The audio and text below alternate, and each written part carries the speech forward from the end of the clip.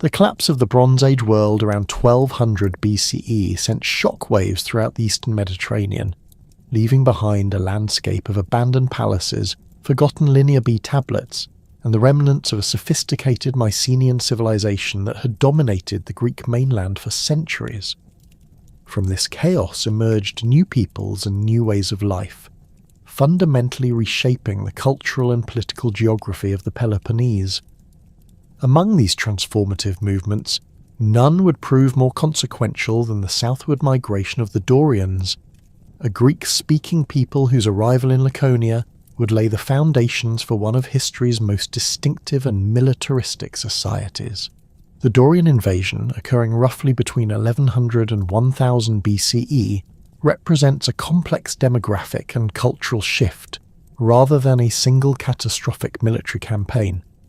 Archaeological evidence suggests that the process unfolded over several generations, with different Dorian groups filtering into various regions of the Peloponnese through multiple routes. The invaders brought with them iron-working technology, new pottery styles, and distinct burial practices that marked a clear departure from Mycenaean traditions. Their language, a northwestern Greek dialect, would eventually become the foundation of the Laconian dialect spoken by classical Spartans.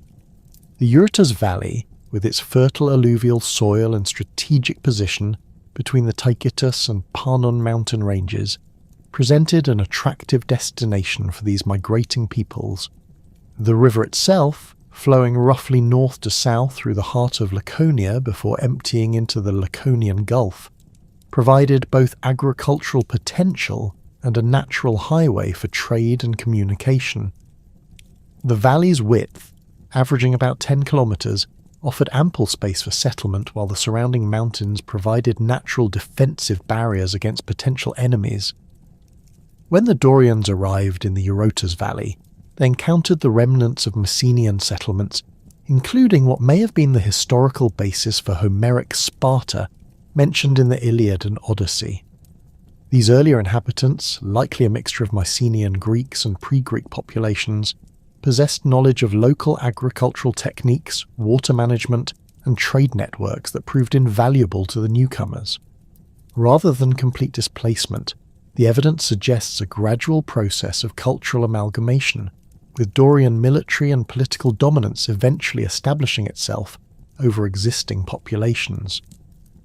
The archaeological record from the geometric period reveals the material culture of this emerging Spartan society.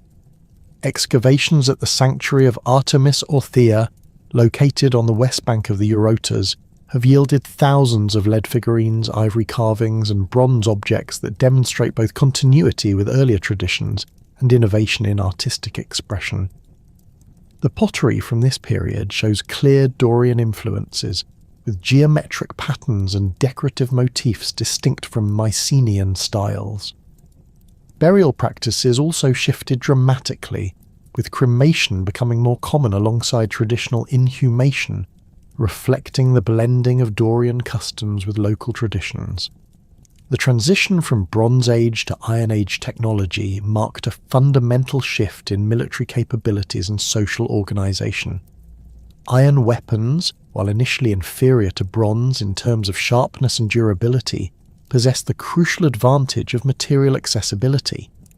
Iron ore deposits in the surrounding mountains could be exploited locally, reducing dependence on long-distance trade networks that had characterized the Bronze Age economy. This technological shift coincided with changes in warfare, as iron spearheads and swords became standard equipment for the emerging warrior class that would eventually evolve into the famous Spartan hoplites. Settlement patterns during the early Iron Age reveal a gradual concentration of population into distinct communities within the Eurotas Valley. Archaeological surveys have identified numerous small settlements scattered throughout the region, many positioned on low hills or terraces that provided both defensive advantages and proximity to agricultural land. These early communities practiced mixed farming, combining cereal cultivation with animal husbandry, particularly sheep and goats well suited to the Mediterranean climate and terrain. The legendary accounts of Spartan origins, preserved in later classical sources, provide a mythological framework for understanding how the Spartans themselves interpreted their early history. The most prominent of these traditions centres on the return of the Heraclidae, the descendants of Heracles, to reclaim their ancestral inheritance in the Peloponnese. According to this narrative, Heracles' descendants had been driven into exile but were promised by the Delphic oracle that they would return to rule their rightful domains after 3 crops had been harvested. The ambiguous nature of this prophecy, which could refer to either 3 years or 3 generations, allowed for flexible interpretation that ultimately legitimized Dorian conquest as divine restoration rather than foreign invasion. The role of the Delphic oracle in validating Spartan territorial claims extended beyond the Heraclidae myth to encompass specific geographical boundaries and political arrangements. Oracle responses, whether genuine or retrospectively constructed, provided religious sanction for Spartan expansion and internal organisation. The famous consultation regarding the conquest of Messenia, for instance, allegedly received divine approval through cryptic pronouncements that Spartan leaders interpreted as endorsement for their military ambitions. These oracular pronouncements served crucial political functions, transforming potentially controversial territorial acquisitions into religiously mandated actions. The legendary division of the Peloponnese among the returning Heraclidae assigned Laconia to the twin brothers Eurysthenes and Procles, establishing the mythological basis for Sparta's unique dual kingship. This institution, which would persist throughout Spartan history, reflected both practical political considerations and religious beliefs about divine sanction for royal authority. The 2 royal houses, the Aegeads and Eurypontids, claimed descent from these legendary founders, using genealogical traditions to legitimize their political positions and maintain their privileged status within Spartan society. Archaeological evidence from sanctuary sites provides insight into the religious practices that accompanied political development during this formative period. The sanctuary of Apollo at Amyclae, located approximately 5 kilometers south of later classical Sparta, shows continuous occupation from the Mycenaean period through the Archaic Age. Votive offerings found at the site include bronze tripods, figurines, and weapons that suggest both continuity with earlier religious traditions and adaptation to new political circumstances. The cult of Apollo Amyclaean would eventually become one of the most important religious institutions in Spartan society, with annual festivals that reinforce social cohesion and political identity. The gradual formation of the 5 villages that would constitute classical Sparta represents a crucial stage in the political evolution of Laconian society. These settlements, known as Obai, included Pitana, Messoa, Limnae, Conoura, and Amyclae, each maintaining distinct identities while participating in increasingly integrated political and military structures. The physical layout of these communities reflected both defensive considerations and social organisation, with elite residences typically positioned on higher ground and common areas serving as focal points for community activities. Pitana, located on the west bank of the Eurotas, appears to have been among the most prominent of the early settlements. Archaeological evidence suggests substantial construction activity during the 8th century BCE, including what may have been early public buildings and religious structures. The community's position relative to major trade routes and its proximity to fertile agricultural land likely contributed to its political importance in the emerging Spartan confederation. Messoa, whose name suggests a central location, may have served as a meeting point for representatives from the various communities. The development of common institutions, including shared religious festivals and military obligations, required regular interaction between the separate villages. The evolution of these inter-community relationships laid the groundwork for the political institutions that would characterize classical Sparta, including the Gerousia and the Ephorais. The integration of Amyclae into the Spartan political system presents particular particular historical interest due to its pre-Dorian origins and continued religious significance. The community maintained its distinct identity longer than the other settlements, with archaeological evidence suggesting gradual rather than sudden incorporation into Spartan political structures. The persistence of the Amyclean Apollo cult and its eventual integration into Spartan religious practice demonstrates the complex process of cultural synthesis that characterized early Spartan development. Military cooperation between the villages initially focused on defense against external threats, particularly raids from neighboring communities and the ongoing challenge of maintaining control over the Helot population that provided agricultural labor. The development of coordinated military responses required standardization of equipment, training methods, and command structures that would eventually evolve into the sophisticated military system for which Sparta became famous.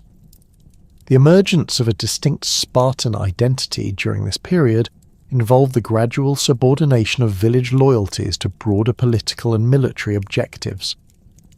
This process, extending over several centuries, created the institutional framework within which classical Spartan society would develop. The transformation from scattered Dorian settlements to unified polis represented one of the most significant political developments in early Greek history, establishing patterns of social organization and military culture that would influence Mediterranean civilization for centuries to come. The transformation of scattered Dorian settlements into a unified Spartan state required more than military cooperation and shared religious practices. By the 8th century BCE, the growing complexity of Laconian society demanded formal institutions capable of managing internal disputes, coordinating military campaigns, and maintaining social order among an increasingly diverse population.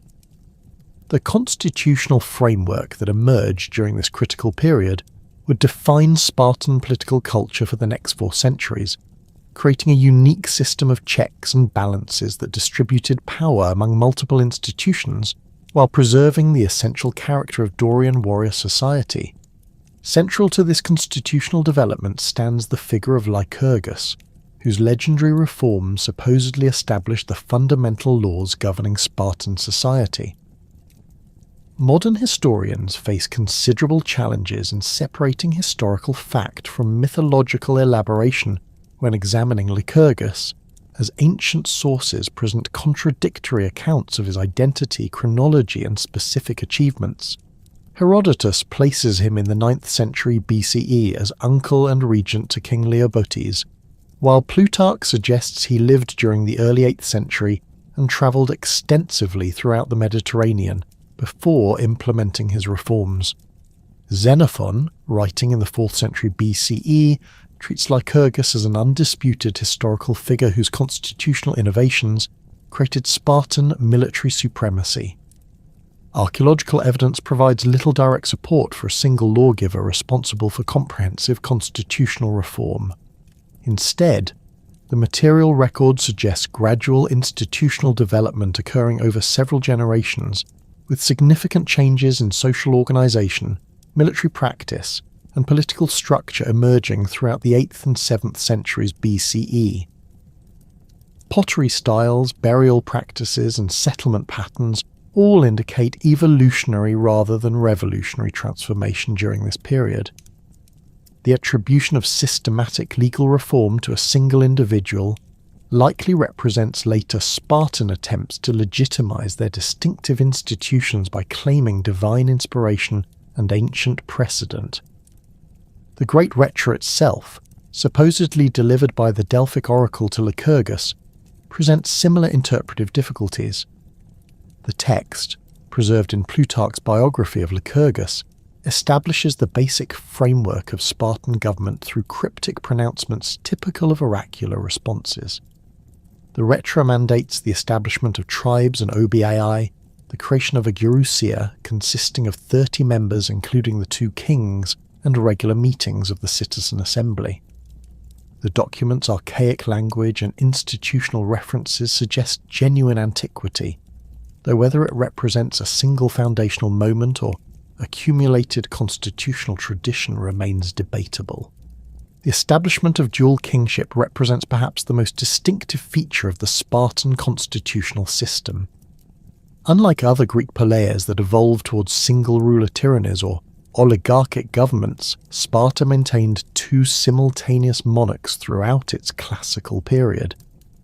The Aegead and Eurypontid dynasties claimed descent from the legendary twins Eurysthenes and Procles, providing mythological justification for an arrangement that served crucial practical functions in Spartan society. The dual monarchy prevented any single individual from accumulating excessive power, while ensuring continuity of leadership during military campaigns and religious ceremonies.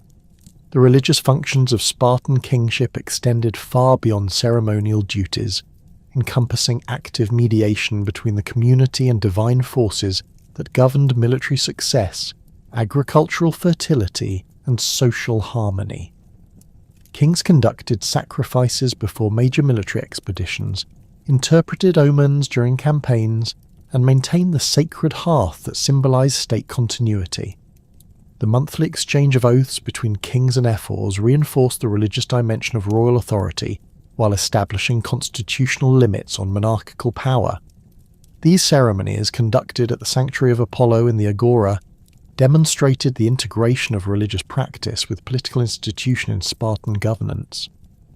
Military leadership represented the most visible and consequential aspect of royal authority. During wartime, one king typically remained in Sparta to maintain domestic order, while the other led military expeditions. This arrangement prevented the simultaneous loss of both monarchs while ensuring experienced command for Spartan armies. The king serving as military commander possessed extensive authority over strategic decisions, troop deployment, and diplomatic negotiations with enemy states. However, royal military power operated within constitutional constraints established by the Gerousia and enforced by accompanying ephors who monitored royal conduct during campaigns. The Aegead dynasty, claiming senior status through primogeniture myths, produced some of Sparta's most famous military leaders, including Leonidas, who commanded Greek forces at Thermopylae, and Agesilaus, whose campaigns in Asia Minor marked the height of Spartan imperial power. The Eurypontid line, while sometimes overshadowed by Aegead achievements, contributed equally to Spartan military success and political stability. The rivalry between the two houses, while occasionally producing internal tension, generally strengthened Spartan institutions by preventing the concentration of power within a single royal family. The creation of the Gerousia established a council of elders that served as both advisory body to the kings and supreme court for capital cases, consisting of 28 men over 60 years of age, plus the two kings. The Gerousia represented the institutionalization of traditional respect for age and experience in Dorian society. Members served for life once elected, providing institutional continuity that balanced the potential instability of hereditary monarchy and annual magistrates.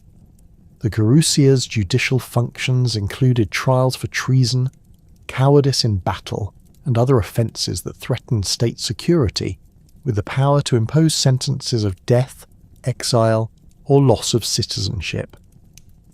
Election to the Gerousia required candidates to demonstrate both military distinction and moral character acceptable to the citizen body. The selection process, conducted in the citizen assembly, involved candidates walking past the assembled citizens, while supporters registered approval through shouting. Officials stationed outside the assembly area measured the volume and duration of applause for each candidate, with the loudest and longest demonstrations indicating popular preference. This method, while seemingly primitive, reflected Spartan emphasis on community consensus and public recognition of individual merit. The Gerousia's legislative functions complemented its judicial responsibilities, as the council prepared proposals for consideration by the citizen assembly and possessed the authority to dismiss assembly decisions deemed harmful to state interests. This power of veto, added to the original Retra through a subsequent amendment attributed to Kings Polydorus and Theopompus, reflected concerns about the potential instability of direct democratic decision-making. The amendment, known as the Rider to the Retra, stated that if the people chose crookedly, the elders and kings should set aside their decision, effectively limiting popular sovereignty in favour of elite judgment.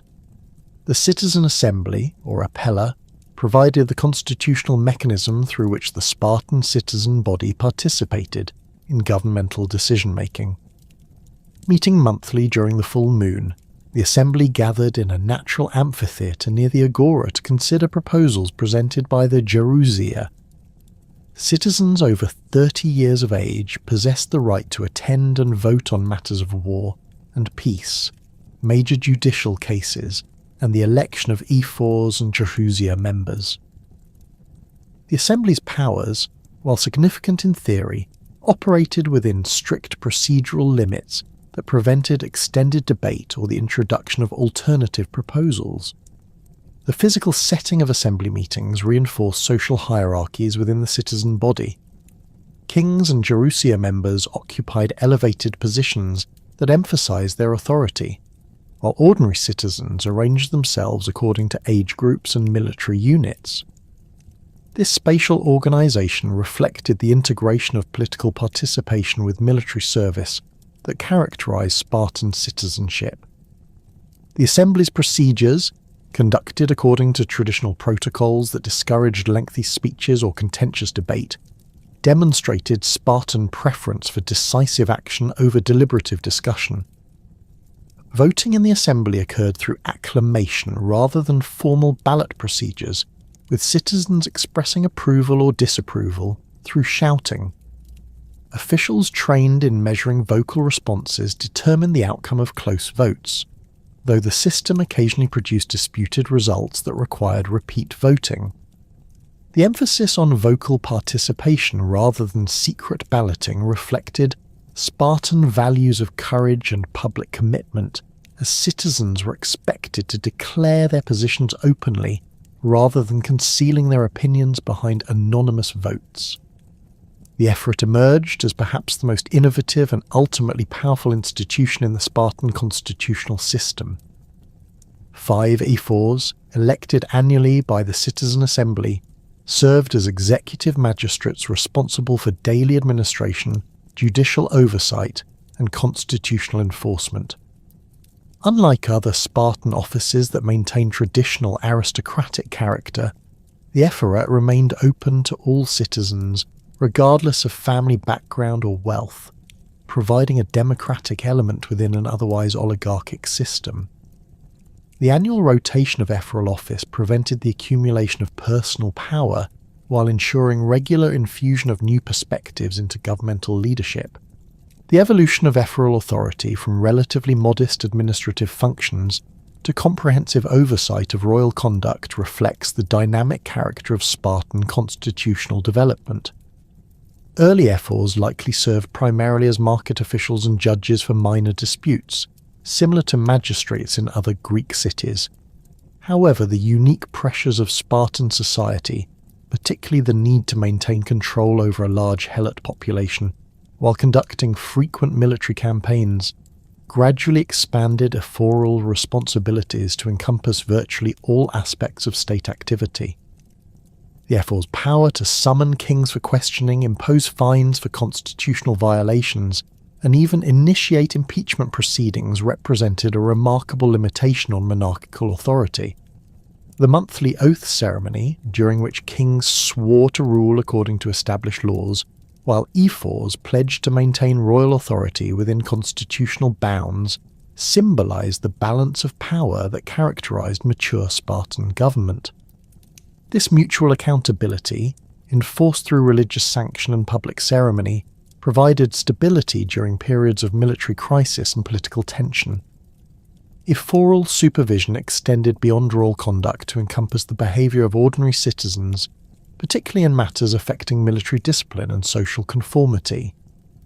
Ephors possessed authority to punish citizens for violations of traditional customs, failure to complete military training, or conduct deemed harmful to state interests.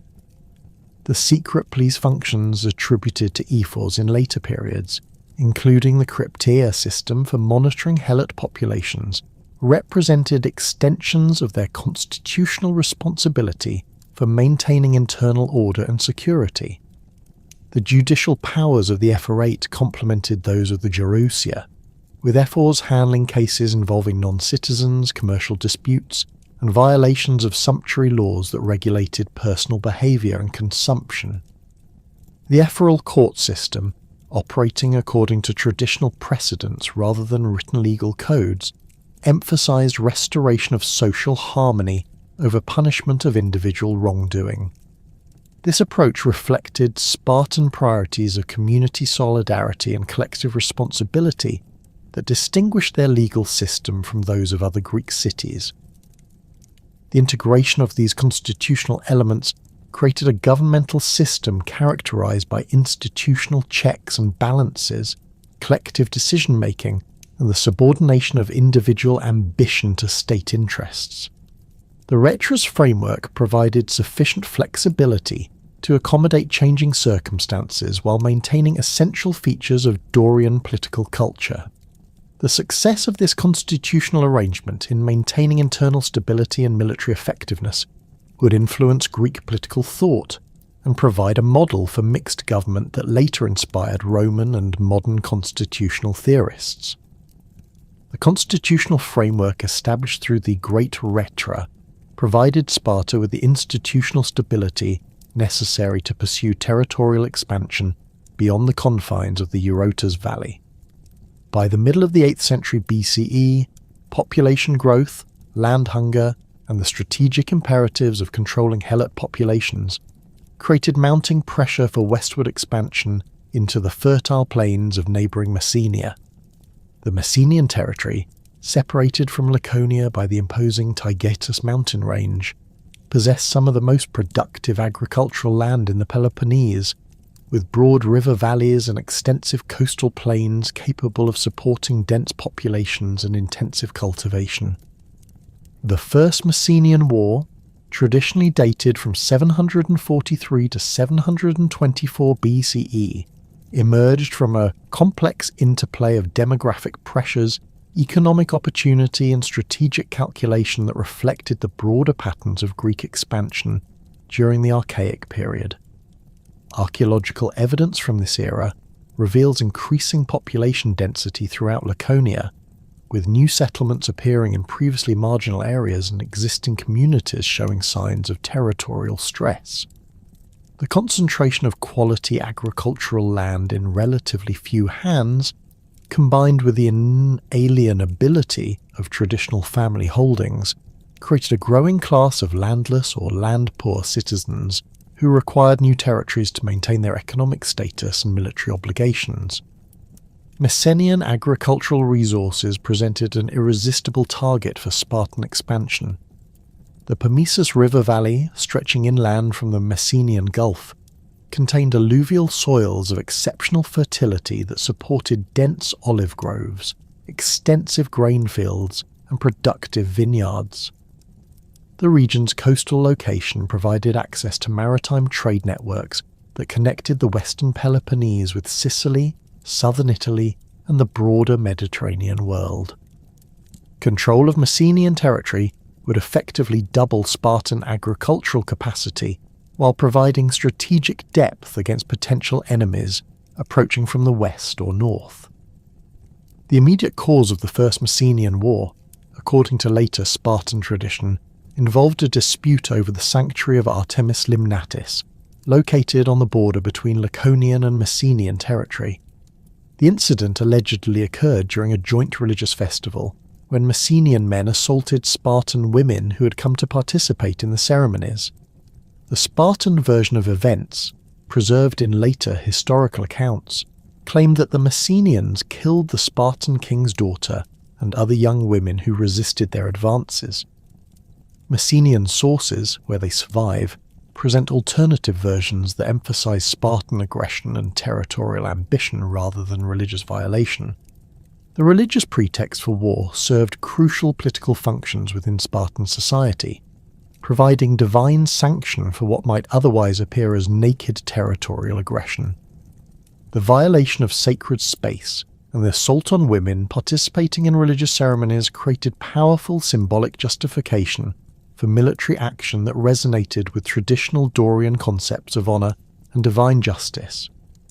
The Delphic oracle, consulted before the campaign began, reportedly endorsed Spartan claims through cryptic pronouncements that promised victory to those who fought with justice on their side. King Theopompus of the Eurypontid dynasty assumed primary military leadership for the Spartan war effort, demonstrating the constitutional principle that assigned active campaign command to one monarch while the other remained in Laconia to maintain domestic order. Theopompus brought to the conflict extensive military experience gained through earlier campaigns against Argos and other neighbouring states. His leadership style emphasised careful preparation, systematic siege techniques, and the coordination of multiple military units operating across difficult terrain. The king's personal reputation for courage and tactical innovation provided crucial advantages in maintaining troop morale during the prolonged conflict that characterised the Messenian campaign. The initial phase of the war involved Spartan forces advancing through the mountain passes that connected Laconia with the Messenian plain. The Taygetus range, while formidable, contained several routes suitable for military movement, including the Langarda Pass that provided the most direct access to the upper Pamesus Valley. Spartan engineers constructed supply depots and fortified positions along these routes, establishing the logistical infrastructure necessary to sustain extended operations in enemy territory. The challenging terrain required modifications to traditional hoplite tactics, with increased emphasis on light infantry and specialised mountain warfare techniques.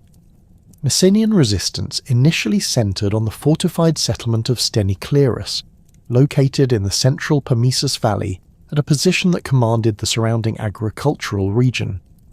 The site's natural defensive advantages, including steep slopes and water sources, made it an ideal stronghold for coordinating resistance against Spartan invasion. Archaeological excavations at Steniclerus have revealed substantial fortification walls dating to the 8th century BCE, along with evidence of hurried construction that suggests preparation for siege warfare. The settlement's strategic location allowed Messenian forces to threaten Spartan supply lines while maintaining communication with potential allies in other regions of the Peloponnese. The siege of Steniclerus demonstrated Spartan adaptation of military techniques developed during earlier conflicts with neighbouring communities.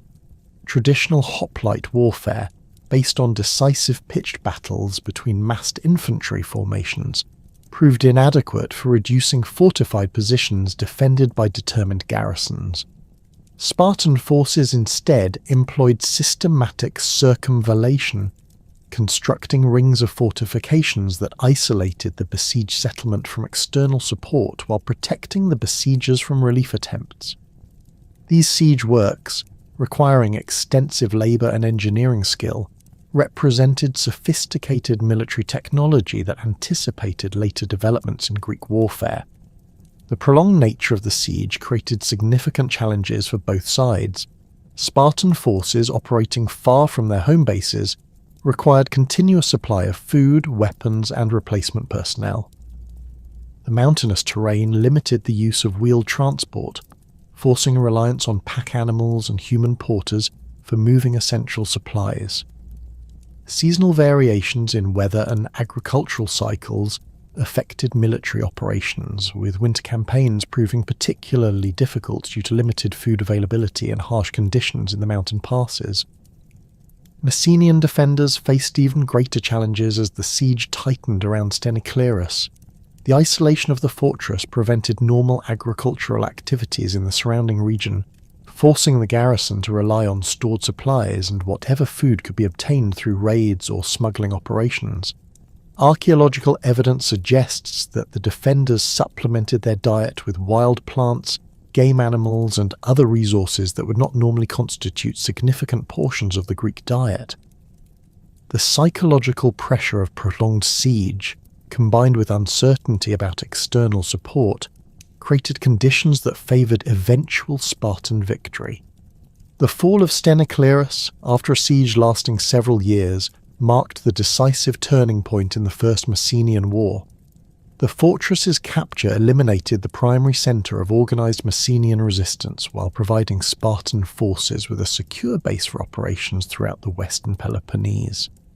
The terms of surrender, negotiated through intermediaries to avoid the complete destruction associated with cities taken by storm, established the framework for Spartan administration of conquered territory. Messenian survivors received guarantees of personal safety in exchange for acceptance of Spartan political authority and the payment of tribute in agricultural products. The conquest of Messenia transformed the demographic and economic foundations of Spartan society in ways that would influence its development for centuries. The incorporation of Messenian territory effectively doubled the agricultural resources available to support the Spartan citizen body, while creating a massive population of helots whose labour freed citizens from direct involvement in food production. This economic transformation enabled the development of the intensive military training system that would characterise classical Sparta, as citizens could devote their time to warfare and physical conditioning rather than agricultural labour. The helot system that emerged from Messenian conquest represented a unique form of servitude that differed significantly from chattel slavery practiced in other Greek cities. Helots retained certain legal protections, including the right to family life and limited property ownership, while remaining bound to the land they cultivated. Their obligations to Spartan masters included the delivery of fixed portions of agricultural produce, typically calculated as half of the total harvest, along with military service as light infantry during major campaigns. The helot population maintained distinct cultural identity, including religious practices and dialectical variations that reflected their pre-conquest traditions. The management of the helot population required constant vigilance and occasional military action to prevent revolts that could threaten Spartan security.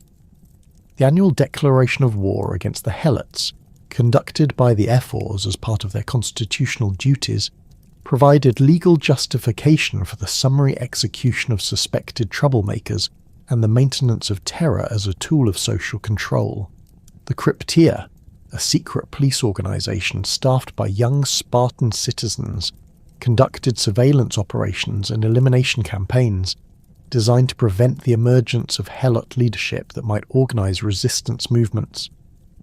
The Second Messenian War, occurring approximately 60 years after the conclusion of the first conflict, demonstrated the persistent instability created by Spartan rule over a subject population that retained memories of independence and cultural autonomy. The war, traditionally dated from 685 to 668 BCE, began during a period of broader Greek military innovation that saw the development of mature hoplite tactics and the spread of new military technologies throughout the Mediterranean world. These changes provided opportunities for subject populations to challenge established political arrangements, while creating new strategic challenges for dominant powers like Sparta. The revolt that initiated the Second Messenian War emerged under the leadership of Aristomenes, a figure whose historical existence remains debated, but whose legendary exploits became central to later Messenian national identity. According to the accounts preserved by Pausanias and other ancient historians, Aristomenes combined noble birth with exceptional military skill and charismatic leadership that enabled him to unite disparate elements of Messenian society in coordinated resistance against Spartan rule. His alleged victories over Spartan forces, including 3 separate defeats of major military expeditions, created a heroic narrative that inspired subsequent resistance movements throughout the Greek world. The military tactics employed during the Second Messenian War reflected significant developments in Greek warfare that had occurred since the previous conflict. The maturation of hoplite fighting techniques, characterized by dense infantry formations armed with long spears and large shields, created new possibilities for both offensive and defensive operations. Messenian forces, having observed Spartan military methods during 60 years of subjugation, possessed detailed knowledge of their opponent's strengths and weaknesses that could be exploited through appropriate tactical innovations. The fortress of Era, constructed by Messenian rebels as their primary stronghold during the Second War, represented a significant improvement over the defensive positions used during the earlier conflict. Located on a steep-sided mountain peak that commanded extensive views of the surrounding territory, Era combined natural defensive advantages with sophisticated fortification engineering that reflected contemporary developments in military architecture. The site's water sources, agricultural terraces and storage facilities enable the garrison to withstand prolonged siege while maintaining the capacity for offensive operations against Spartan forces in the surrounding region. The Battle of Hysiae, fought in 669 BCE, marked a crucial turning point in the Second Messenian War and demonstrated the vulnerability of Spartan military supremacy when confronted by determined opponents employing innovative tactics. The engagement occurring in the border region between Laconia and Argolis involved a coalition of Messenian rebels and Argive forces that achieved a decisive victory over a major Spartan army. The defeat represented the most serious military reverse in Spartan history to that point and created widespread questioning of Spartan invincibility that encouraged further resistance movements throughout the Peloponnese.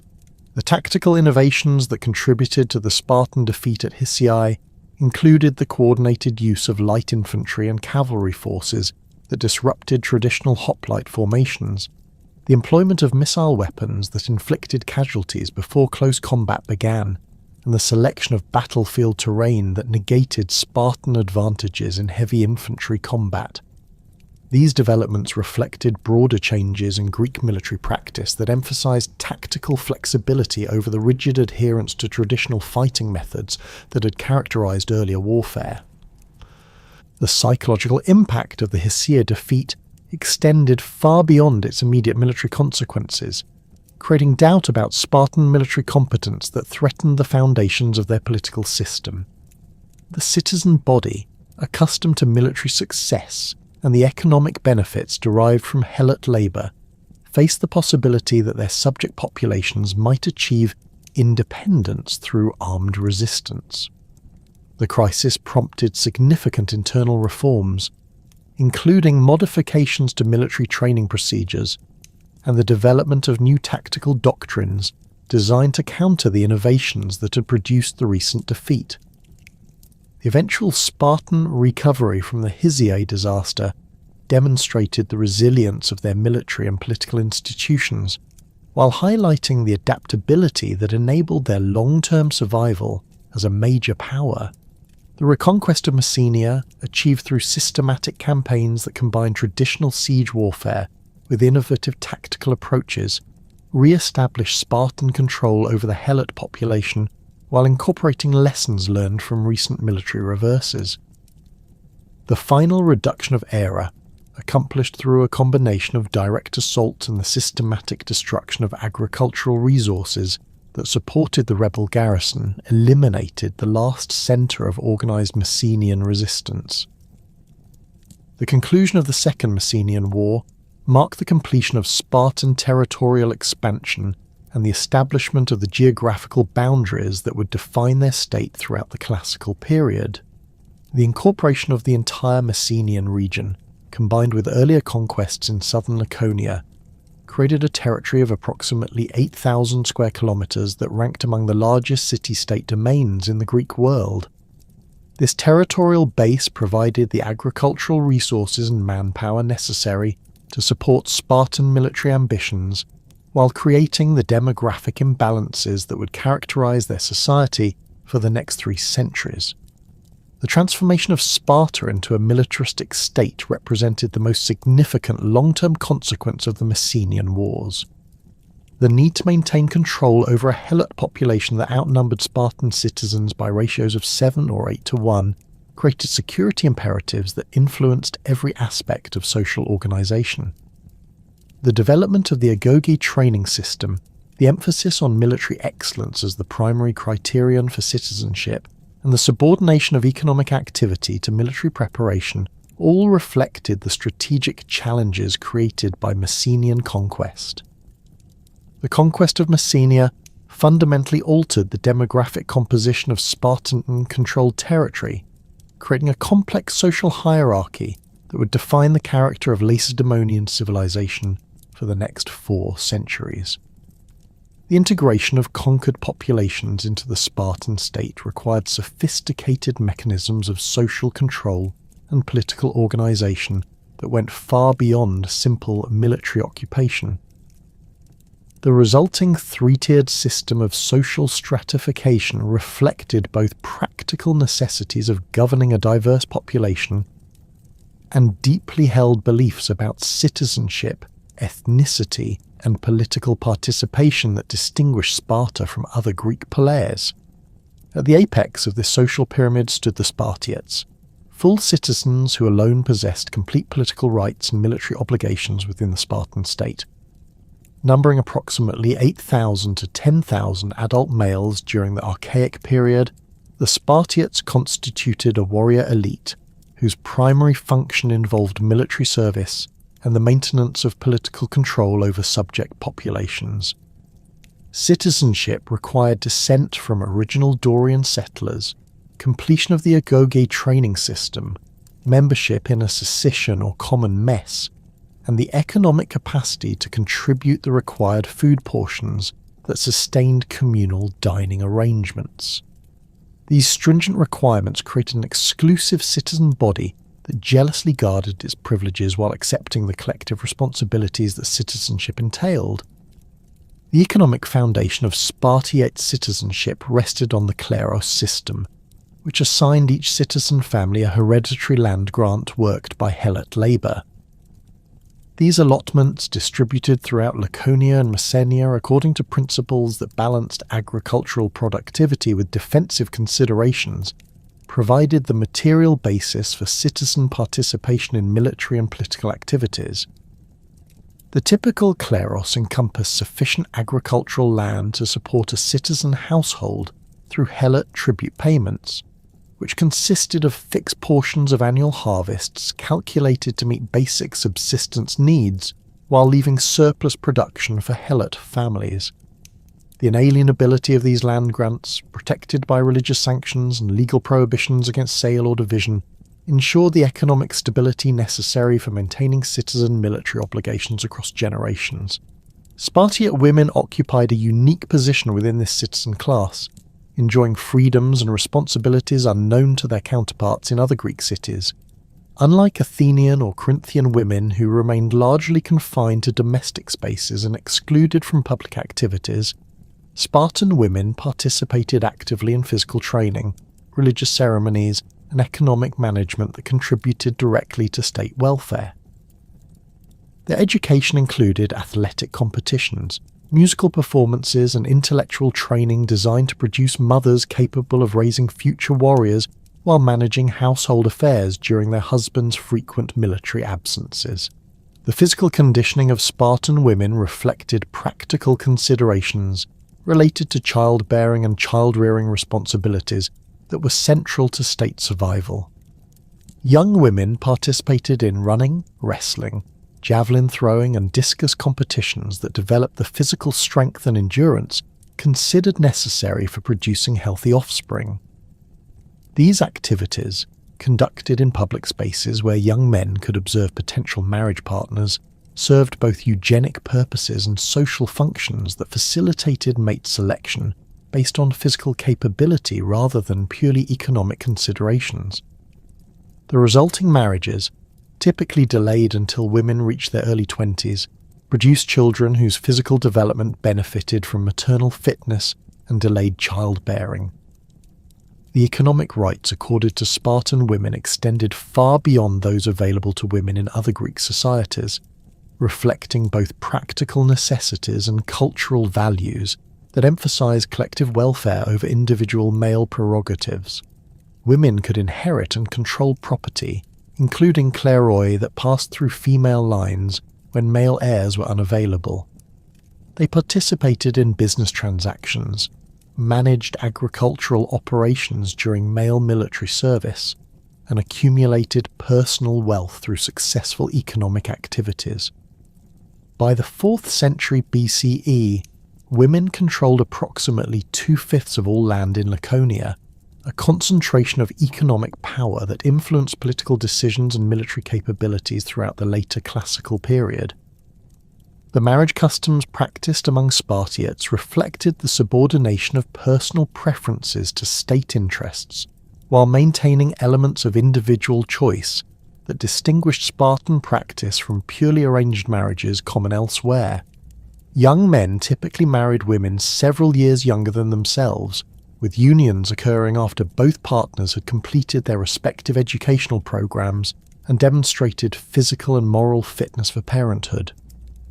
The wedding ceremonies themselves emphasized the transition from individual to collective identity, with brides adopting masculine dress and short haircuts that symbolized their integration into the warrior community through their husband's citizenship status. The peculiar residential arrangements that characterized Spartan marriage reflected the continued priority of military obligations over domestic life throughout the early years of citizenship. Newly married men continued living in communal barracks with their age cohorts, visiting their wives secretly during nighttime hours that did not interfere with military training or mess obligations. These arrangements, which could continue for several years after marriage, reinforced the collective identity of citizen warriors while ensuring that domestic attachments did not compromise military effectiveness. The resulting children, born into households where fathers remained primarily committed to military service, developed early understanding of the priorities that governed Spartan society. Below the Spartiates in social status stood the Perioeci, free inhabitants of Laconia and Messenia, who lacked political rights but maintained personal liberty and economic autonomy within the Spartan state, numbering perhaps 30,000 to 50,000 individuals during the classical period. The Perioeci inhabited approximately 100 communities scattered throughout Spartan territory, particularly in coastal regions and mountainous areas less suitable for intensive agriculture. Their name, meaning those who dwell around, reflected their geographical distribution in settlements that surrounded the 5 villages constituting Sparta proper, while remaining excluded from the political centre of Lacedaemonian society. The economic functions performed by Perioeci proved essential to Spartan military and political success, as citizen devotion to warfare and athletics precluded direct involvement in craft production, trade, and other specialized activities necessary for maintaining a complex society. Perioecic communities produced the weapons, armor, textiles, pottery, and metal goods that equipped Spartan armies and supplied citizen households with manufactured items unavailable through agricultural production alone. Their coastal settlements developed maritime trade networks that connected Sparta with broader Mediterranean commercial systems, importing luxury goods and raw materials while exporting agricultural surpluses and manufactured products that generated wealth for the entire state. The military obligations of the Perioeci complemented their economic contributions, as they served as hoplites in Spartan armies during major campaigns, while maintaining local defence forces that protected their communities against raids and invasions. Perioecic military service, while extensive and demanding, differed from Spartiate obligations in lacking the intensive training and collective identity that characterized citizen warriors. They fought as auxiliaries rather than frontline troops during major battles, though their numerical superiority over Spartiates made them crucial contributors to Spartan military success. The integration of Perioecic forces with citizen units required careful coordination and mutual trust that developed through shared combat experiences and common commitment to Lacedaemonian security. The political autonomy enjoyed by Perioecic communities within their local affairs provided a degree of self-governance that distinguished their status from simple subjugation, while maintaining clear subordination to Spartan authority in matters affecting state security or foreign policy. Local assemblies elected magistrates, resolved disputes, and managed community resources according to traditional practices that varied among different settlements. However, Spartan officials possessed ultimate authority over Perioesic communities, with the power to intervene in local affairs, requisition resources for military campaigns, and punish individuals or communities that failed to meet their obligations to the state.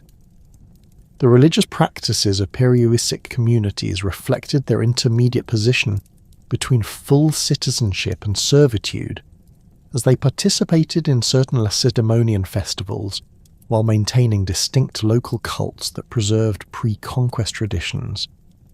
The integration of Perioesic religious observances with Spartan state ceremonies created opportunities for social interaction and cultural exchange that reinforced political loyalty while acknowledging the diverse origins of different communities within the Lacedaemonian Confederation. These religious connections proved particularly important during military campaigns, when Perioetiae and Spartiates fought together under the protection of common deities and shared ritual observances. At the base of Spartan society stood the Helots, state-owned agricultural workers whose labour provided the economic foundation that enabled Spartiate devotion to military activities.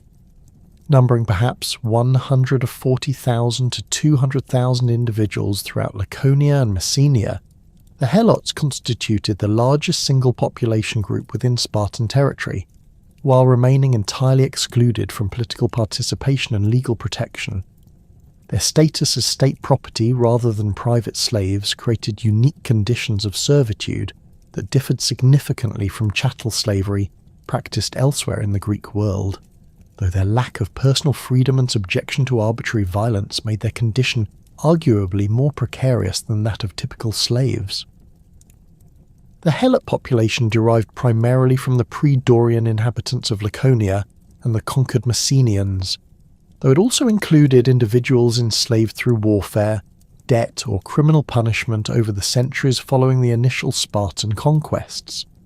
The maintenance of distinct regional identities among Helot communities, particularly the preservation of Messenian cultural traditions and dialectical variations, created persistent sources of potential resistance that required constant surveillance and periodic suppression through organised violence.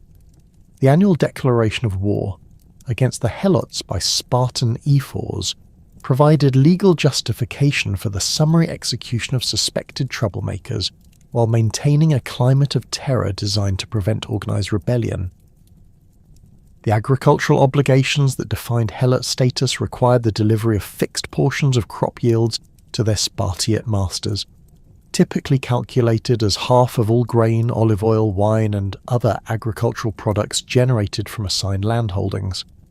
These tribute payments, known as apophora, provided Spartan citizens with the economic security necessary for full-time military training, while ensuring that Helot families retained sufficient resources for subsistence and reproduction.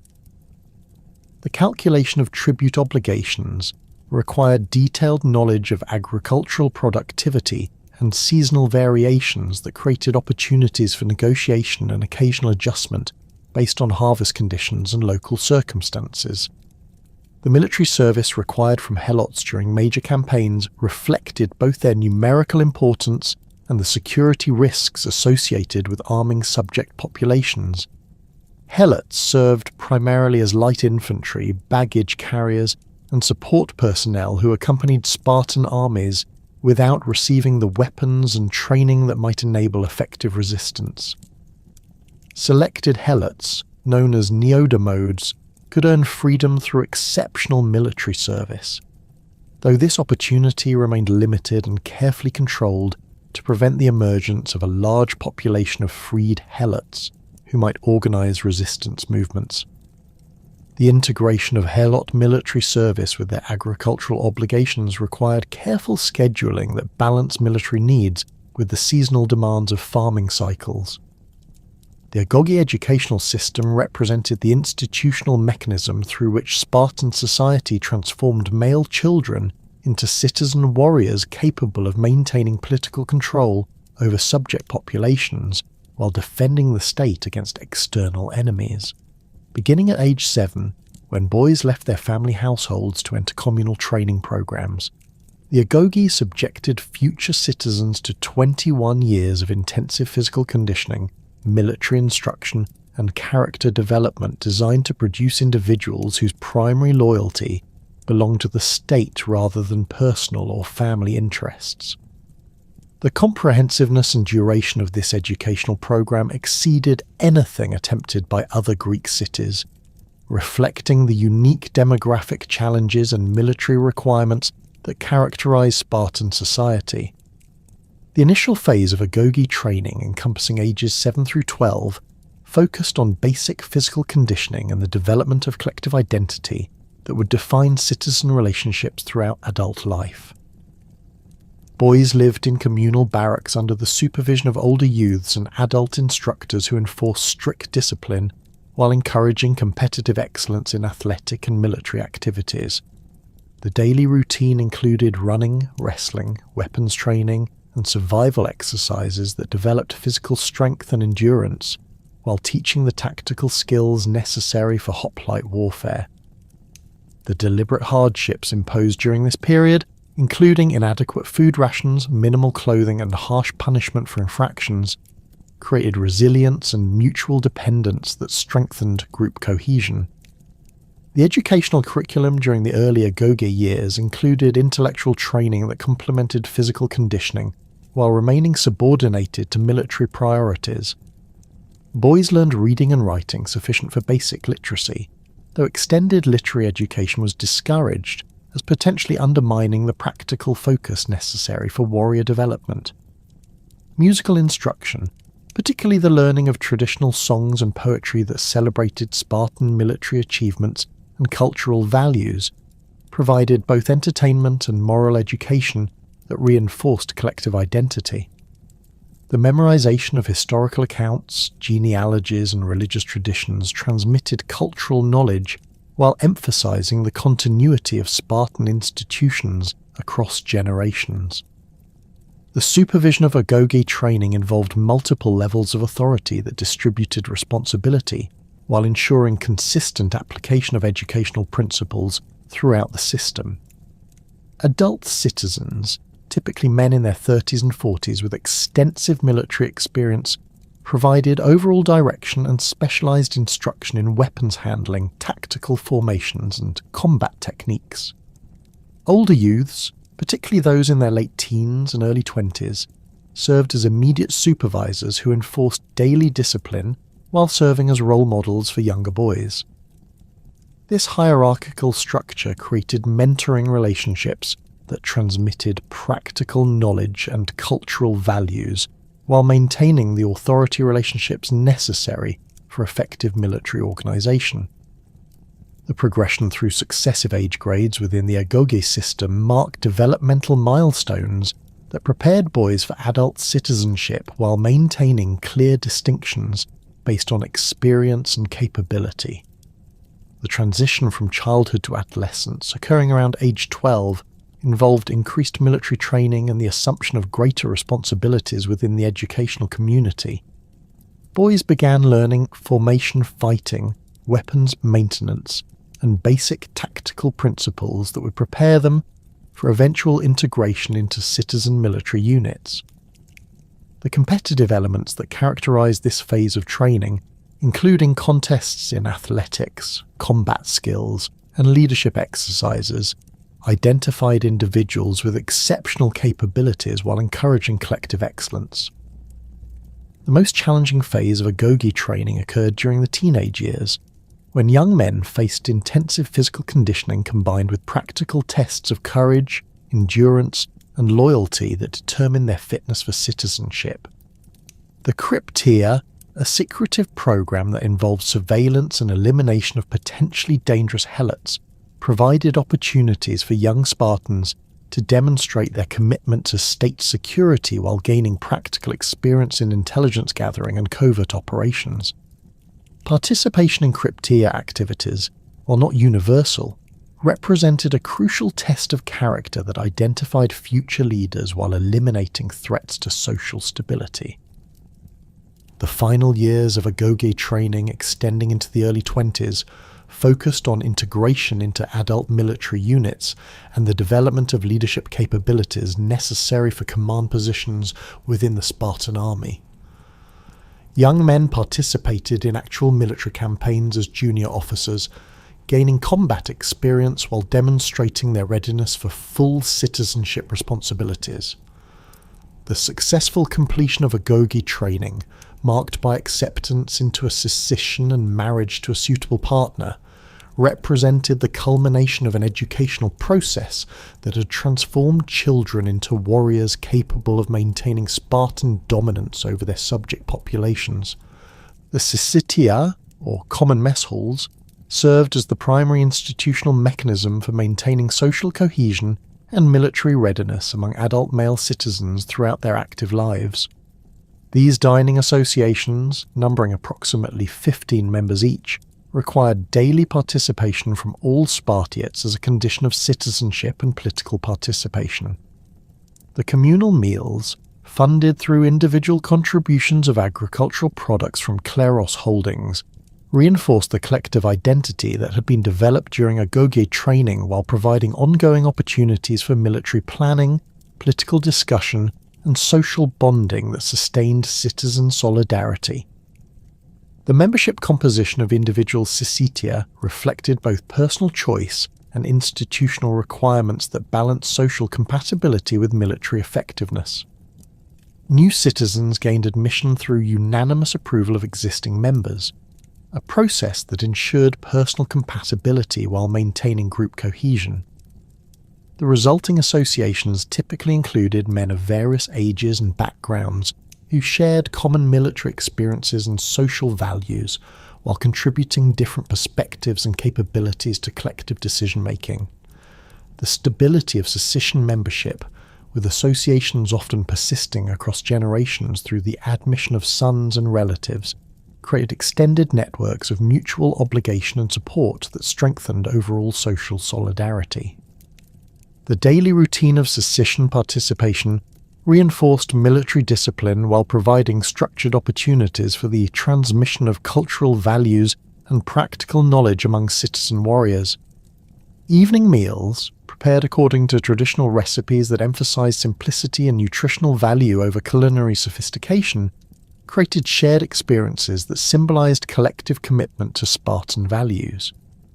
The famous black broth, consisting of pork, blood, vinegar and salt, represented both the austere character of Spartan culture and the practical nutritional requirements of active military service.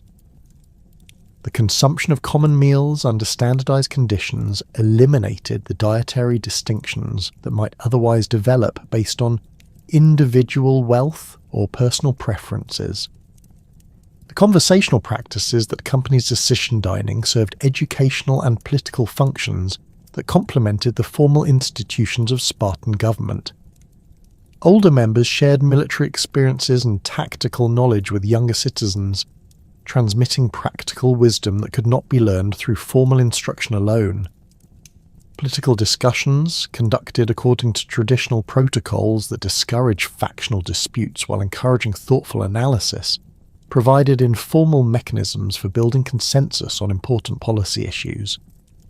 The integration of social dining with political discourse created opportunities for collective decision-making that supplemented the formal procedures of assembly meetings and official deliberations.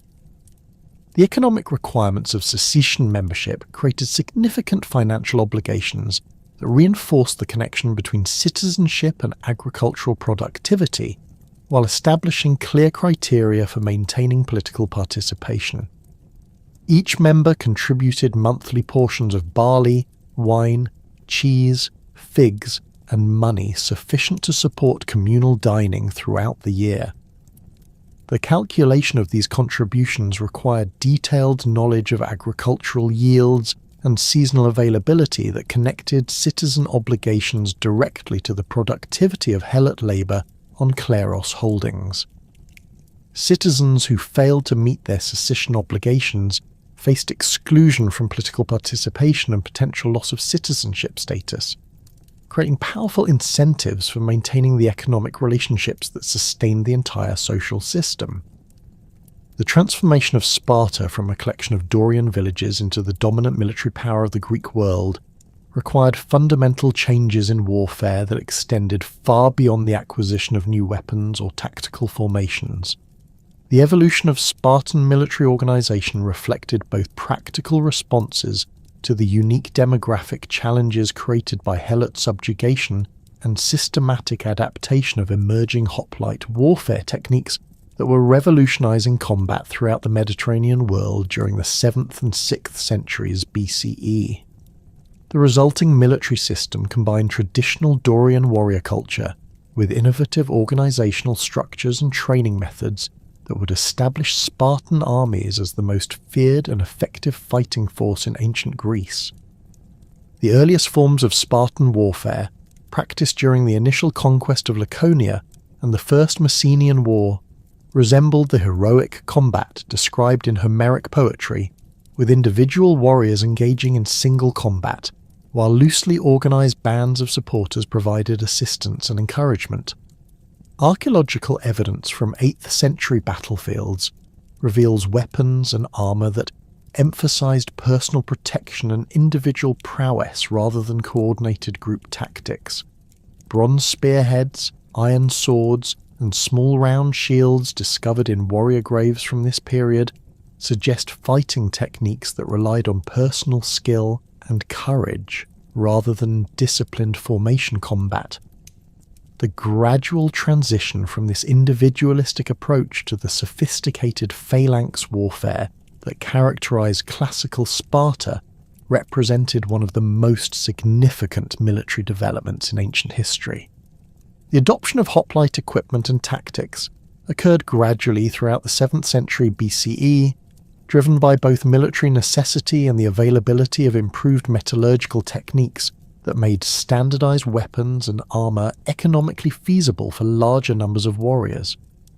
The hoplon shield, the defining piece of hoplite equipment, measured approximately 3 feet in diameter and weighed between 15 and 20 pounds when constructed from bronze-faced wood with leather backing.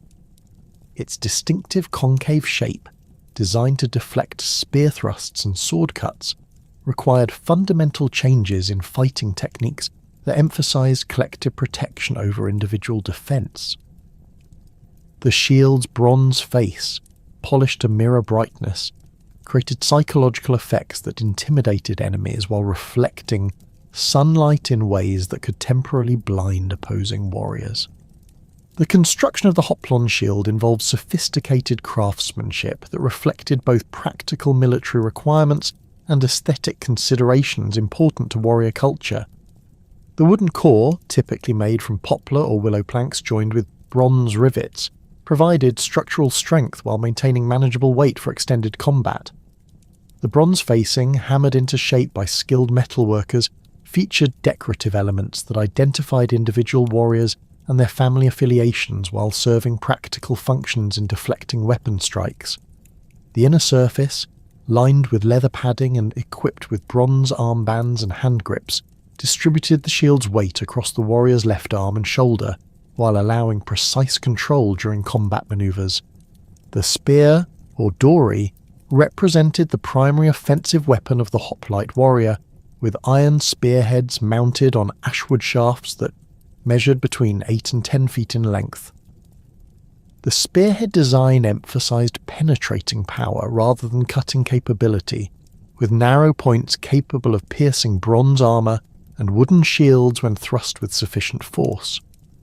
The bronze butt spike, or sorata, served both as a counterweight that balanced the spear and as a secondary weapon that could be used if the primary spearhead broke during combat. The overall length and weight of the hoplite spear required two-handed use for maximum effectiveness, though warriors could employ one-handed techniques when shield protection took priority over offensive capability. The bronze cuirass, or thorax, provided torso protection that complemented the defensive capabilities of the hoplon shield, while allowing sufficient mobility for the rapid movements required in phalanx combat. early cuirasses consisted of front and back plates connected by bronze hinges and leather straps that distributed weight evenly across the warrior's shoulders and torso. The anatomical shaping of these armour pieces, featuring raised areas that corresponded to chest and abdominal muscles, reflected both practical considerations of fit and comfort and aesthetic preferences that emphasised the physical development prized in warrior culture. The bronze thickness, typically ranging from 2 to 4 millimeters, provided protection against most weapon strikes while remaining light enough for extended wear during long marches and prolonged battles. The bronze helmet, perhaps the most distinctive element of hoplite equipment, evolved through several design phases that balance protective capability with the sensory requirements of battlefield combat. The Corinthian helmet, which became standard throughout the Greek world during the 6th century BCE, featured a distinctive crest holder, cheek guards, and nasal protection that covered the entire head except for eye openings and mouth slots. The interior padding, made from leather and felt, absorbed impact shock while providing comfortable fit during extended wear. The external surface, often decorated with family or regional symbols, served identification purposes while creating psychological effects that enhanced the warrior's imposing appearance. The bronze greaves or nemids protected the lower legs from the knee to ankle with shaped metal plates that followed the contours of the warrior's calves and shins. These pieces, typically manufactured as matching pairs, featured decorative elements that complemented the overall aesthetic of the warrior's equipment while providing essential protection against low spear thrusts and sword cuts that might penetrate beneath shield coverage. The attachment system, using bronze clips and leather straps, allowed rapid donning and removal while ensuring secure fit during vigorous combat activity. The weight distribution achieved through proper greave design contributed to overall balance that enabled the quick footwork essential for effective phalanx manoeuvring. The development of standardized hoplite equipment required significant economic investment that reflected both individual wealth and community commitment to military effectiveness. The complete panoply of weapons and armour represented a cost equivalent to several months' agricultural production, making hoplite service accessible only to citizens who possessed sufficient economic resources to equip themselves properly. This economic requirement created a direct connection between political participation and military service that reinforced the exclusive character of Spartan citizenship, while ensuring that warriors possessed genuine stakes in the outcomes of military campaigns.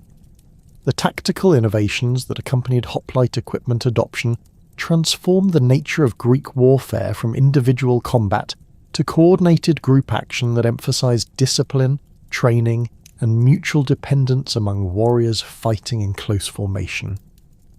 The phalanx formation, consisting of multiple ranks of hoplites standing shoulder to shoulder, with shields overlapping and spears projecting forward, created a mobile wall of bronze and iron that could advance steadily against enemy positions while maintaining defensive integrity. The effectiveness of this formation depended entirely on the discipline and training of individual warriors who had to maintain precise spacing and coordination while under the stress of combat.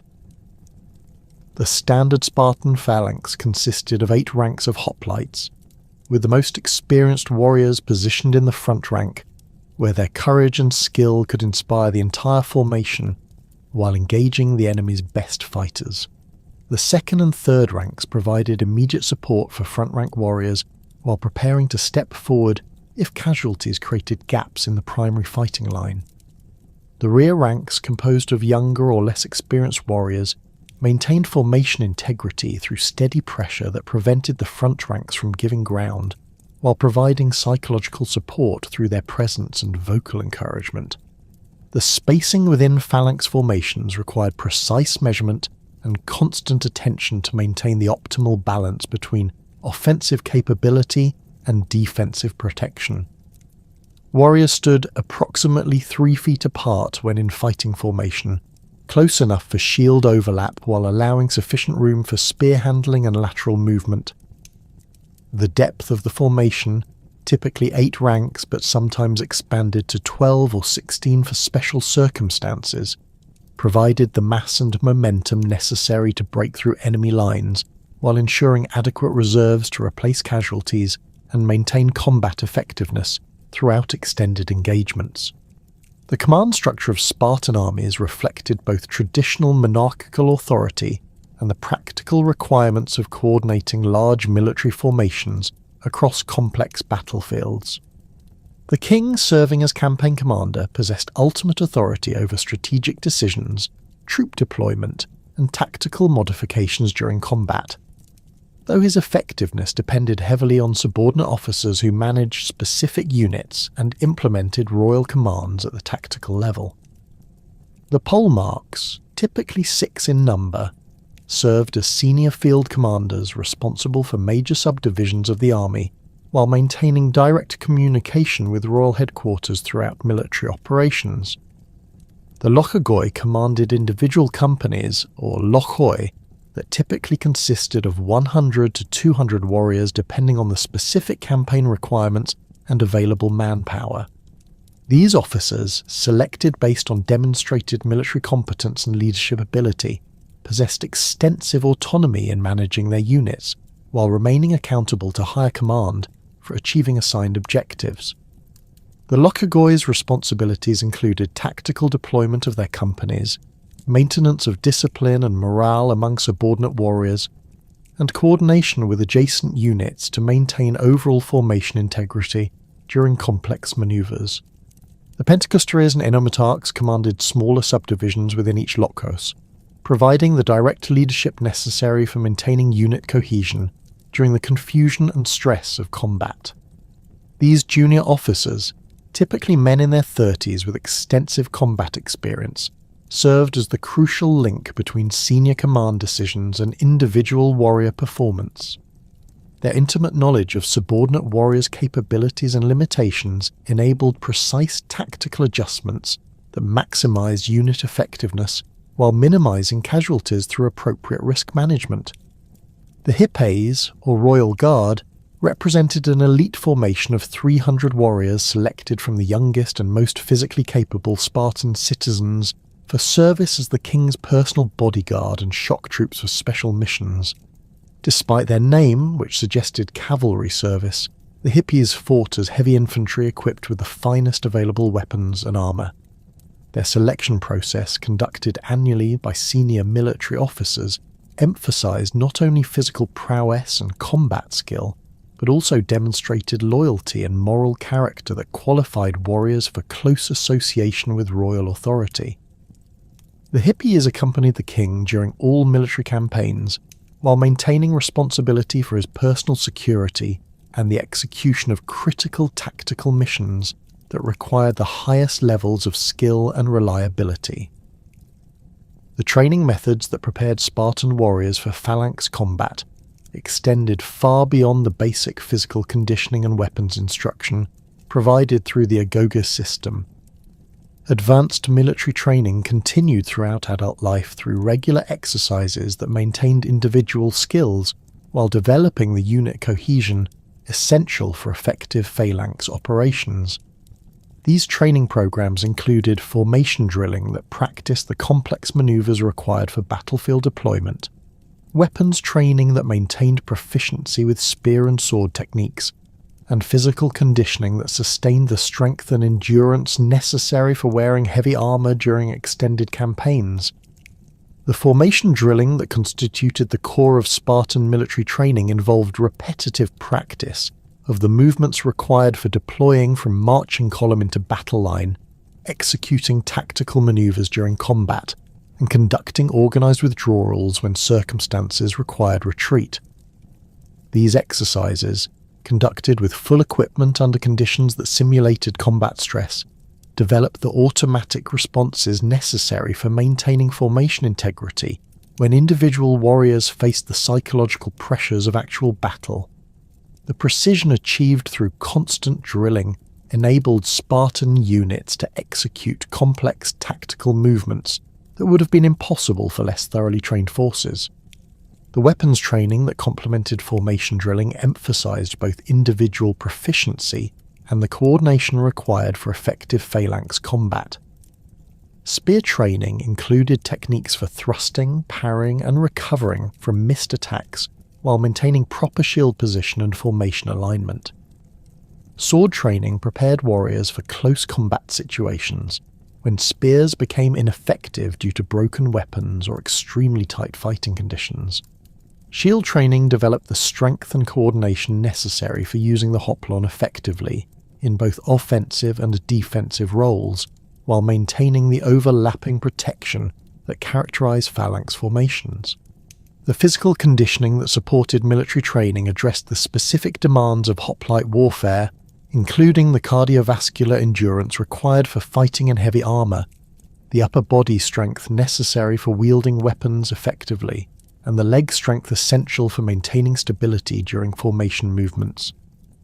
Training exercises included running in full armor to develop stamina, wrestling and boxing to build strength and combat reflexes, and specialized drills that practiced the specific movements required for phalanx combat. The integration of physical conditioning with tactical training created warriors who possessed both the individual capabilities and collective skills necessary for battlefield success. The tactical employment of Spartan armies reflected sophisticated understanding of battlefield dynamics that combined traditional hoplite methods with innovations developed through extensive combat experience. The standard Spartan approach to battle emphasized disciplined advance in close formation, with the phalanx moving forward at a steady pace that maintained unit cohesion, while building momentum for the final charge that would break enemy resistance. The timing of this final acceleration required precise judgment by field commanders, who had to balance the psychological impact of a mass charge against the risk of losing formation integrity through premature commitment. The coordination between different elements of Spartan armies during major battles demonstrated the sophisticated command and control systems that enabled effective management of large military formations.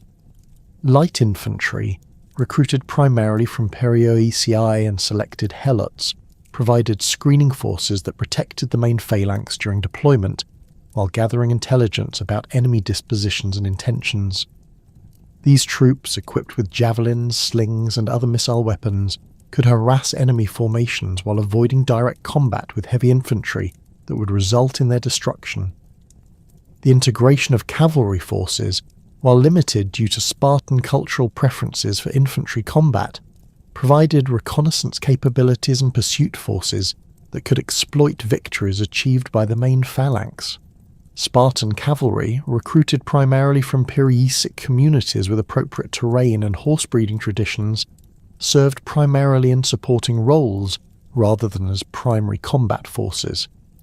Their mobility enabled rapid communication between different parts of the army, while providing the capability to pursue retreating enemies and prevent their reorganization for renewed resistance.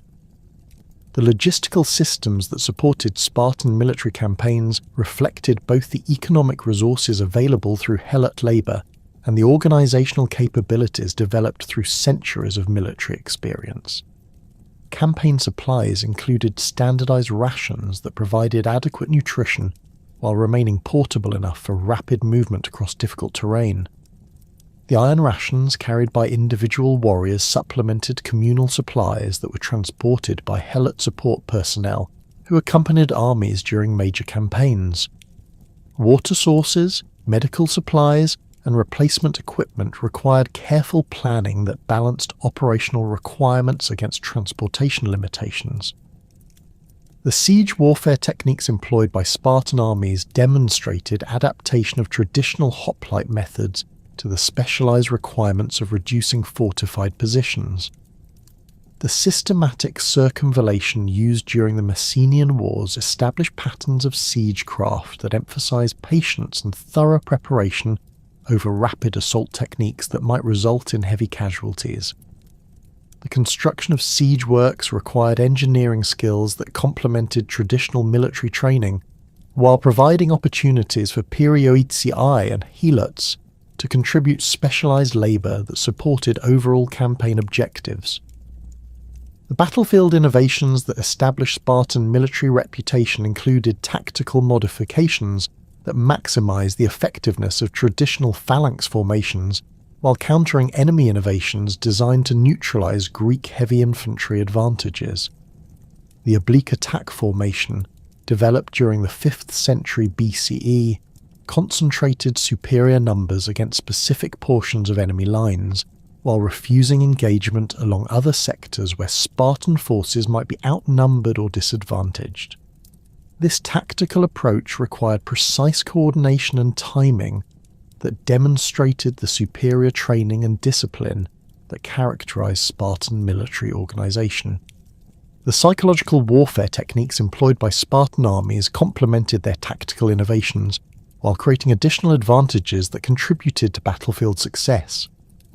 The distinctive appearance of Spartan warriors, with their scarlet cloaks, polished bronze armor, and disciplined formations, created intimidating effects that could demoralize enemies before combat began.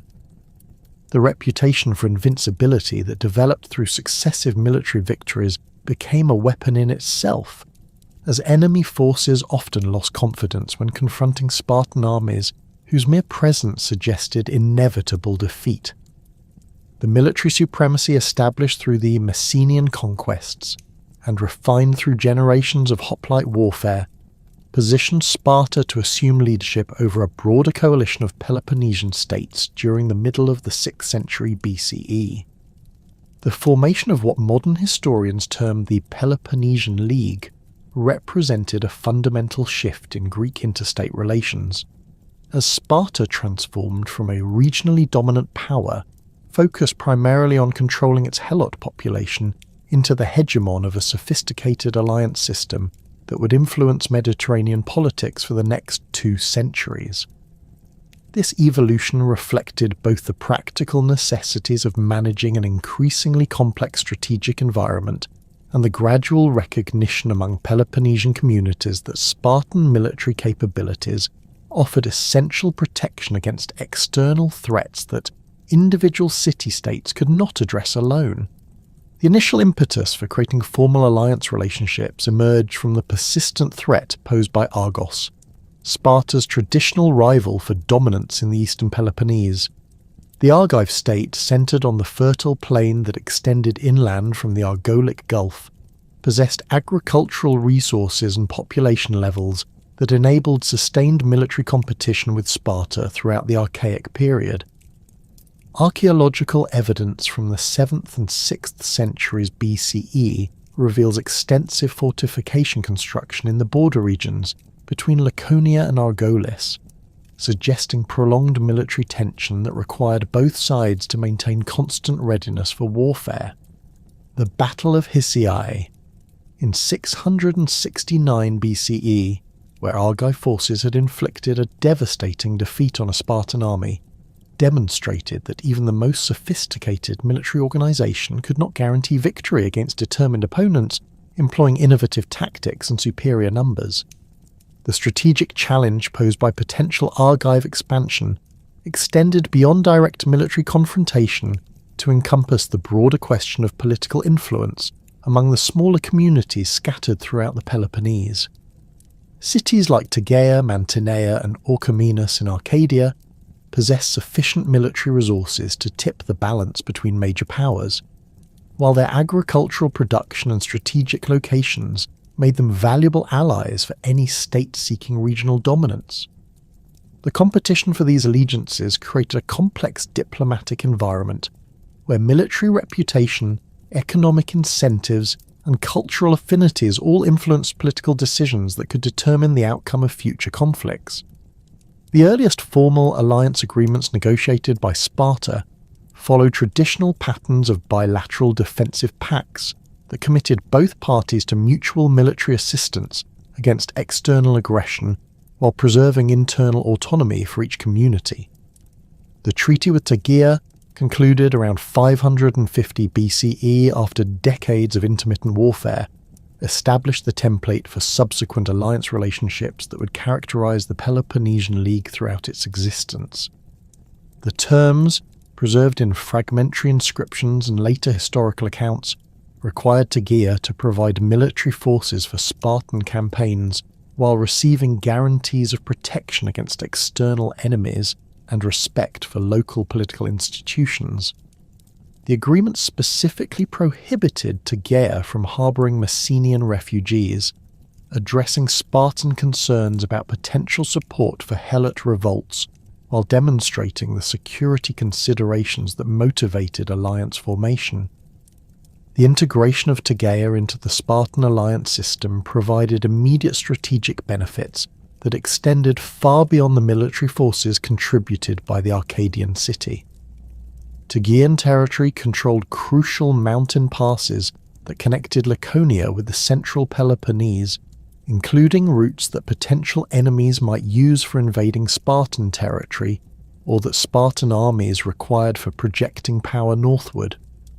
The city's location also provided advance warning of military movements in Arcadia, while offering secure bases for Spartan operations against more distant targets.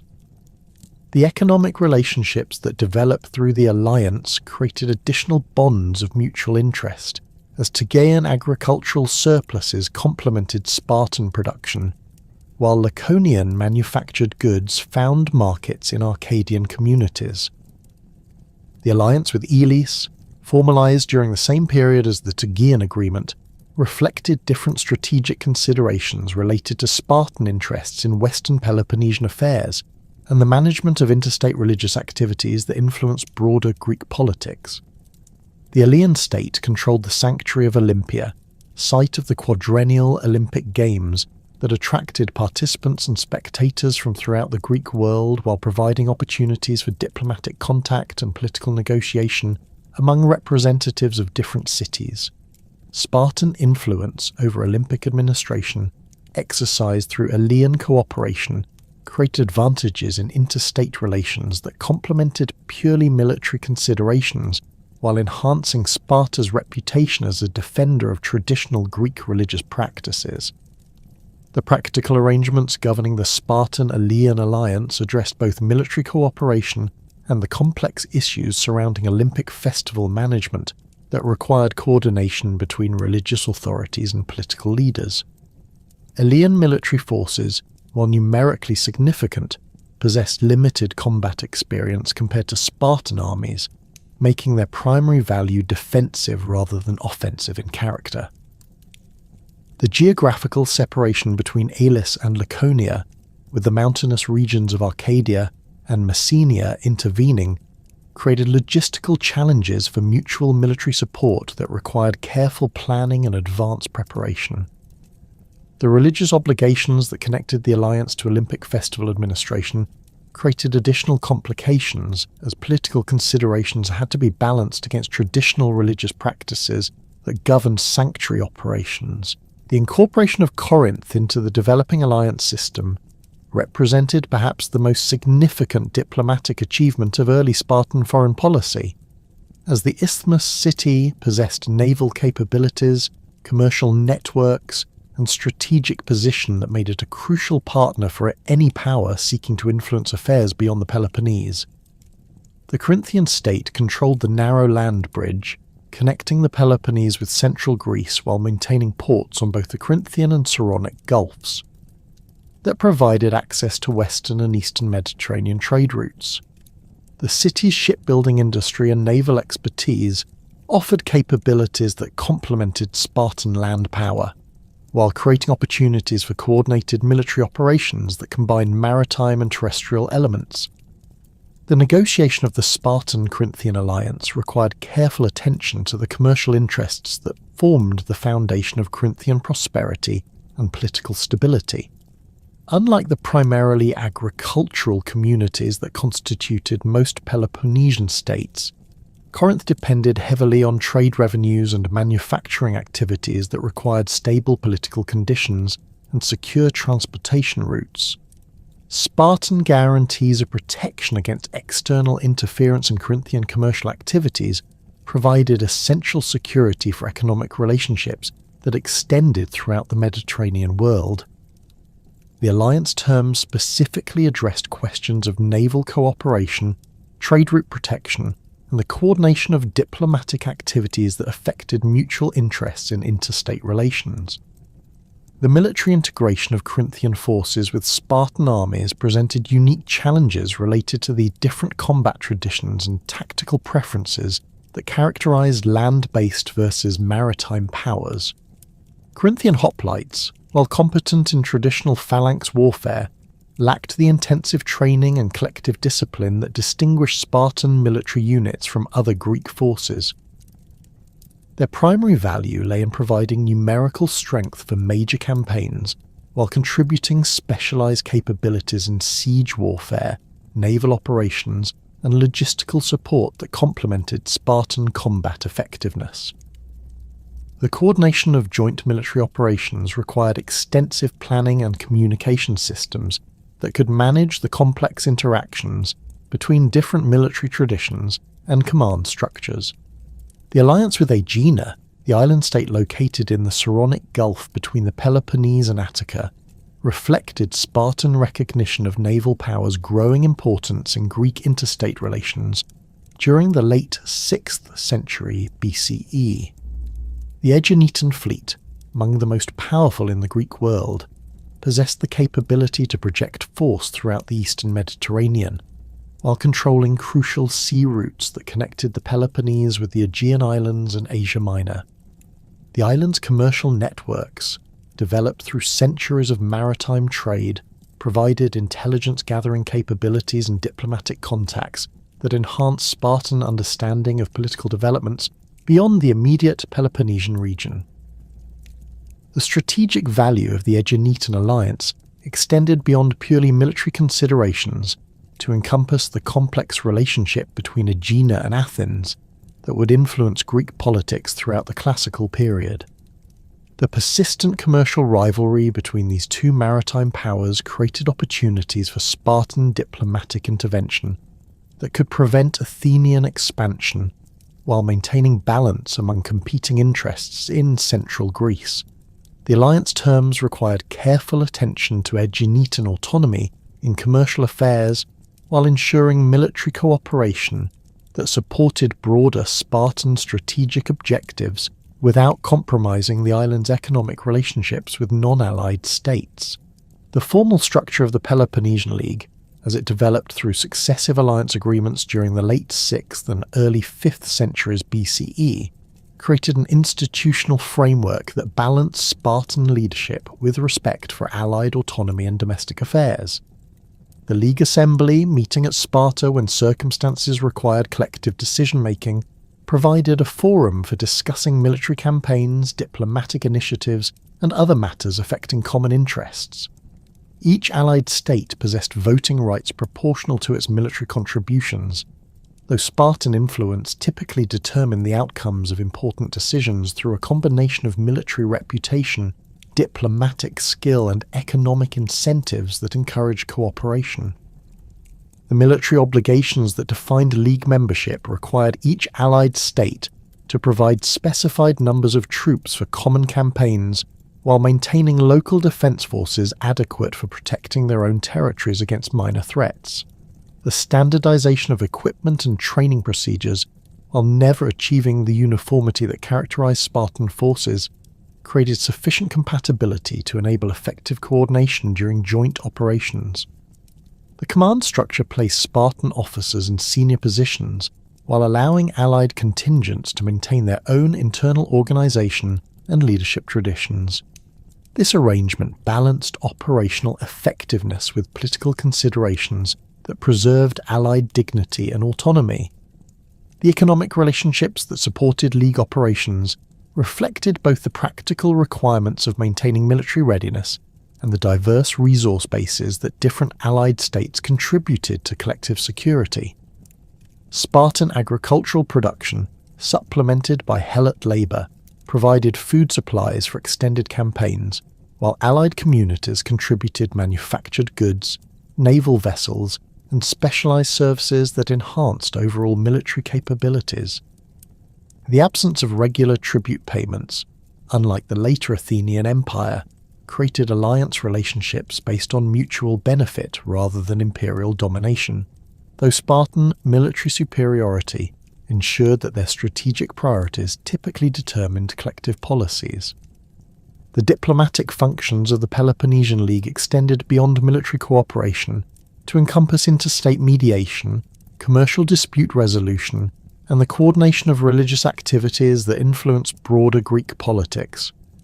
The League's collective diplomatic weight, backed by formidable military capabilities, enabled intervention in conflicts throughout the Greek world while providing security guarantees that smaller states could not achieve independently.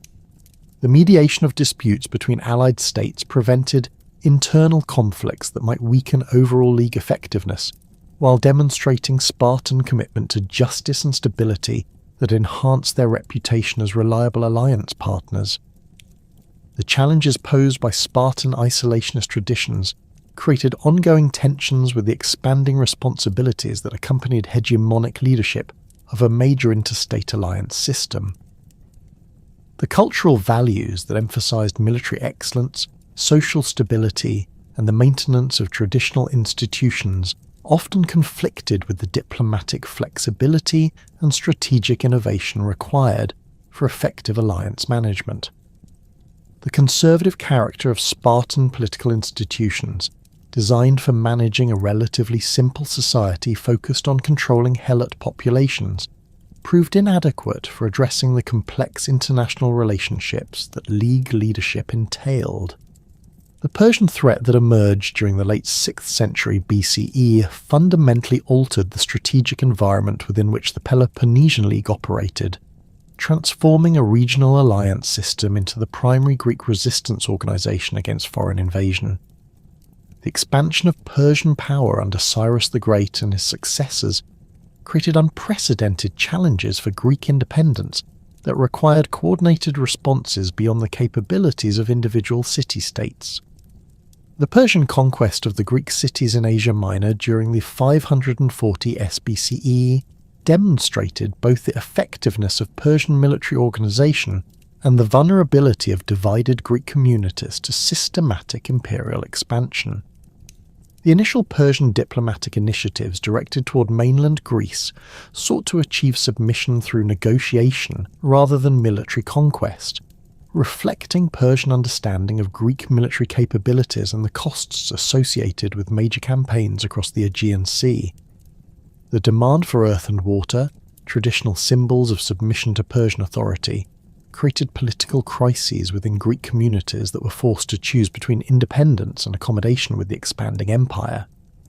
The Spartan response to these diplomatic overtures, including the execution of Persian envoys who demanded submission, demonstrated both their commitment to independence and their willingness to accept the military consequences of resistance.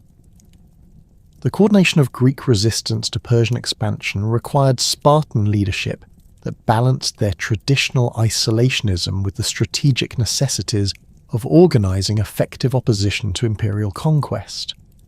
The Peloponnesian League provided the institutional framework for mobilizing military resources and coordinating defensive preparations, though the scale of the Persian threat demanded cooperation with non-allied states, including Athens, that possessed essential naval capabilities. The diplomatic challenges of creating a broader Greek coalition while maintaining Spartan leadership of the resistance effort tested the flexibility and adaptability of traditional Lacedaemonian political institutions. The military preparations undertaken by the Peloponnesian League in response to the Persian threat demonstrated both the alliance system's effectiveness and the limitations imposed by traditional Greek warfare methods when confronting imperial armies that employed different tactical approaches and possessed overwhelming numerical superiority. The intelligence-gathering activities conducted through allied commercial networks provided essential information about Persian military capabilities, logistics systems, and strategic intentions that enabled more effective defensive planning. The coordination of fortification construction, supply accumulation, and troop training throughout the Peloponnese created defensive infrastructure that would prove crucial during the subsequent Persian invasions. The balance between collective security requirements and individual state autonomy that had characterized early League development faced severe testing as the Persian threat intensified and required unprecedented levels of military mobilization and strategic coordination. The traditional alliance structure, based on voluntary cooperation and mutual consultation, proved inadequate for managing the rapid decision-making and resource allocation that effective resistance demanded. The gradual evolution toward more centralized command authority, while necessary for military effectiveness, created political tensions that would influence League relationships throughout the classical period. The expanding Persian Empire under Darius I represented an unprecedented threat to Greek independence that would fundamentally transform the political landscape of the Eastern Mediterranean world. By 520 BCE, Persian forces had consolidated control over the Greek cities of Asia Minor, incorporating these prosperous commercial centres into an imperial system that stretched from the Indus River to the Aegean Sea.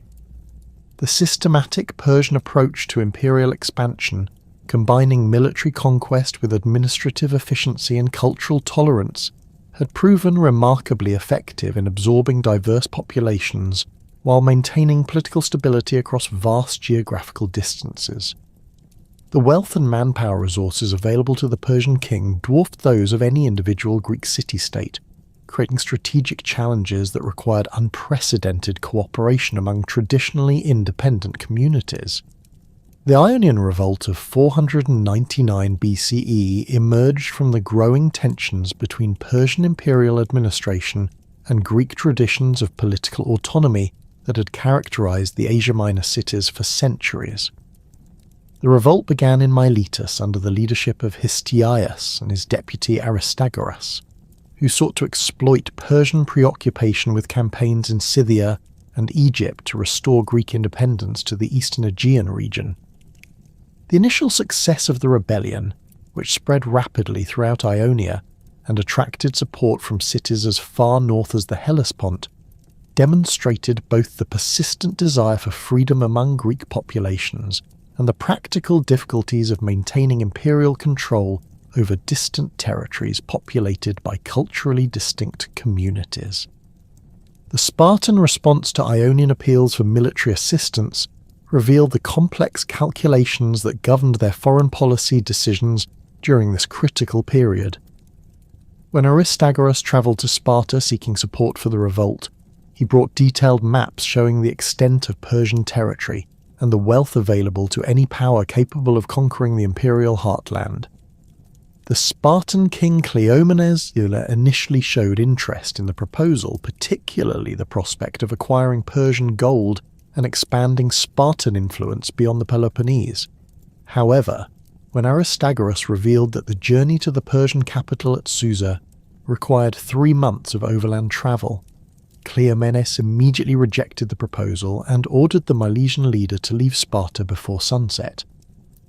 This decision reflected fundamental aspects of Spartan strategic thinking that prioritized the security of their Helot-based social system over potential gains from distant military adventures.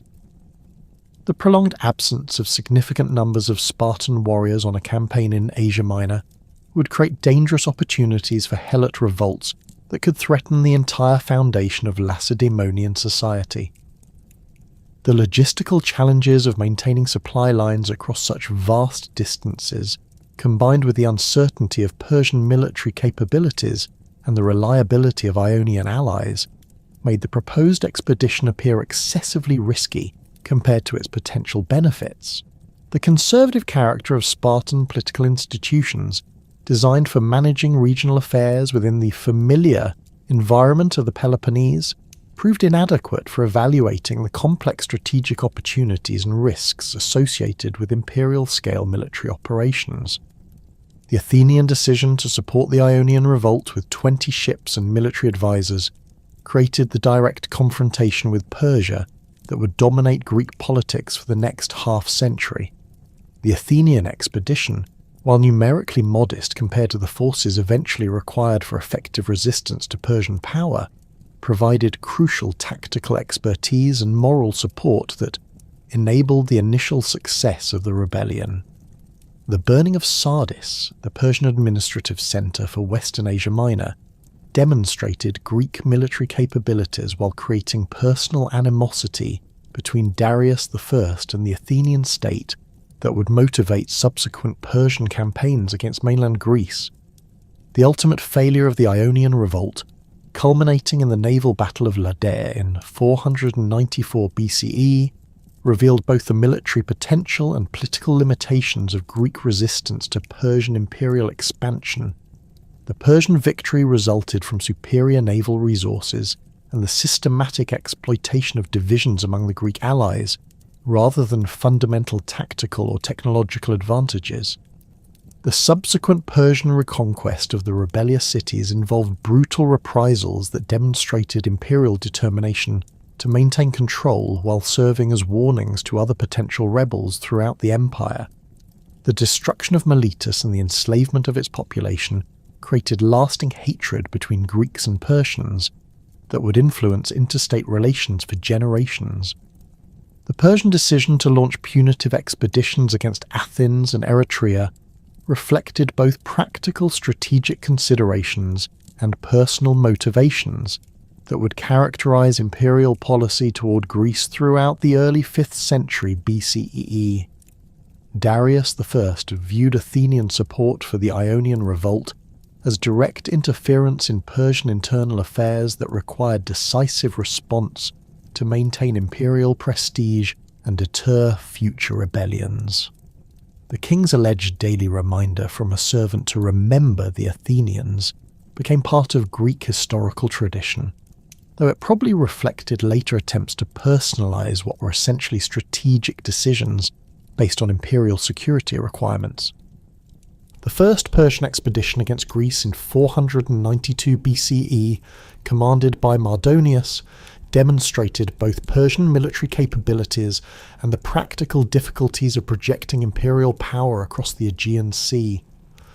The expedition achieved initial success in reasserting Persian control over Thrace and Macedonia, while advancing towards central Greece with substantial land and naval forces.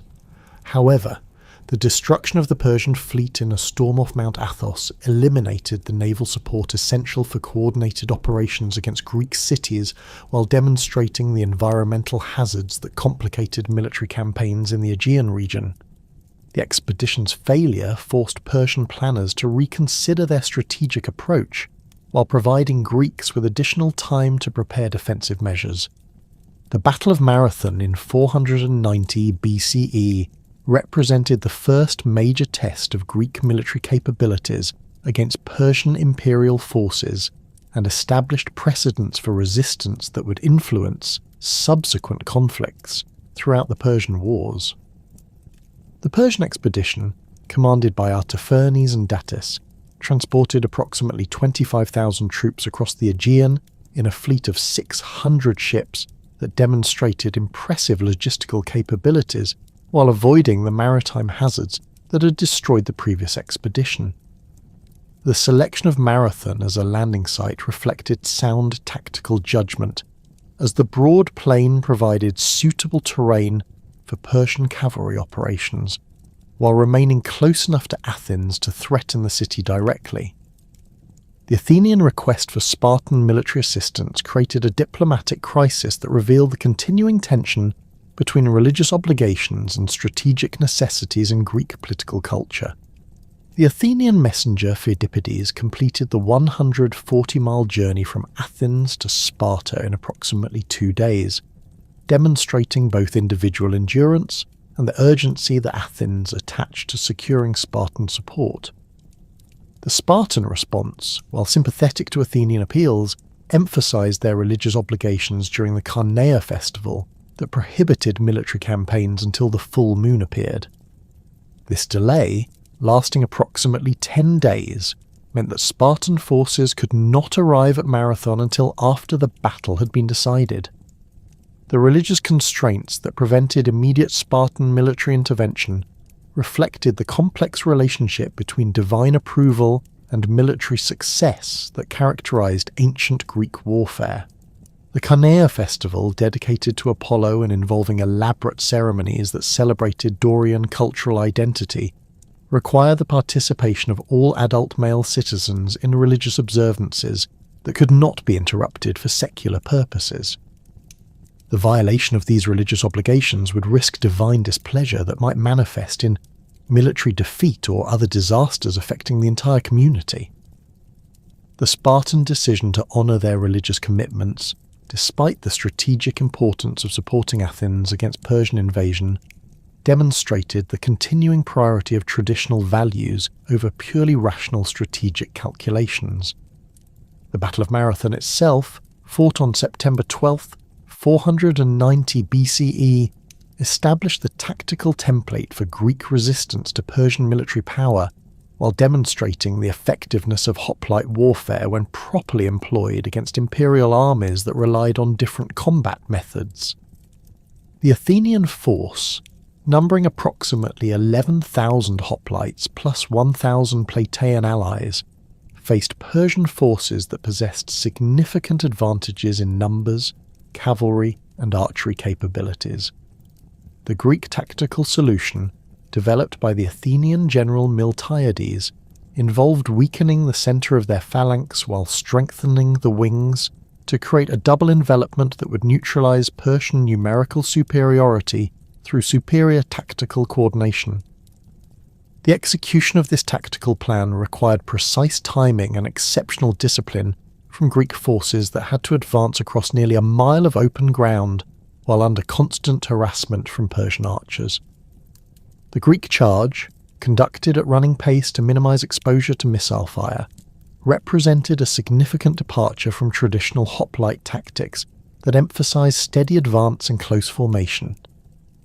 The success of this innovation demonstrated both the adaptability of Greek military methods and the effectiveness of intensive training in enabling tactical modifications under combat conditions. The resulting victory, achieved with minimal Greek casualties compared to Persian losses exceeding 6,000 dead, established Greek confidence in their ability to resist imperial conquest while creating Persian respect for Greek military capabilities.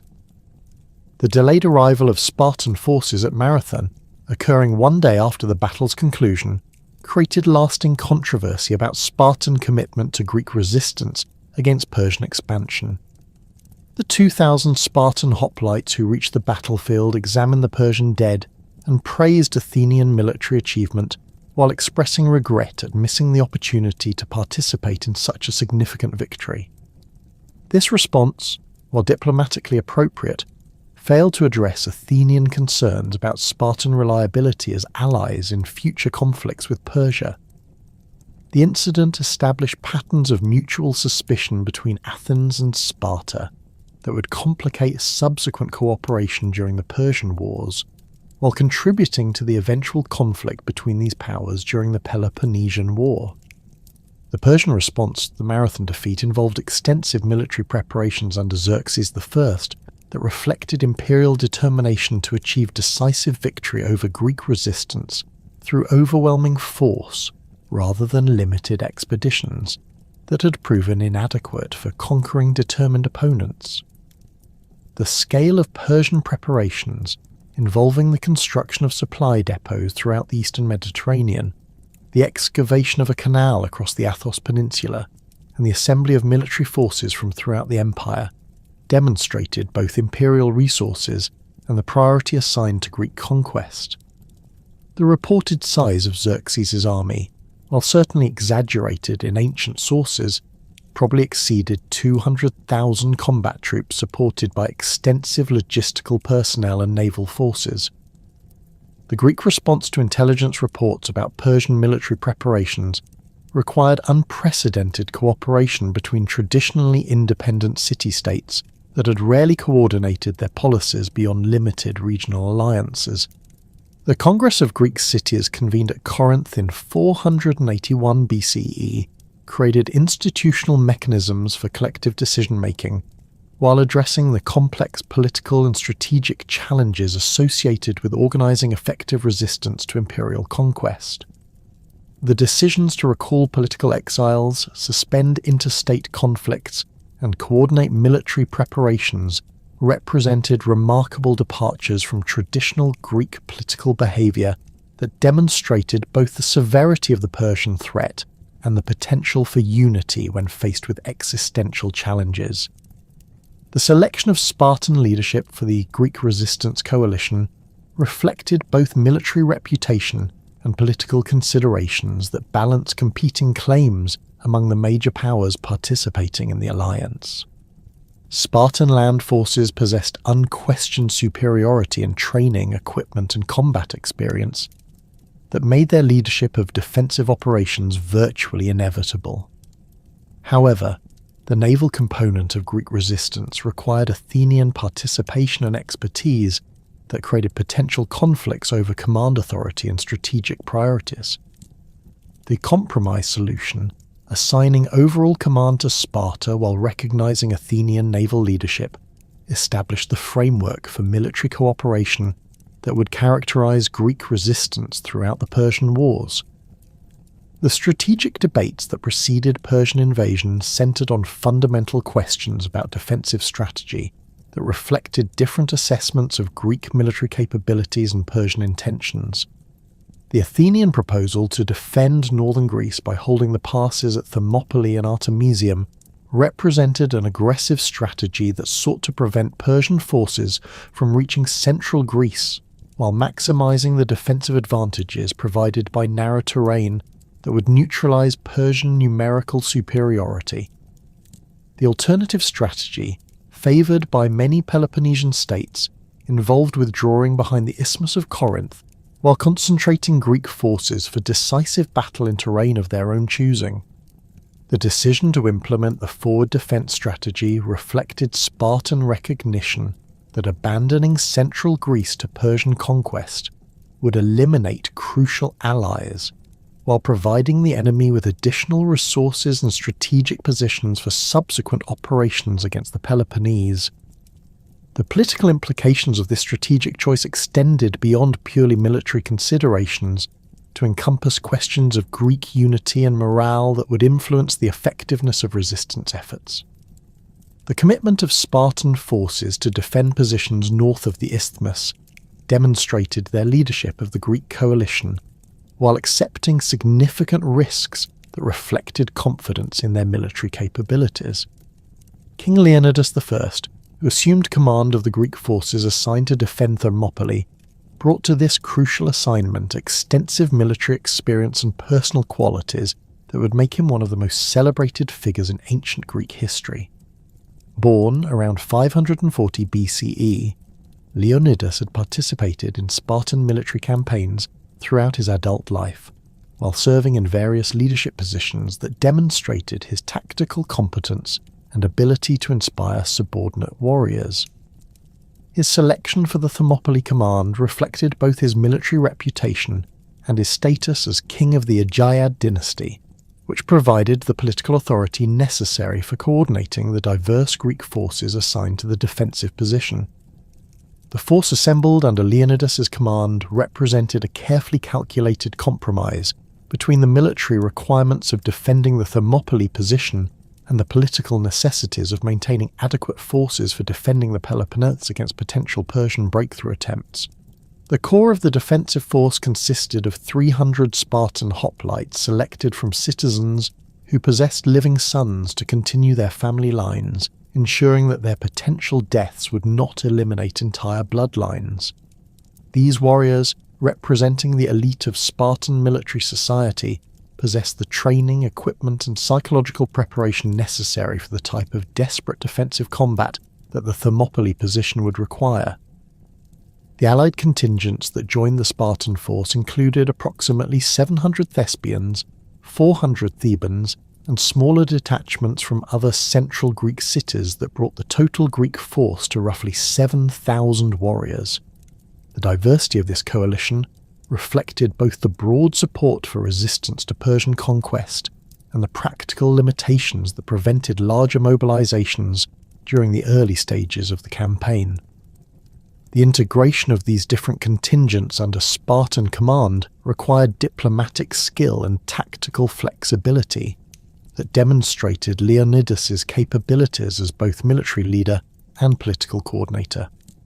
The Thermopylae position itself provided exceptional defensive advantages that enabled a relatively small Greek force to hold a much larger Persian army for several days while inflicting significant casualties on the attackers.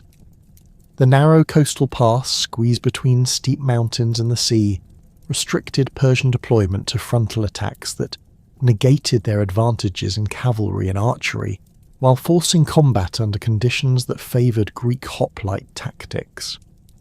The ancient road through the pass, barely wide enough for a single cart, created natural choke points where disciplined infantry could hold superior numbers while maintaining defensive formations that maximised their combat effectiveness. The Persian assault on the Thermopylae position began on the second day of Xerxes' arrival at the pass, after diplomatic attempts to secure Greek surrender had failed to achieve the desired result. The initial attacks conducted by Median and Sicyan infantry units demonstrated Persian determination to break through the Greek position while testing the defensive capabilities of the Allied force. The frontal assaults, launched in successive waves against the narrow Greek line, resulted in heavy Persian casualties while failing to achieve any significant tactical gains that might have justified the continued expenditure of elite troops. The employment of the Persian Immortals, the king's elite guard unit of 10,000 warriors, represented Xerxes' attempt to break the defensive stalemate through the commitment of his most capable military forces. These troops, selected for their exceptional combat skills and unwavering loyalty to the king, possessed superior equipment and training that made them the most formidable infantry in the Persian army. However, their assault on the Greek position encountered the same tactical problems that had defeated earlier attacks, as the narrow terrain prevented the deployment of their superior numbers while exposing them to the concentrated defensive fire of Greek hoplites fighting in optimal conditions. The discovery of the Anopeia path by the Persian general Haidans, guided by the local Greek Ephialtes, fundamentally altered the tactical situation at Thermopylae by providing Persian forces with a route around the main defensive position. This mountain trail, known to local inhabitants but apparently unfamiliar to the Greek commanders, enabled Persian forces to attack the defenders from behind while maintaining pressure from the front. The existence of this flanking route represented a critical intelligence failure that reflected the limitations of Greek reconnaissance capabilities and their unfamiliarity with the detailed topography of the region where they had chosen to make their stand. The Greek response to the Persian flanking movement demonstrated both the tactical flexibility of their defensive plan and the courage of individual contingents that accepted certain death to enable the withdrawal of Allied forces. Leonidas dismissed most of the Allied troops during the night before the final battle, retaining only the 300 Spartans, 700 Thespians, and 400 Thebans for the final defensive action. This decision reflected both practical military considerations about the futility of sacrificing larger numbers of troops and political calculations about preserving Greek military strength for subsequent battles where it might achieve more decisive results. The final battle at Thermopylae, fought on the third day of combat, established the heroic narrative that would inspire Greek resistance throughout the remainder of the Persian Wars, while creating lasting cultural memories about the price of freedom and the nature of military honour. The Greek defensive position, compromised by Persian flanking movements, became untenable for prolonged resistance, forcing the defenders into increasingly desperate tactical situations that required individual heroism to maintain any semblance of organised resistance. The death of Leonidas during the morning fighting eliminated Greek command authority, while creating symbolic leadership that would inspire subsequent resistance efforts throughout the Greek world. The tactical details of the final combat, preserved in fragmentary accounts by later historians, reveal both the effectiveness of Spartan military training and the limitations of even the most disciplined forces when confronted by overwhelming numerical superiority and unfavourable terrain.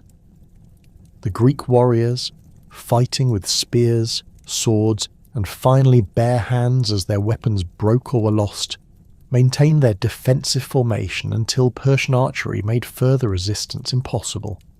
The reported Persian comment that their arrows would darken the sun, met by the Spartan response that they would fight in the shade, captured the psychological dimensions of a conflict that transcended purely tactical considerations to encompass fundamental questions about courage, honour, and the value of political independence. The Persian victory at Thermopylae, while strategically significant in opening central Greece to imperial conquest, came at a cost in casualties and time that would influence subsequent Persian operations throughout the remainder of the campaign. The 3 days of combat had eliminated several thousand Persian troops, including many elite warriors whose training and experience could not be easily replaced during an active campaign. More importantly, the fierce resistance encountered at Thermopylae demonstrated Greek determination and military capability that forced Persian commanders to reconsider their tactical approaches and strategic assumptions about the ease of conquering Greek cities. The impact of Thermopylae on Greek morale and the political unity extended far beyond the immediate military consequences of the battle, creating cultural narratives about heroic sacrifice that would influence Greek identity for centuries. The Spartan epitaph, reportedly composed by the poet Simonides, captured the essential meaning of the sacrifice in terms that resonated throughout the Greek world. Go tell the Spartans, stranger passing by, that here obedient to their laws we lie. This message emphasized duty, obedience to law, and collective commitment over individual survival, values that would inspire subsequent resistance while establishing Thermopylae as a symbol of principled opposition to tyranny. The naval battle of Artemisium, fought simultaneously with the land combat at Thermopylae, demonstrated the crucial importance of coordinated operations in resisting Persian invasion, while revealing both the capabilities and limitations of Greek naval forces. The Greek fleet, commanded by the Spartan Eurybiades but dominated by Athenian ships and crews, engaged Persian naval forces in a series of encounters that tested the tactical innovations developed for fighting larger enemy fleets in confined waters. The Greek tactical approach emphasized ramming attacks and boarding actions that maximized their advantages in ship design and crew training, while minimizing Persian advantages in numbers and archery capabilities. The strategic coordination between the land and naval components of Greek resistance reflected sophisticated understanding of combined operations that would characterize successful defensive efforts throughout the Persian wars. The mutual support provided by the Thermopylae and Artemisium positions prevented Persian forces from achieving decisive breakthrough on either front, while forcing them to maintain pressure on both defensive lines simultaneously. The withdrawal of Greek naval forces following the fall of Thermopylae demonstrated tactical flexibility that preserved naval capabilities for subsequent operations, while acknowledging the changed strategic situation created by Persian success on land. The Persian advance into central Greece following their victories at Thermopylae and Artemisium created new strategic challenges that would test both Persian imperial capabilities and Greek resistance efforts during the crucial final phase of the 480 BCE campaign. The occupation of Athens and the destruction of the Acropolis temples represented both practical strategic achievements and symbolic victories that demonstrated Persian power while attempting to demoralize Greek resistance. However, the evacuation of the Athenian population to Salamis and other safe locations preserved the human resources necessary for continued resistance while demonstrating Greek determination to continue fighting despite territorial losses. The naval battle of Salamis, fought in September 480 BCE, represented the decisive turning point in the Persian invasion that demonstrated both the effectiveness of Greek tactical innovations and the strategic limitations of imperial forces operating far from their logistical bases, the Greek fleet positioned in the narrow waters between Salamis Island and the Attic coast employed tactics specifically designed to neutralize Persian numerical advantages while maximizing the effectiveness of their heavier, more maneuverable ships. The resulting victory eliminated Persian naval supremacy while forcing Xerxes to reconsider his strategic options for completing the conquest of Greece. The Spartan contribution to the Salamis victory, while numerically modest compared to Athenian participation, reflected their commitment to Greek resistance despite the traditional Lacedaemonian focus on land warfare. The 16 Spartan ships that participated in the battle represented a significant commitment of resources and personnel for a state that had historically avoided extensive naval operations. The integration of Spartan naval forces with the larger Athenian fleet demonstrated the cooperative spirit that characterized Greek resistance during the most critical phase of the Persian Wars, though it also revealed the limitations of Spartan naval capabilities compared to their land-based military supremacy. The Persian withdrawal from central Greece following the Salamis defeat created new strategic opportunities for Greek counteroffensives that would ultimately eliminate the Persian threat to mainland independence. The decision by Xerxes to return to Asia with a substantial portion of his army reflected both practical concerns about maintaining imperial control over distant territories and personal considerations about the political consequences of prolonged absence from the Persian heartland. The forces left under Mardonius's command, while still formidable, lacked the overwhelming superiority that had characterized the initial invasion, while facing increasingly confident and coordinated Greek resistance. The Greek victory over Persian forces at Plataea in 479 BCE established Sparta as the acknowledged leader of the Hellenic world, yet this triumph would ultimately create the conditions for an even more destructive conflict that would consume Greek civilization for nearly 3 decades. The immediate aftermath of the Persian Wars saw unprecedented cooperation between Athens and Sparta, with both powers recognizing their mutual dependence in securing Greek independence.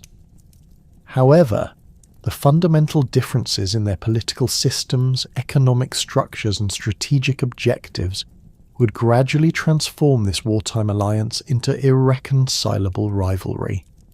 The Athenian establishment of the Delian League in 478 BCE, ostensibly created to continue the war against Persia, provided Athens with the naval resources and tribute revenues that would enable their transformation from a regional power into an imperial state capable of challenging Spartan hegemony throughout the Greek world.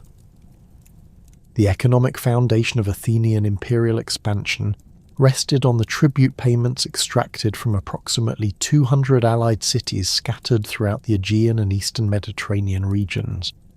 These annual contributions, initially justified as necessary for maintaining naval forces against potential Persian resurgence, generated revenues exceeding 600 talents per year by the middle of the 5th century BCE.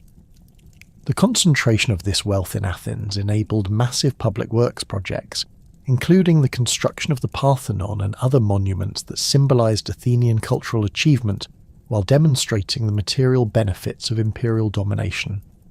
The transformation of the Delian League from a voluntary alliance into an Athenian empire created resentment among subject cities that would provide Sparta with potential allies in any future conflict with Athens. The ideological dimensions of the growing Athenian-Spartan rivalry reflected fundamental disagreements about political organization and individual freedom that resonated throughout the Greek world.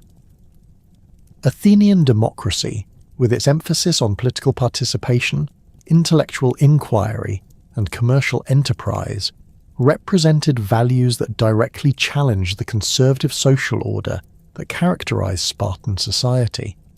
The Athenian celebration of individual achievement and artistic creativity contrasted sharply with Spartan emphasis on collective discipline and military excellence, creating cultural tensions that reinforced political and strategic competition between the two powers. These ideological differences attracted different Greek cities to each side based on their internal political arrangements and social values, transforming what might have remained a bilateral conflict into a broader struggle for the future direction of Greek civilization. The immediate causes of the Peloponnesian War emerged from a series of local conflicts that escalated beyond their original scope, due to the broader strategic competition between Athens and Sparta. The dispute over Corcyra in 435 BCE involved a civil conflict between the island's democratic and oligarchic factions, with each side seeking external support to achieve victory over their domestic opponents. Corcyra's strategic location on the western trade routes to Sicily and southern Italy, combined with its possession of the second largest navy in the Greek world, made control of the island a significant strategic prize for any major power. The Corinthian intervention on behalf of the oligarchic faction reflected both traditional ties between these communities and Corinthian commercial interests in maintaining friendly governments along crucial trade routes. The Athenian decision to support the Corcyraean Democrats represented a calculated strategic choice that prioritized naval expansion over maintaining peaceful relations with Sparta's allies. The Athenian assembly, swayed by arguments about Corcyra's naval potential and strategic position, voted to provide military assistance despite warnings about the likely consequences for relations with Corinth and Sparta. The resulting naval battle off Sybota in 433 BCE, where Athenian ships fought alongside Corcyraean vessels against a Corinthian fleet, marked the first direct military confrontation between Athens and a major Spartan ally since the Persian Wars. The Athenian victory, while tactically modest, demonstrated their willingness to use force in support of strategic objectives that conflicted with Peloponnesian League interests. The Potidaea crisis that followed the Corcyra dispute revealed the complex relationships between imperial control and local autonomy that characterized Athenian rule over their subject cities. Potidaea, located on the Iberian Peninsula, occupied a crucial position controlling access to the northern Aegean while maintaining traditional ties with Corinth, its founding city. The Athenian demand that Potidaea expel its Corinthian magistrates and provide hostages as guarantees of loyalty reflected growing imperial paranoia about potential rebellions supported by Spartan allies. The city's refusal to comply with these demands, backed by promises of Corinthian military support, created a direct challenge to Athenian authority that required decisive response to maintain imperial credibility. The siege of Potidaea, beginning in 432 BCE, demonstrated both Athenian military capabilities and the economic costs associated with maintaining imperial control over reluctant subjects. The Athenian force of 3,000 hoplites and 1,600 cavalry, supported by a substantial fleet, surrounded the city with sophisticated siege works that prevented external relief, while gradually reducing the defenders through starvation and constant pressure. The siege's duration, extending over 2 years, required enormous financial expenditures that strained Athenian resources while tying down military forces needed for other operations. The eventual Athenian victory came at a cost exceeding 2,000 talents, demonstrating the economic burden of maintaining imperial control through military force.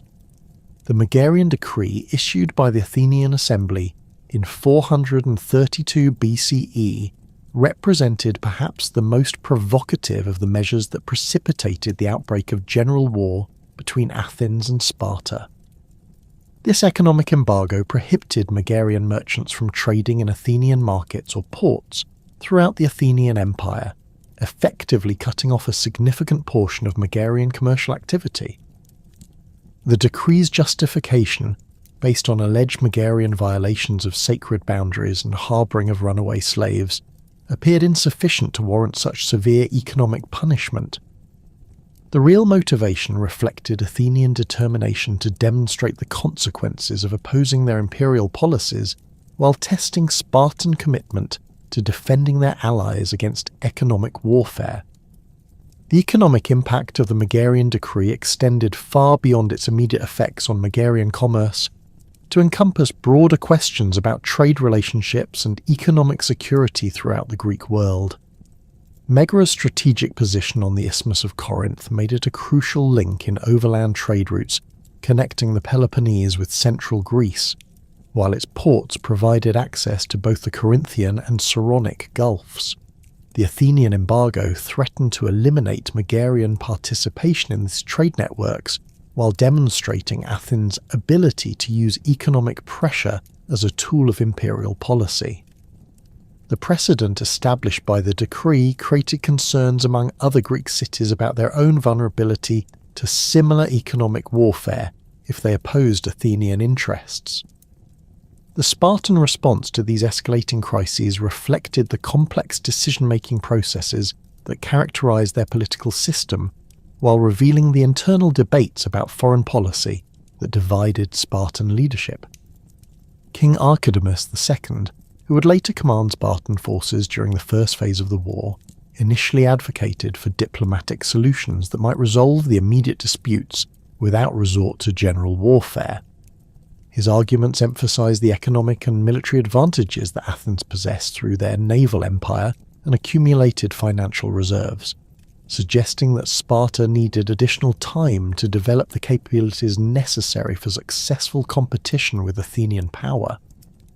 The king's cautious approach reflected both personal experience with Athenian military capabilities and realistic assessment of Spartan limitations in conducting prolonged warfare against a naval empire.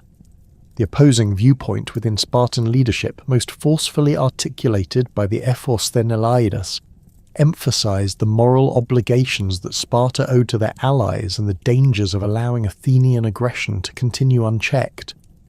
This faction argued that Spartan military reputation and alliance relationships depended on decisive action to protect allied interests, regardless of the tactical difficulties involved in fighting Athens.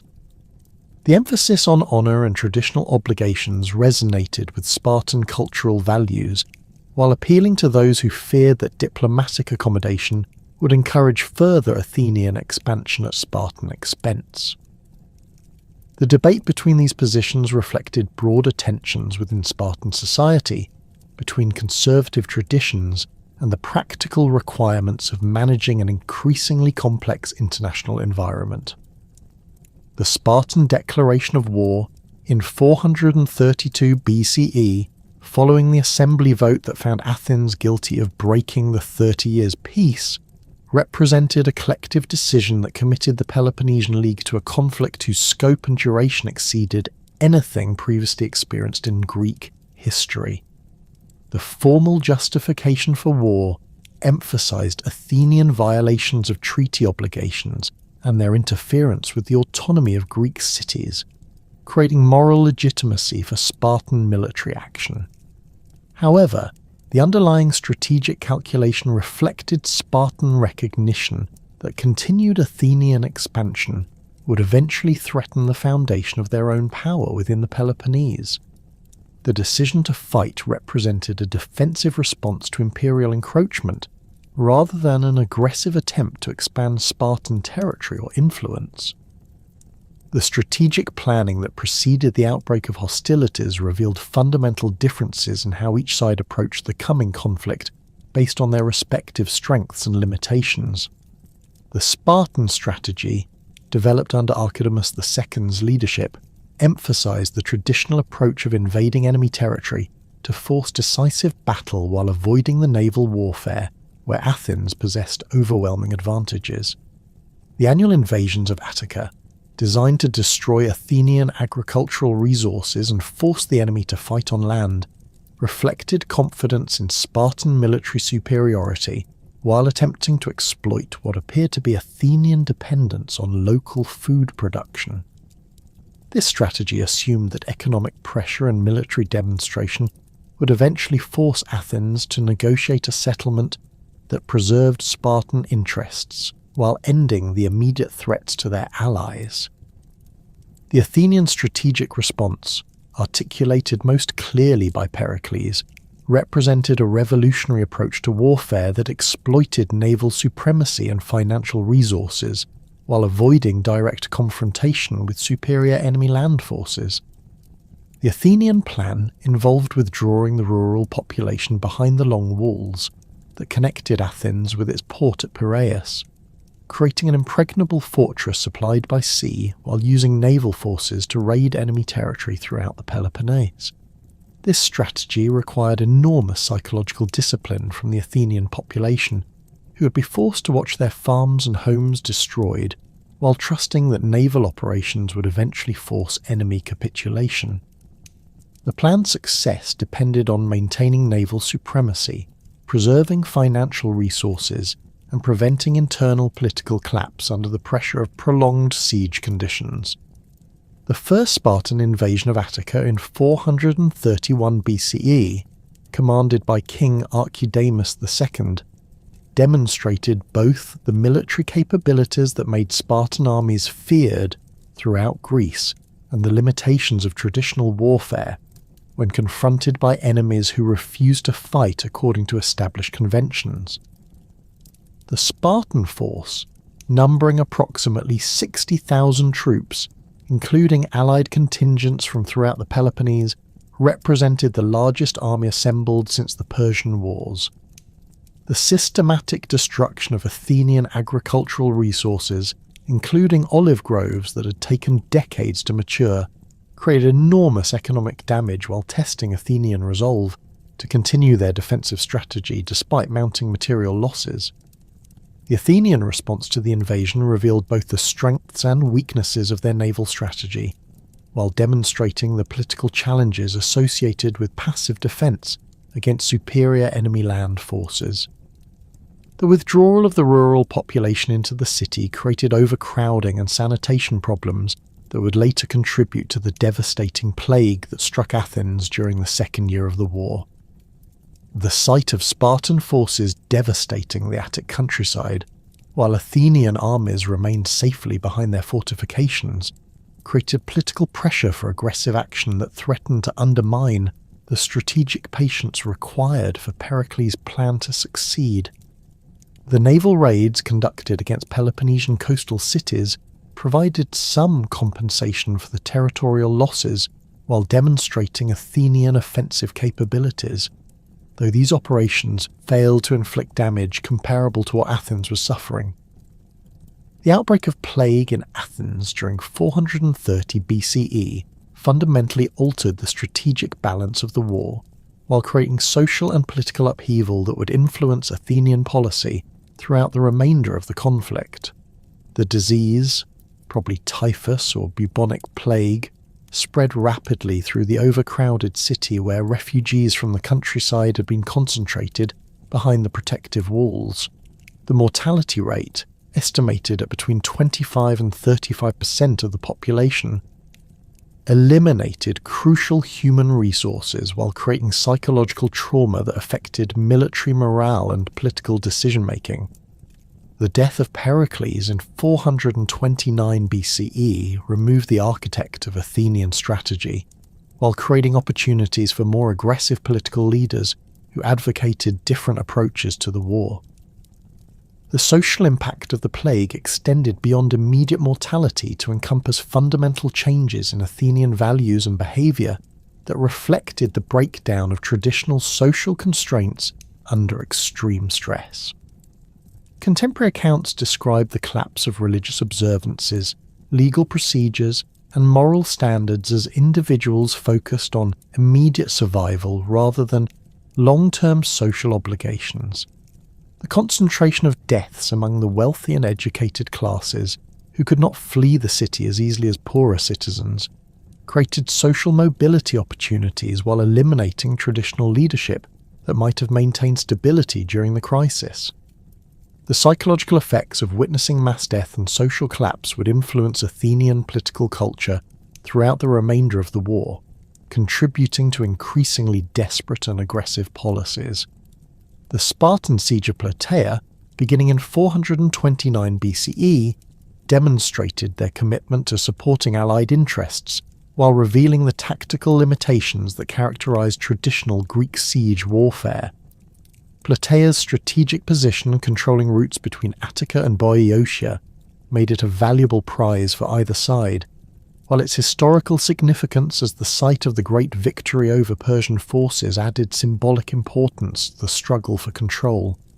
The city's fortifications, strengthened during the interval between the Persian wars and the current conflict, provided defenders with significant advantages that enabled prolonged resistance despite overwhelming numerical disadvantage. The siege's duration, extending over 2 years, required enormous resources while tying down Spartan forces needed for other operations. The tactical innovations employed during the Plataea siege reflected both traditional Greek siege methods and adaptations designed to overcome specific defensive advantages possessed by the besieged city.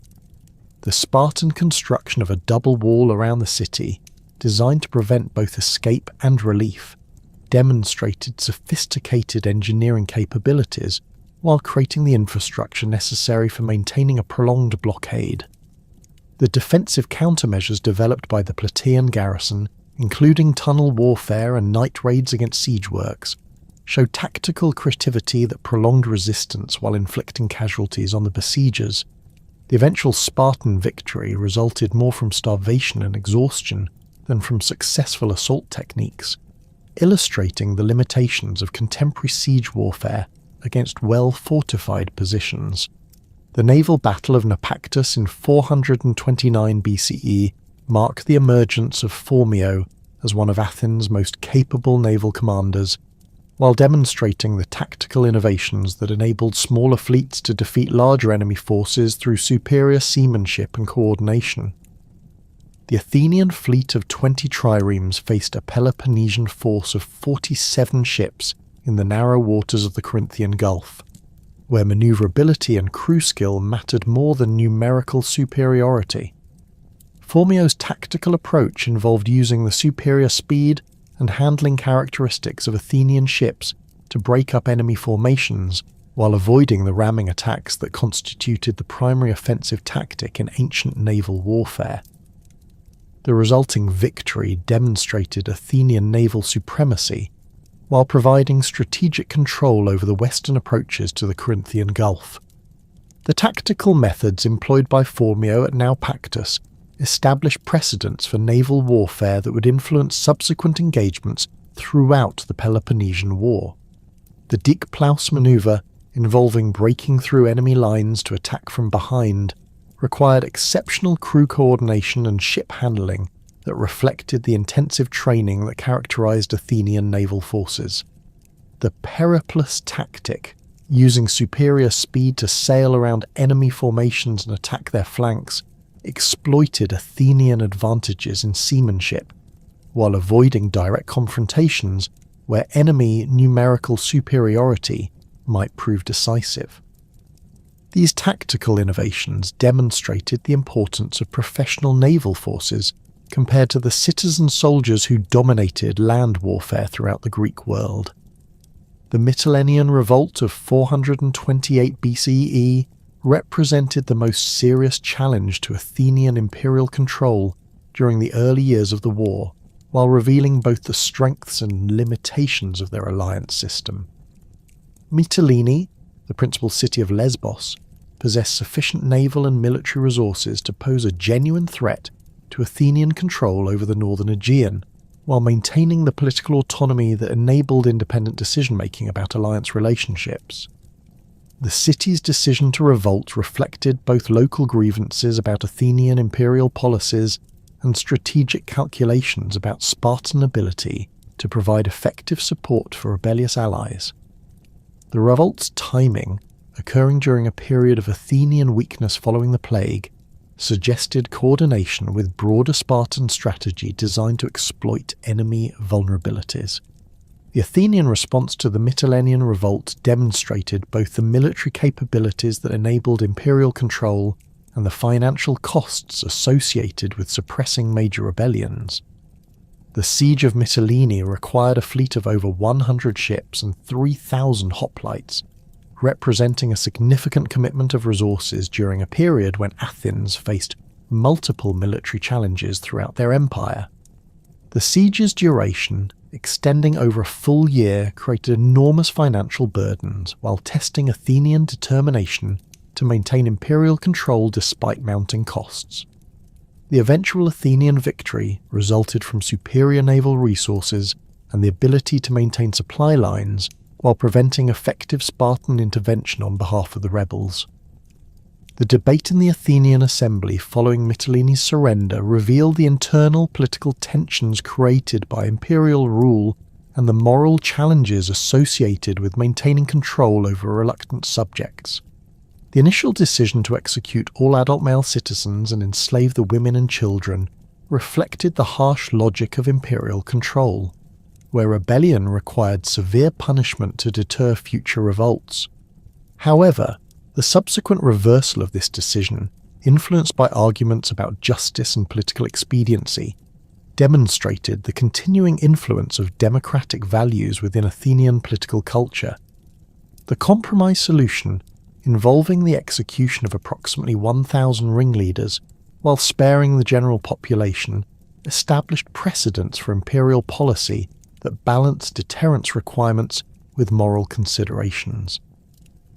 The Spartan establishment of a fortified base at Pylos in 425 BCE marked a significant escalation in the conflict, while demonstrating Athenian ability to exploit Spartan vulnerabilities through innovative strategic thinking.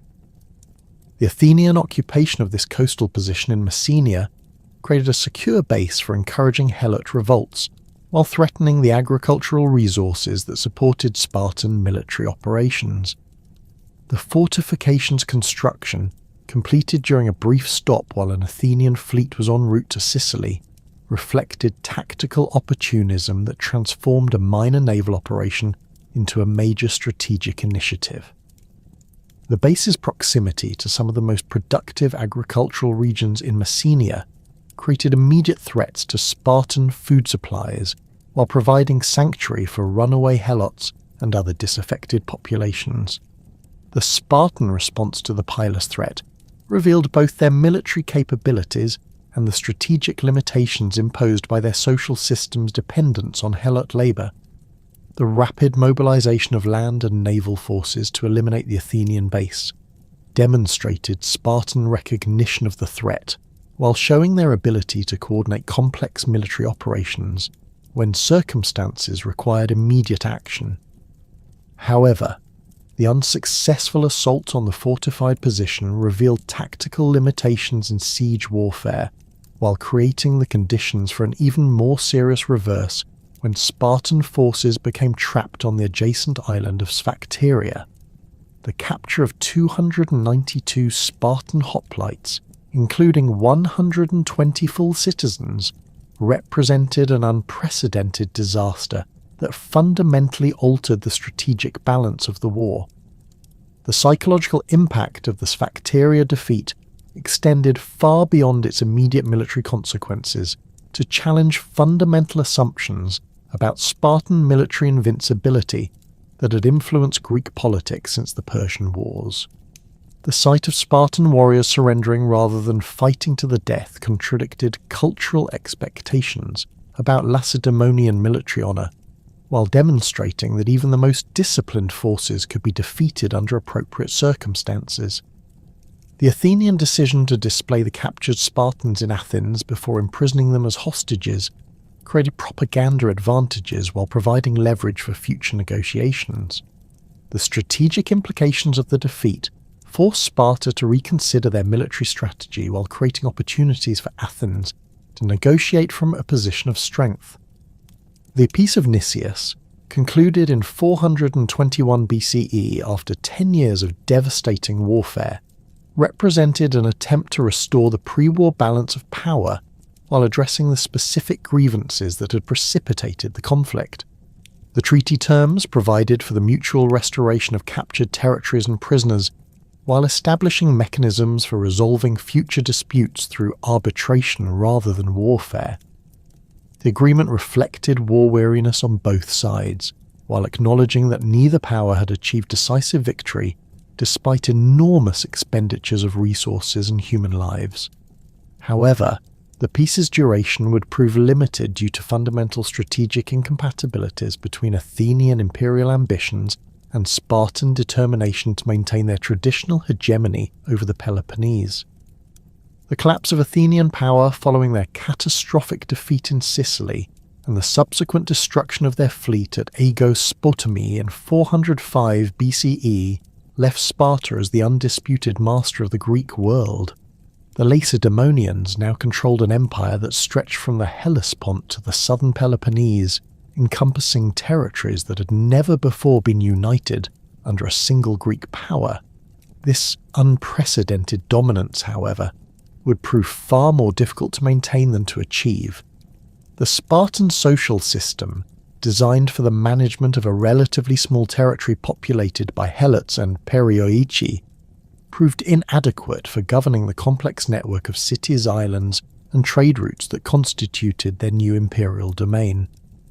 The immediate aftermath of victory brought Sparta face to face with decisions that would fundamentally alter the character of Greek civilization. The Corinthians and Thebans, Sparta's most important allies during the final phase of the Peloponnesian War, demanded the complete destruction of Athens and the enslavement of its population. This proposal, which would have eliminated one of Greece's most ancient and culturally significant cities, reflected the bitter hatred that had accumulated during nearly 3 decades of devastating warfare. The Corinthians argued that Athens had repeatedly violated treaties and threatened the independence of other Greek cities, making their continued existence incompatible with lasting peace.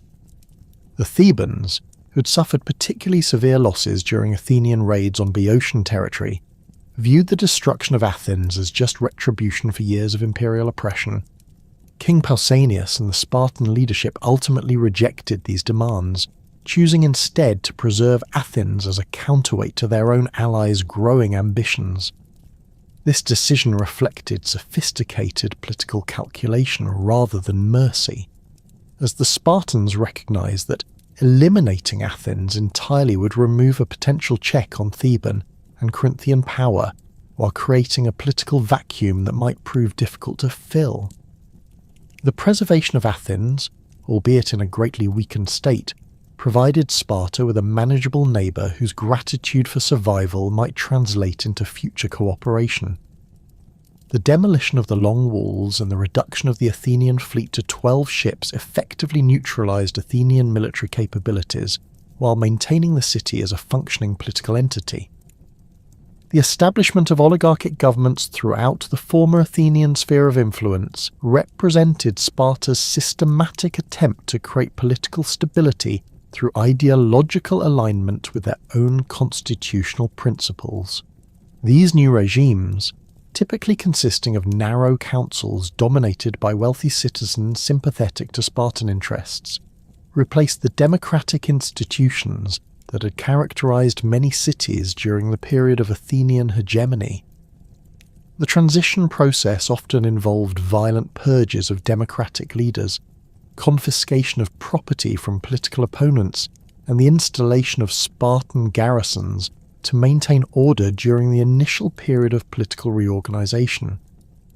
The oligarchs who assumed power in these cities owed their positions entirely to Spartan military support, creating dependency relationships that theoretically ensured their continued loyalty to Lacedaemonian interests. The most notorious of these oligarchic installations occurred in Athens itself, where the regime known as the 30 Tyrants assumed control in 404 BCE under Spartan protection. Led by Critias, a former associate of the philosopher Socrates, this government initiated a reign of terror that eliminated over 1,500 Athenian citizens identified as threats to the new political order. The tyrants' methods included summary executions, property confiscations, and the systematic dismantling of democratic institutions that had governed Athens for over a century. The brutality of their rule, combined with their obvious dependence on Spartan military support, created widespread resentment that would eventually contribute to their overthrow and the restoration of democratic government in 403 BCE. The economic foundations of Spartan imperial control rested on tribute payments and commercial regulations that redirected wealth from subject cities towards Lacedaemonian military and administrative expenses. Unlike the Athenian Empire, which had developed sophisticated mechanisms for collecting and managing tribute revenues, the Spartan system remained relatively primitive and often inefficient. The Lacedaemonians lacked the commercial expertise and administrative infrastructure necessary for managing complex economic relationships across diverse geographical regions. Their traditional disdain for commercial activities, combined with constitutional prohibitions against citizen involvement in trade, created fundamental obstacles to effective imperial administration that would persist throughout their period of hegemony. The appointment of harmosts, Spartan governors responsible for overseeing subject cities, represented an attempt to create centralized administrative control while maintaining local political autonomy. These officials, typically drawn from the citizen class and appointed for terms of 1 to 3 years, possessed extensive authority over military affairs, taxation, and foreign policy within their assigned territories. The harmos system enabled Sparta to maintain direct control over strategic decisions while delegating routine administrative responsibilities to local officials. However, the limited number of qualified Spartan citizens available for these positions, combined with the geographical extent of their empire, created chronic understaffing problems that reduced administrative effectiveness. The quality of individual harmosts varied considerably, with some proving capable administrators, while others became notorious for corruption, incompetence, or excessive brutality in dealing with local populations. Lysander, the architect of Spartan naval victory, established personal networks of supporters throughout the Aegean region that sometimes conflicted with official Spartan policy. His accumulation of personal wealth and political influence created concerns among traditional Spartan leadership about the corrupting effects of imperial power on citizen virtue. The recall and subsequent exile of Lysander reflected internal tensions within Spartan society about the proper relationship between individual ambition and collective state interests. The internal problems that accompanied Spartan imperial expansion manifested most dramatically in the conspiracy of Synodon in 398 BCE, which revealed the dangerous social tensions that imperial wealth and responsibility had created within Lacedaemonian society. Synodon, described by ancient sources as a young man of good family but lacking full citizenship rights, organised a plot that aimed to overthrow the existing social order and eliminate the distinction between Spartiates, Perioeci, and Helots. The conspiracy attracted support from various disaffected groups, including impoverished citizens who had lost their kleroi, Perioeci, resentful of their exclusion from political participation, and Helots seeking freedom from their servile status. The scope of Synodon's conspiracy demonstrated the extent of social discontent that imperial success had failed to address. According to Xenophon's account, the plotters planned to assassinate prominent Spartan leaders during a public festival, seize control of the armory, and distribute weapons to Helots and Perioeci who would join the rebellion. The conspiracy's discovery, apparently through informants within the plotting group, led to swift and brutal suppression that eliminated the immediate threat, while revealing the underlying social instabilities that continued to threaten Spartan security.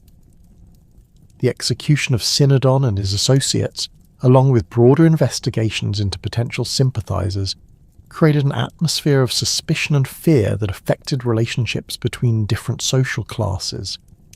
The demographic crisis that accompanied these social tensions reflected fundamental problems with the Spartan reproductive system that imperial responsibilities had exacerbated rather than resolved.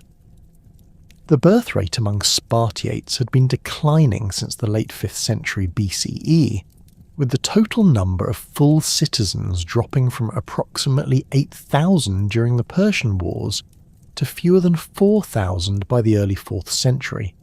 This demographic decline resulted from multiple factors, including war casualties, delayed marriages due to military service requirements, and the increasing concentration of land ownership that made it difficult for poorer citizens to maintain the economic contributions required for succession membership.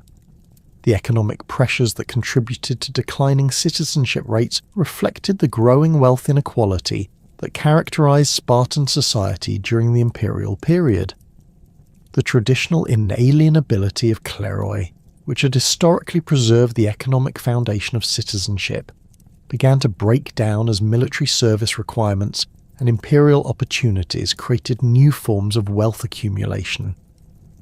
Citizens who acquired gold and silver through imperial service could purchase additional land from families unable to maintain their traditional holdings, leading to the concentration of agricultural resources in fewer hands. This process created a class of wealthy Spartans who possessed multiple kleroi, while other citizens lost the economic foundation necessary for maintaining their political status. The increasing prevalence of luxury goods and foreign customs among wealthy Spartans reflected the cultural changes that accompanied imperial expansion and exposure to diverse Mediterranean civilizations. Archaeological evidence from 4th century Spartan sites reveals imported pottery, jewellery, and decorative objects that would have been unthinkable during the archaic period when sumptuary laws strictly regulated personal consumption. The adoption of foreign architectural styles, clothing fashions, and dining practices by prominent citizens created visible symbols of social differentiation that contradicted traditional Spartan values of equality and simplicity. These cultural changes contributed to social tensions while undermining the collective identity that had historically unified the citizen body. The military challenges that accompanied Spartan imperial expansion became apparent during the Corinthian War, which began in 395 BCE when a coalition of former allies turned against Lacedaemonian hegemony. The war's origins lay in Spartan interference with the internal affairs of Locris, where their support for oligarchic factions violated traditional principles of interstate relations. Thebes, seeking to challenge Spartan dominance in central Greece, provided military assistance to the democratic faction, while encouraging other cities to resist Lacedaemonian control. The resulting conflict expanded rapidly as Athens, Corinth, and Argos joined the anti-Spartan coalition, creating a formidable alliance that possessed both the military resources and geographical position necessary for effective resistance. The Battle of Haliartus in 395 BCE marked the first significant military defeat suffered by Spartan forces since their victory over Athens, demonstrating that their reputation for invincibility could be challenged by determined opponents employing appropriate tactics. King Lysander, leading a Spartan army from the north while King Pausanias approached from the south, attempted to coordinate a pincer movement against the Boeotian city. However, poor communication between the two forces allowed the Thebans to concentrate their strength against Lysander's isolated army before Pausanias could arrive to provide support. The battle resulted in Lysander's death and the destruction of a significant portion of his force, creating the first major crack in Spartan military prestige since the Persian Wars. The tactical circumstances of the Haliartus defeat revealed important changes in Greek military practice that the Spartans had failed to anticipate or counter effectively. The Theban forces, trained according to innovations developed by their general Epaminondas, employed deeper phalanx formations and more flexible tactical arrangements that could exploit weaknesses in traditional Spartan battle methods. The use of specialized light infantry and cavalry units to harass and disrupt Spartan formations demonstrated tactical sophistication that challenged Lacedaemonian assumptions about their military superiority. The coordination between different types of military units, combined with superior knowledge of local terrain, enabled the Thebans to achieve tactical advantages that offset Spartan advantages in training and discipline. The strategic implications of the Haliartus defeat extended beyond its immediate military consequences to encompass broader questions about Spartan ability to maintain imperial control against coordinated resistance. The loss of Lysander, one of their most experienced and successful military leaders, eliminated crucial expertise in naval warfare and imperial administration that could not be easily replaced. The demonstration that Spartan armies could be defeated in pitched battle encouraged other cities to reconsider their submission to Lacedaemonian hegemony, while providing potential rebels with tactical models for successful resistance. The psychological impact of the defeat created doubts about Spartan invincibility that would influence interstate relations throughout the remainder of the Corinthian War. The naval dimensions of the Corinthian War reveal the fundamental limitations of Spartan maritime capabilities when confronted by enemies who possessed superior naval expertise and financial resources. The Persian decision to support the anti-Spartan coalition with substantial financial subsidies enabled Athens to rebuild their fleet and resume their traditional role as the dominant naval power in the Aegean region. The Athenian victories at Cnidus in 394 BCE and subsequent operations throughout the eastern Mediterranean demonstrated that Spartan naval supremacy had been temporary and dependent on Persian support rather than indigenous maritime capabilities. The destruction of Spartan naval forces and the loss of control over crucial sea routes eliminated their ability to maintain effective communication and supply lines with distant imperial territories. The Battle of Cnidus represented a decisive turning point in the naval war that effectively ended Spartan maritime dominance and restored Athenian influence throughout the Aegean region. The Persian fleet, commanded by the Athenian exile Conon, encountered Spartan naval forces under Peisander near the Carian coast in an engagement that would determine control over the eastern Mediterranean sea routes. The Spartan fleet, numbering approximately 85 ships, faced a combined Persian-Athenian force of over 90 vessels crewed by experienced sailors who possessed superior knowledge of naval tactics and ship handling. The battle's outcome resulted from the systematic destruction of Spartan naval capabilities rather than a single decisive engagement, as individual Spartan ships were overwhelmed by coordinated attacks that exploited their crews' limited naval experience. The consequences of the Cnidus defeat extended far beyond the immediate loss of ships and crews to encompass the systematic collapse of Spartan influence throughout the Aegean islands and Asia Minor coastal cities. The restoration of Athenian naval presence encouraged numerous cities to revolt against Spartan control, while providing them with the military support necessary for successful resistance. The rebuilding of the long walls connecting Athens with Piraeus, financed by Persian gold and protected by the restored Athenian fleet, symbolized the reversal of Spartan imperial fortunes and the return of their most dangerous enemy to a position of regional influence. The loss of tribute revenues from rebellious cities created financial pressures that limited Spartan ability to maintain large military forces while forcing them to seek Persian financial support for continued operations. The diplomatic revolution that accompanied these military reverses fundamentally altered the balance of power in Greek interstate relations, while demonstrating the limitations of imperial control based primarily on military coercion. The King's Peace of 386 BCE, negotiated through Persian mediation, represented Spartan acknowledgement that they could no longer maintain their empire without external support. The treaty terms, which guaranteed the autonomy of all Greek cities while recognizing Persian control over Asia Minor, effectively dismantled the imperial system that Sparta had constructed following their victory over Athens. The irony of Spartan dependence on Persian support to maintain their position in Greek affairs reflected the complete transformation of the strategic situation that had existed at the end of the Peloponnesian War. The internal reforms attempted during this period of external pressure revealed both Spartan recognition of their systemic problems and the institutional obstacles that prevented effective solutions.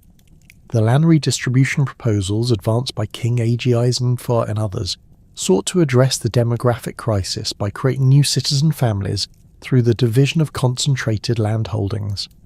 However, these reforms faced determined opposition from wealthy citizens who had benefited from land concentration and possessed the political influence necessary to block legislative changes. The constitutional mechanisms that had historically preserved Spartan social stability proved inadequate for managing the rapid changes required to address imperial challenges and demographic decline. The military innovations introduced by Theban leaders, particularly Epaminondas and Pelopidas, represented systematic attempts to develop tactical methods specifically designed to counter traditional Spartan military advantages. The oblique phalanx formation, which concentrated superior numbers against specific portions of enemy battle lines while refusing engagement elsewhere, required precise coordination and timing that challenged Spartan assumptions about battlefield control. The Sacred Band, an elite unit of 300 warriors organized in pairs of lovers, demonstrated levels of unit cohesion and fighting effectiveness that rivaled traditional Spartan military excellence. These innovations reflected careful study of Spartan tactical methods combined with creative adaptation of traditional Greek military practices. The Battle of Leuctra on July 6, 371 BCE, represented the culmination of Theban military innovation and the decisive end of Spartan military dominance in Greek affairs.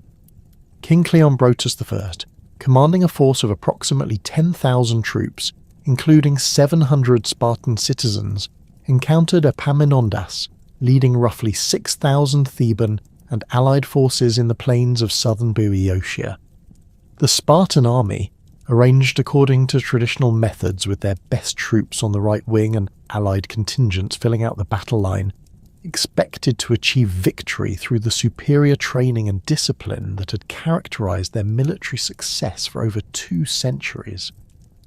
The Theban tactical arrangement, however, concentrated their elite forces in a column 50 ranks deep on their left wing, while positioning weaker allied troops in thinner formations elsewhere along their line. The execution of Epaminondas' tactical plan required precise timing and exceptional discipline from Theban forces who had to maintain formation integrity while conducting complex maneuvers under combat conditions. The deep Theban column advanced obliquely against the Spartan right wing, creating overwhelming local superiority at the point of contact while refusing engagement with other portions of the enemy line until the crucial sector had been decided. The impact of 2,500 elite Theban warriors concentrated in a narrow frontage shattered the Spartan formation, despite their superior individual training and equipment.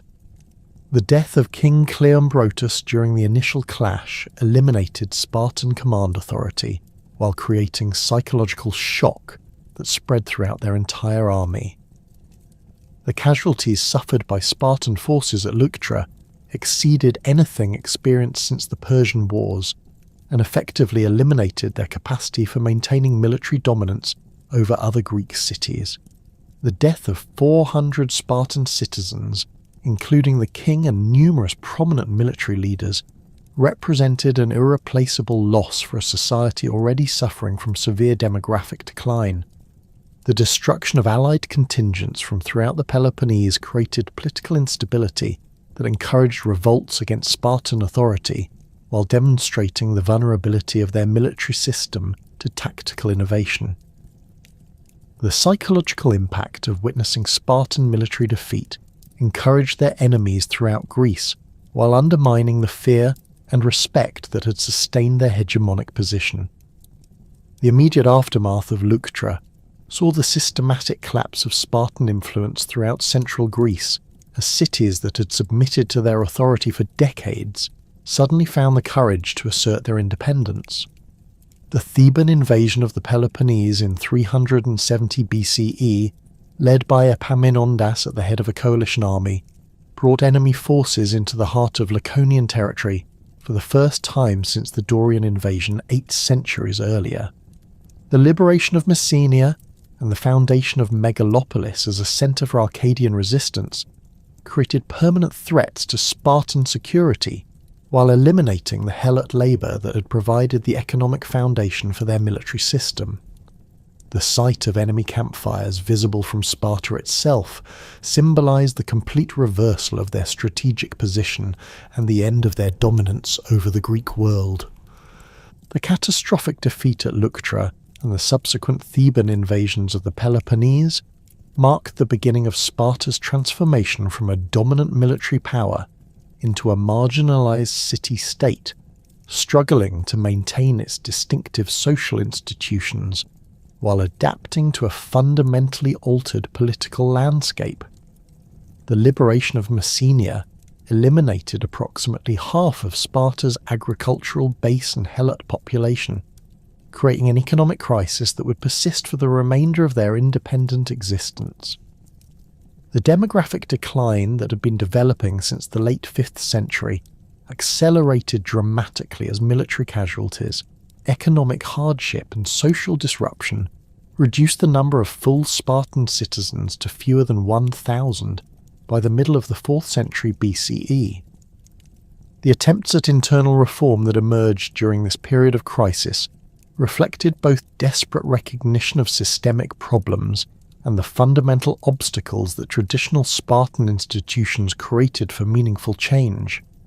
King Aegiai's I-4, who assumed the throne in 244 BCE, represented the most ambitious effort to restore Spartan military effectiveness through comprehensive social and economic transformation.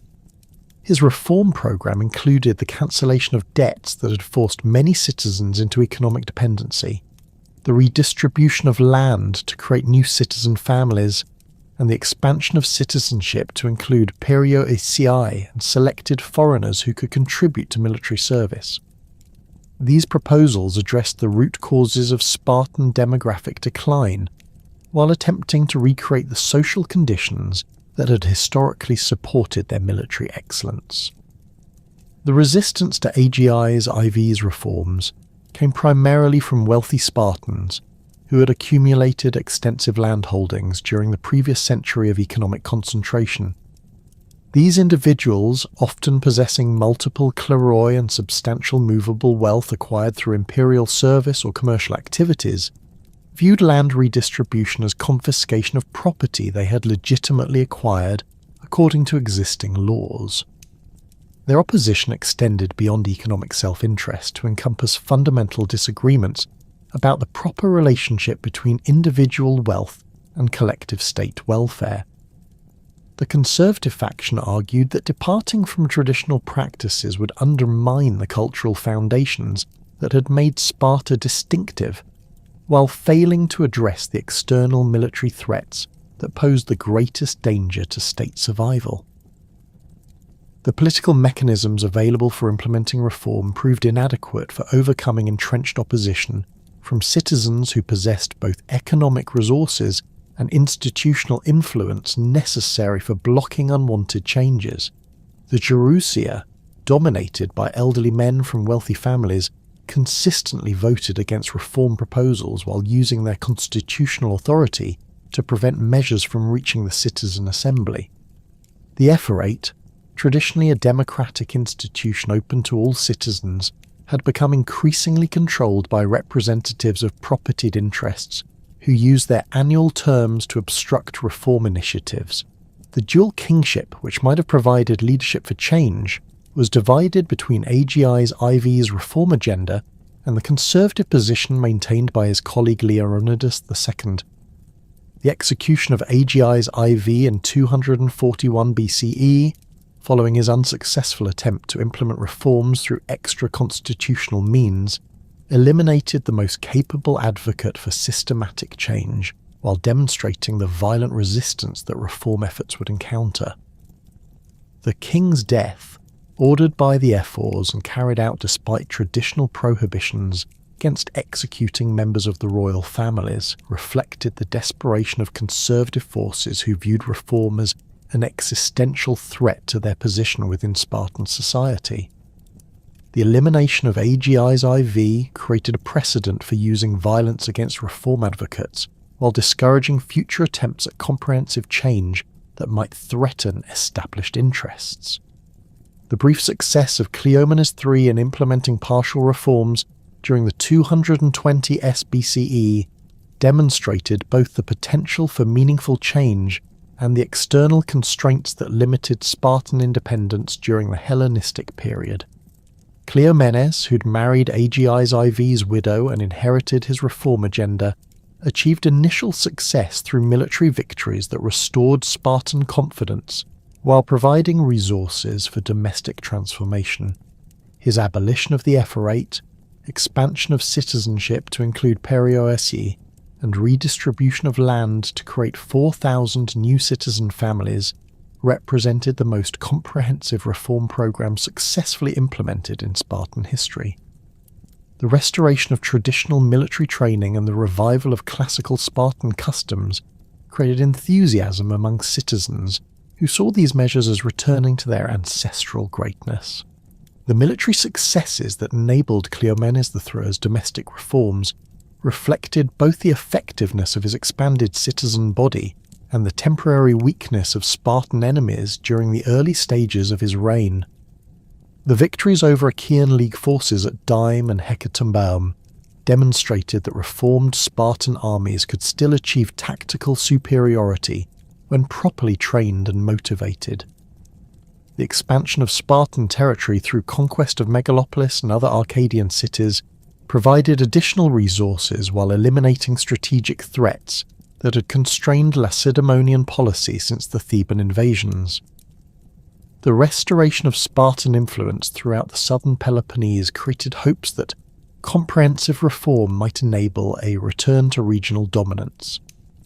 The intervention of Macedonian forces under Antigonus III, Doson, in support of the Achaean League, fundamentally altered the strategic balance and demonstrated the limitations of Spartan reform when confronted by superior external military power.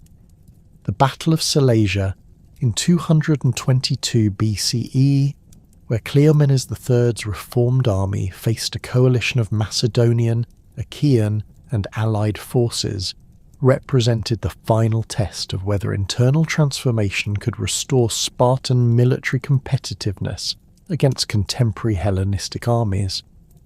The Spartan force, numbering approximately 20,000 troops, including the new citizens created through Cleomenes' reforms, demonstrated exceptional courage and tactical skill in defending the mountain passes that protected approaches to the Eurotas Valley. The tactical arrangements at Silesia reflected both traditional Spartan military methods and adaptations designed to counter the combined arms approach that characterized Hellenistic warfare. Cleomenes positioned his forces on the heights of Mount Eva and Mount Olympus, using terrain advantages to offset enemy superiority in numbers and equipment, while forcing attackers to advance uphill against prepared positions. The Spartan phalanx, reformed according to classical principles but equipped with longer spears to match contemporary standards, maintained formation integrity throughout the initial phases of combat, despite intense pressure from Macedonian and allied forces. The employment of light infantry and cavalry units, recruited from perioeci and allied communities, demonstrated tactical flexibility that had been absent from earlier Spartan military practice. The defeat at Silesia resulted from the systematic application of superior resources rather than fundamental tactical or strategic errors by Spartan commanders. The Macedonian army, supported by Achaean and Illyrian allies, possessed overwhelming advantages in numbers, equipment, and professional military experience that enabled sustained pressure against multiple points of the Spartan defensive position. The coordination between different elements of the coalition force, including the effective use of cavalry and light infantry to exploit gaps in Spartan formations, demonstrated the sophisticated military capabilities that Hellenistic kingdoms could deploy against traditional city-state armies. The death of approximately 6,000 Spartan troops, including many of the new citizens created through Cleomenes' reforms, eliminated the human resources necessary for maintaining an independent military policy. The flight of Cleomenes III to Egypt following the Silesia defeat marked the effective end of Spartan attempts to restore their traditional military dominance through internal reform and territorial expansion. The king's exile eliminated the leadership necessary for continued resistance, while leaving Sparta vulnerable to intervention by the victorious coalition. The restoration of traditional institutions, including the ephorate and gerousia, represented a conservative reaction that blamed reform efforts for the military disaster, while seeking to preserve what remained of classical Spartan culture. However, the demographic and economic damage caused by the defeat made meaningful recovery impossible within the traditional framework of Spartan society. The social revolution implemented by Nabis during his reign from 207 to 192 BCE represented the most radical departure from traditional Spartan practices in their recorded history, reflecting both the desperate circumstances that confronted the city and the influence of Hellenistic political ideas about social organisation. Nabis, who had assumed power through a coup that eliminated potential rivals within the traditional ruling class, implemented policies that fundamentally altered the relationship between citizens, perioeci, and helots, while challenging the economic foundations that had historically supported Spartan society. His program included the liberation of helots, the redistribution of land to poor citizens and freedmen, and the extension of citizenship rights to individuals regardless of their ancestry or previous social status. The economic policies implemented by Nabis reflected both practical necessities created by Sparta's reduced circumstances and ideological commitments to social equality that departed dramatically from traditional aristocratic values. The confiscation of property from wealthy citizens provided resources for redistributing land to supporters while eliminating the economic base of potential opposition. The cancellation of debts that had reduced many citizens to dependency created opportunities for economic recovery while removing obstacles to military service. The encouragement of commercial activities, previously discouraged or prohibited under traditional Spartan law, generated revenues that supported military expenses while integrating Sparta more fully into the broader Mediterranean economy. The military innovations introduced by Nabis demonstrated both creative adaptation to contemporary warfare methods and the practical limitations imposed by Sparta's reduced resources and manpower. The recruitment of mercenary forces, including Cretans skilled in archery and other specialized military techniques, supplemented citizen troops while providing capabilities that traditional Spartan training had not emphasized. The construction of fortifications around Sparta itself, representing the first systematic defensive works built to protect the city, acknowledged the reality that Spartan armies could no longer guarantee security through offensive operations alone. The development of naval capabilities, including the construction of warships and the recruitment of experienced crews, reflected recognition that control of sea routes had become essential for maintaining independence in the Hellenistic world. The social policies that accompanied Nabis's military and economic reforms created fundamental changes in Spartan society that challenged traditional distinctions between different classes while attempting to create broader popular support for his regime. The intermarriage between former helots and citizen families, actively encouraged through legal and financial incentives, represented a revolutionary departure from the racial exclusivity that had historically characterized Spartan citizenship. The participation of women in economic activities, including property ownership and commercial enterprises, expanded female roles beyond the traditional spheres of physical training and child-rearing. The integration of foreign residents into the citizen body, based on military service and economic contribution rather than ancestry, created a more diverse population while providing additional manpower for military service. The opposition to Nabis reforms came from multiple sources, including traditional Spartan conservatives, displaced wealthy citizens, and external powers that viewed his social revolution as a threat to established political arrangements throughout the Greek world. The Achaean League, led by Philopoemen, considered Nabis's regime a source of instability that encouraged similar social movements in other cities, while providing sanctuary for runaway slaves and political exiles. The Roman Republic, increasingly involved in Greek affairs following their victories over Macedon, viewed Sparta under Nabis as a potential ally of their enemies while disapproving of social policies that challenged traditional property relationships. The combination of internal opposition and external hostility created pressures that would ultimately prove insurmountable despite the initial success of Nabis's reforms. The Roman intervention in Greek affairs during the early 2nd century BCE fundamentally altered the strategic environment within which Sparta operated, while creating new opportunities and constraints for maintaining independence. The Roman victory over Philip V of Macedon at Cynocephalae in 197 BCE eliminated the primary external threat to Greek city-state autonomy, while establishing Roman influence as the dominant factor in regional politics. The subsequent Roman wars against Antiochus III and the Aetolian League demonstrated both Roman military capabilities and their determination to prevent any single power from achieving hegemony over the Greek world. These conflicts created opportunities for smaller states like Sparta to maneuver between competing powers while avoiding direct confrontation with forces they could not hope to defeat. The assassination of Nabis in 192 BCE by Aetolian agents eliminated the architect of Spartan social revolution, while creating a succession crisis that would determine the future direction of Lacedaemonian society. The brief restoration of traditional institutions under the leadership of conservative factions represented an attempt to return to classical Spartan practices while accommodating the changed circumstances created by previous reforms.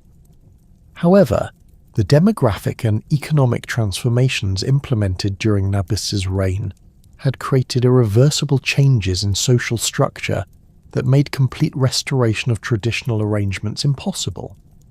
The compromise solutions that emerged reflected both conservative desires to preserve Spartan distinctiveness and practical recognition that adaptation to contemporary conditions was necessary for survival. The gradual integration of Sparta into the Achaean League during the 190 BCE marked the effective end of Lacedaemonian independence, while providing a framework for preserving certain traditional institutions within a broader federal structure. The terms of integration, negotiated through Roman mediation, allowed Sparta to maintain internal autonomy in matters of local governance, while accepting Achaean authority over foreign policy and military affairs. This arrangement reflected both Spartan weakness following the disruptions of the Nabis period and Roman preferences for stable regional arrangements that would minimize the need for direct intervention. The federal structure provided security guarantees while enabling continued cultural distinctiveness within a politically integrated system. The social and economic changes that accompanied integration into the Achaean League accelerated the transformation of Spartan society from its traditional military focus toward greater emphasis on agriculture, commerce, and cultural activities that characterized other Greek cities during the Hellenistic period. The abandonment of the agoge system, which had become impractical given the reduced citizen population and changed military requirements, eliminated the institutional mechanism that had historically created Spartan military excellence. The modification of the succession system to accommodate citizens who lack the agricultural resources necessary for traditional contributions reflected economic realities while maintaining symbolic connections to classical practices. The increased participation in Pan-Hellenic festivals and cultural competitions demonstrated Spartan adaptation to broader Greek cultural norms while preserving certain distinctive traditions. The Roman conquest of Greece following the destruction of Corinth in 146 BCE incorporated Sparta into the provincial system that would govern their territory for the next several centuries. The establishment of the province of Achaia placed Sparta under the authority of Roman governors, while maintaining local institutions that did not conflict with imperial administrative requirements. The Roman approach to governing Greek cities emphasized the preservation of cultural traditions and local customs that pose no threat to imperial security, while ensuring that political and military authority remained firmly under Roman control. This system enabled Sparta to maintain certain distinctive practices while adapting to the political and economic realities of imperial rule. The transformation of Sparta under Roman administration reflected both the practical requirements of provincial governance and Roman appreciation for Greek cultural achievements that merited preservation and promotion. The restoration of certain classical Spartan customs, including modified versions of traditional festivals and educational practices, served both tourist attractions for wealthy Romans interested in experiencing authentic Greek culture and symbols of continuity that maintained local identity within the imperial system. The construction of new public buildings, including theatres and gymnasia that had been absent from classical Sparta, demonstrated adaptation to Roman architectural and cultural preferences, while providing venues for the cultural activities that characterized urban life throughout the empire. The economic integration of Sparta into the broader Mediterranean commercial system created opportunities for prosperity that had been limited during the period of independent city-state existence. The development of agricultural estates producing olive oil, wine, and other products for export to Roman markets provided wealth that supported urban development while creating employment for the diverse population that had emerged from centuries of social change. The growth of craft production, including pottery, textiles, and metalwork that incorporated both traditional Spartan techniques and contemporary stylistic preferences, demonstrated economic diversification that reduced dependence on military activities. The development of educational institutions that attracted students from throughout the Roman world created cultural prestige while generating revenues that supported local economic development. The preservation of Spartan military traditions within the Roman imperial context reflected both genuine cultural continuity and deliberate cultivation of historical associations that serve contemporary political and social purposes. The maintenance of certain ceremonial practices, including ritual competitions and displays of traditional military techniques, provided entertainment for visitors while preserving knowledge of historical practices that had once made Sparta famous throughout the ancient world. The employment of Spartan citizens in Roman military service, particularly in specialized roles that utilized their reputation for discipline and courage, maintained connections to their martial heritage while adapting to contemporary military requirements. The development of gladiatorial schools that claimed to teach authentic Spartan fighting techniques reflected both Roman fascination with their military reputation and commercial exploitation of historical associations. The intellectual and cultural developments that characterized Sparta during the Roman period demonstrated both adaptation to imperial cultural norms and creative synthesis of traditional and contemporary elements.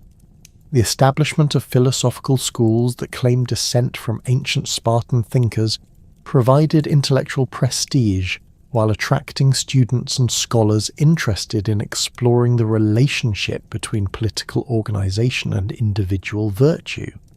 The production of historical works that celebrated Spartan achievements while acknowledging their limitations reflected sophisticated understanding of their place within the broader development of Greek civilization. The development of artistic traditions that incorporated both classical Spartan themes and contemporary Roman stylistic preferences created cultural products that appealed to diverse audiences while maintaining distinctive local character. The gradual decline of distinctively Spartan institutions during the later Roman period reflected both the natural evolution of cultural practices over time and the systematic effects of integration into a cosmopolitan imperial system. The disappearance of the last remnants of the Helot system as agricultural labour became organised according to Roman patterns of slave and free labour, eliminated one of the most distinctive features of traditional Spartan society.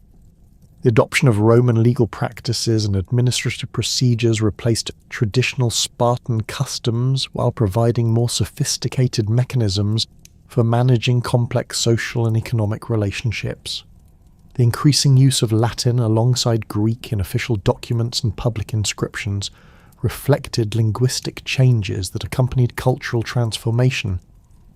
The archaeological evidence from late Roman and early Byzantine Sparta reveals a community that had successfully adapted to changed circumstances while maintaining certain connections to its distinguished past. The construction of Christian churches on sites previously occupied by ancient temples demonstrated religious transformation, while preserving spatial relationships that maintained continuity with earlier urban organisation. The continued production of inscriptions that reference classical Spartan achievements and values indicated persistent cultural memory even as social and political institutions evolved according to contemporary requirements. The maintenance of certain educational practices that claim descent from ancient traditions reflected both genuine cultural continuity and deliberate cultivation of historical associations that provided social, prestige, and economic benefits. The final transformation of ancient Sparta occurred gradually over several centuries as the distinctive social and political institutions that had once made them unique either disappeared entirely or evolved into forms that bore little resemblance to their classical predecessors. The end of the ancient Spartan way of life cannot be attributed to any single event or decision, but rather resulted from the cumulative effects of demographic decline, economic transformation, political integration, and cultural change that made the preservation of traditional practices increasingly difficult and ultimately impossible. The community that survived into the Byzantine period maintained certain memories and traditions that connected them to their illustrious ancestors, while adapting to the political, economic, and cultural requirements of their contemporary world.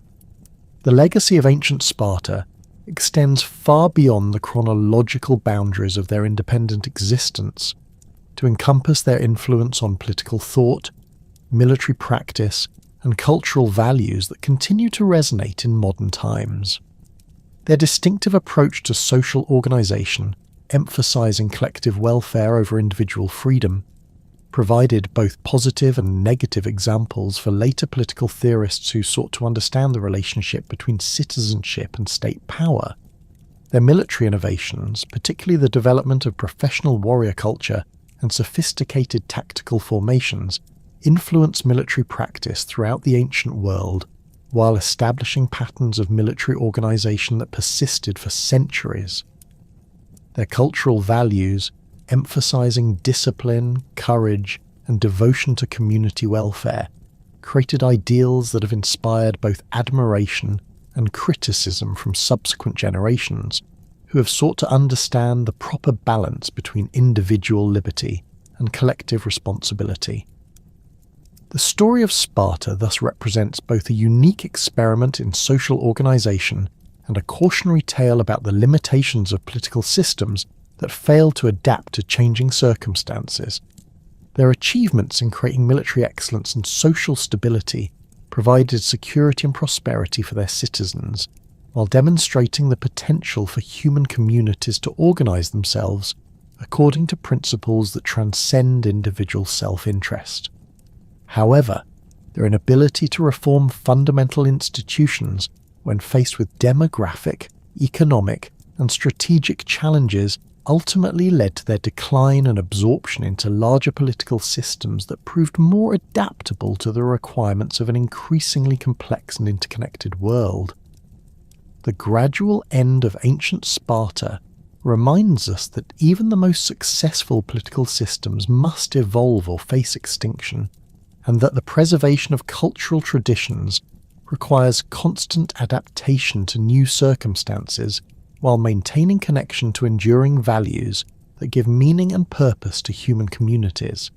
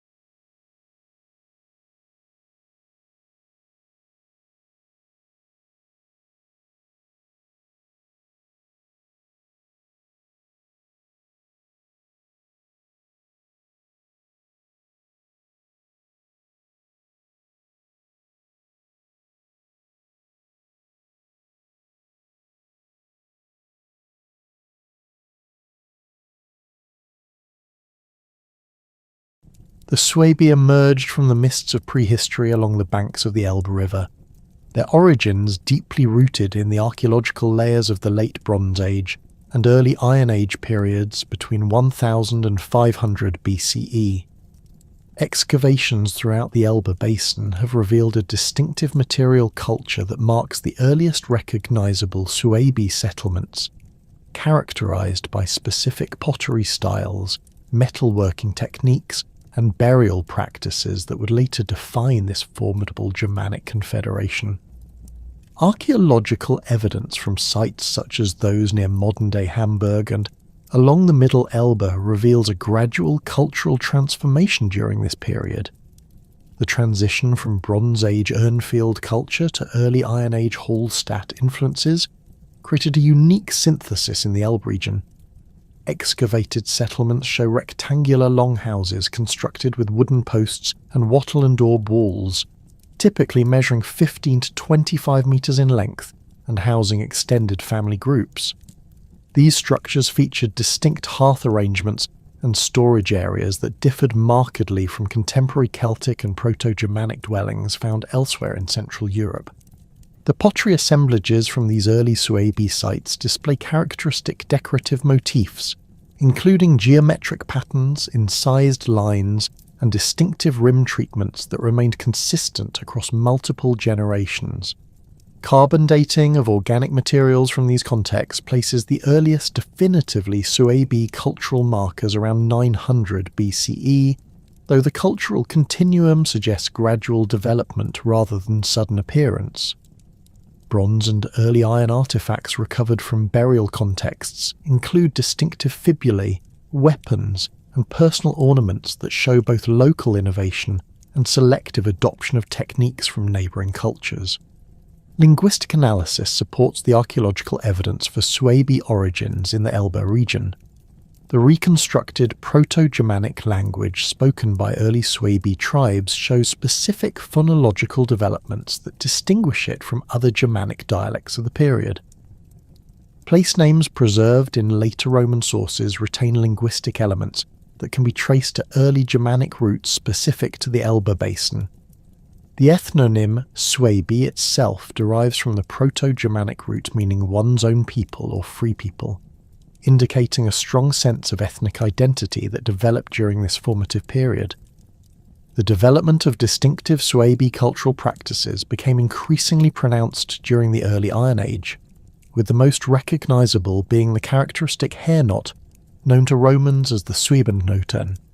This distinctive hairstyle involved gathering the hair on the right side of the head and binding it into a tight knot, often secured with bone or metal pins. Archaeological evidence for this practice comes from preserved hair samples in bog burials and artistic representations on metalwork. The hair knot served multiple functions beyond mere ornamentation. It identified tribal affiliation, indicated warrior status, and demonstrated adherence to Suebi cultural norms. Roman sources, particularly Tacitus in his Germania, provide detailed descriptions of Suebi appearance and customs that complement archaeological findings. According to these accounts, free Suebi men wore their distinctive hair knot throughout their lives, while slaves and prisoners were forbidden from adopting this style. The practice extended beyond simple hair arrangement to include specific grooming rituals and the use of various oils and dyes to maintain the knot's appearance. Young warriors often competed to achieve the most impressive and elaborate hair arrangements, with the most skilled receiving recognition and higher status within their warbands. Warrior traditions formed another cornerstone of early Suebi identity, developing sophisticated martial practices that would later prove formidable against Roman legions. Archaeological evidence from weapon burials reveals the evolution of Suebi military technology from Bronze Age spears and axes to sophisticated iron swords, shields, and specialized cavalry equipment. The typical Suebi warrior of the early Iron Age carried a long iron sword with a distinctive pommel design, a wooden shield reinforced with iron boss and rim, and multiple spears of varying lengths for different combat situations. Training for warfare began in childhood, with boys as young as 7 years old participating in mock combat exercises using wooden weapons. Adult warriors organised themselves into age-graded societies that provided both military training and social structure. The most elite warriors, known as the comitatus, formed personal retinues around successful war leaders, creating bonds of loyalty that transcended tribal boundaries. These warrior bands engaged in regular cattle raiding, territorial disputes, and seasonal campaigns that maintained their fighting skills and provided opportunities for young men to prove their valour. The Suebi confederation structure emerged gradually from these warrior traditions and tribal customs, creating a complex political organisation that allowed for both unity and local autonomy. Rather than a centralised kingdom, the Suebi developed a loose confederation of related tribes that shared cultural practices, religious beliefs, and military obligations, while maintaining distinct territorial boundaries and leadership structures.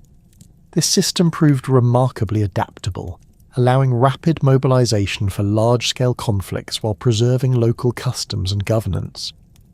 The major Suebi subtribes each developed specialized roles within the broader confederation. The Marcomanni, whose name translates to bordermen, established themselves as the primary military force along the confederation's frontiers. Archaeological evidence from Marcomannic territories shows extensive fortifications, weapon caches, and evidence of professional warrior classes supported by agricultural surpluses. Their settlements featured defensive earthworks, palisades, and strategically positioned watchtowers that could coordinate responses to external threats. The Quadi occupied the eastern portions of Suebi territory, developing expertise in horse breeding and cavalry warfare that made them invaluable allies in military campaigns. Excavations in Quadi territories have revealed extensive horse burial sites, specialized equestrian equipment, and evidence of trade networks extending far into the Pontic steppes.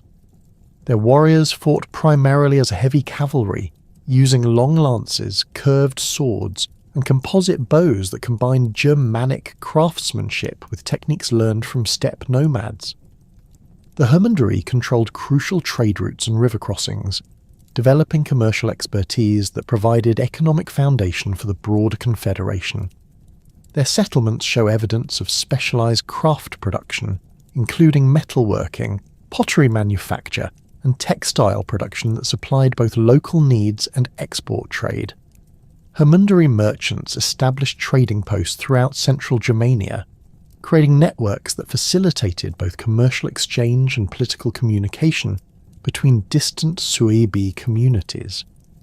Territorial expansion patterns during the pre-Roman period reveal the systematic nature of Suebi growth and consolidation. Beginning from their Elbe River heartland, Suebi tribes gradually extended their influence southward and eastward through a combination of military conquest, political alliance, and demographic pressure. This expansion followed river valleys and natural corridors, with new settlements established at strategic locations that could control trade routes and provide defensive advantages. The process of expansion involved careful reconnaissance, negotiation with existing populations, and gradual integration of conquered territories into the Suebi Confederation structure. Rather than simple conquest and displacement, the Suebi often incorporated local elites into their political system, adopted useful technologies and practices from subject peoples, and established garrison settlements that maintained control while allowing cultural continuity. Archaeological evidence shows that Suebi expansion created a distinctive settlement pattern across central Germania. Major population centres developed at river confluences and natural crossroads, surrounded by networks of smaller agricultural settlements and defensive outposts. These centres featured large assembly halls, craft workshops, storage facilities, and religious sites that served both local populations and regional administrative functions. The establishment of Suebi dominance in central Germania required sophisticated military organisation and political coordination. War leaders coordinated campaigns across multiple tribal territories, managing logistics, intelligence gathering, and diplomatic relations with both allies and enemies. The Confederation's military success depended on their ability to rapidly concentrate forces from scattered territories while maintaining defensive capabilities across their expanding frontiers. Religious practices and beliefs provided additional cohesion for the expanding Suebi Confederation. Archaeological evidence reveals shared ritual sites, common burial practices, and standardized religious artifacts that maintained cultural unity across dispersed populations. Sacred groves, hilltop sanctuaries, and seasonal gathering places served as focal points for Confederation-wide religious observances that reinforced political and military alliances. The pre-Roman period saw the Suebi Confederation reach its greatest territorial extent, controlling vast areas of central Germania, from the Elbe to the Danube and from the Rhine to the Oder. This dominance rested on their military prowess, political organisation, and economic networks that made them the most powerful Germanic force north of the Alps. Their influence extended far beyond their direct territorial control, with client tribes, trading partners, and military allies creating a sphere of influence that encompassed much of Central and Northern Europe. By the middle of the 1st century BCE, the expanding Roman Republic had pushed its influence deep into Gaul, bringing it into inevitable contact with the formidable Suebi Confederation that dominated the territories beyond the Rhine. This collision between two of antiquity's most powerful military forces would reshape the political landscape of Central Europe and provide history with some of its most detailed accounts of Germanic society through the meticulous observations of Gaius Julius Caesar. Caesar's asterisk, Commentarie de Bello Gallico asterisk, written between 58 and 50 BCE, represents our most comprehensive contemporary source for understanding the Suebi during this crucial period. His account, though filtered through Roman political objectives and cultural biases, provides unprecedented detail about Suebi military organisation, social structure, and territorial extent. Caesar encountered the Suebi at the height of their power, when their confederation controlled vast territories stretching from the Elbe to the Danube and commanded the loyalty of over 100 distinct tribal groups. The Roman general's description of the Suebi reveals both admiration and concern for their military capabilities. He characterized them as by far the most warlike of all the Germans, and noted that they maintained a standing army of 100,000 warriors, with an equal number held in reserve for territorial defence. This military organisation impressed even experienced Roman commanders, who recognised in the Suebi a level of coordination and discipline rarely seen among Germanic peoples.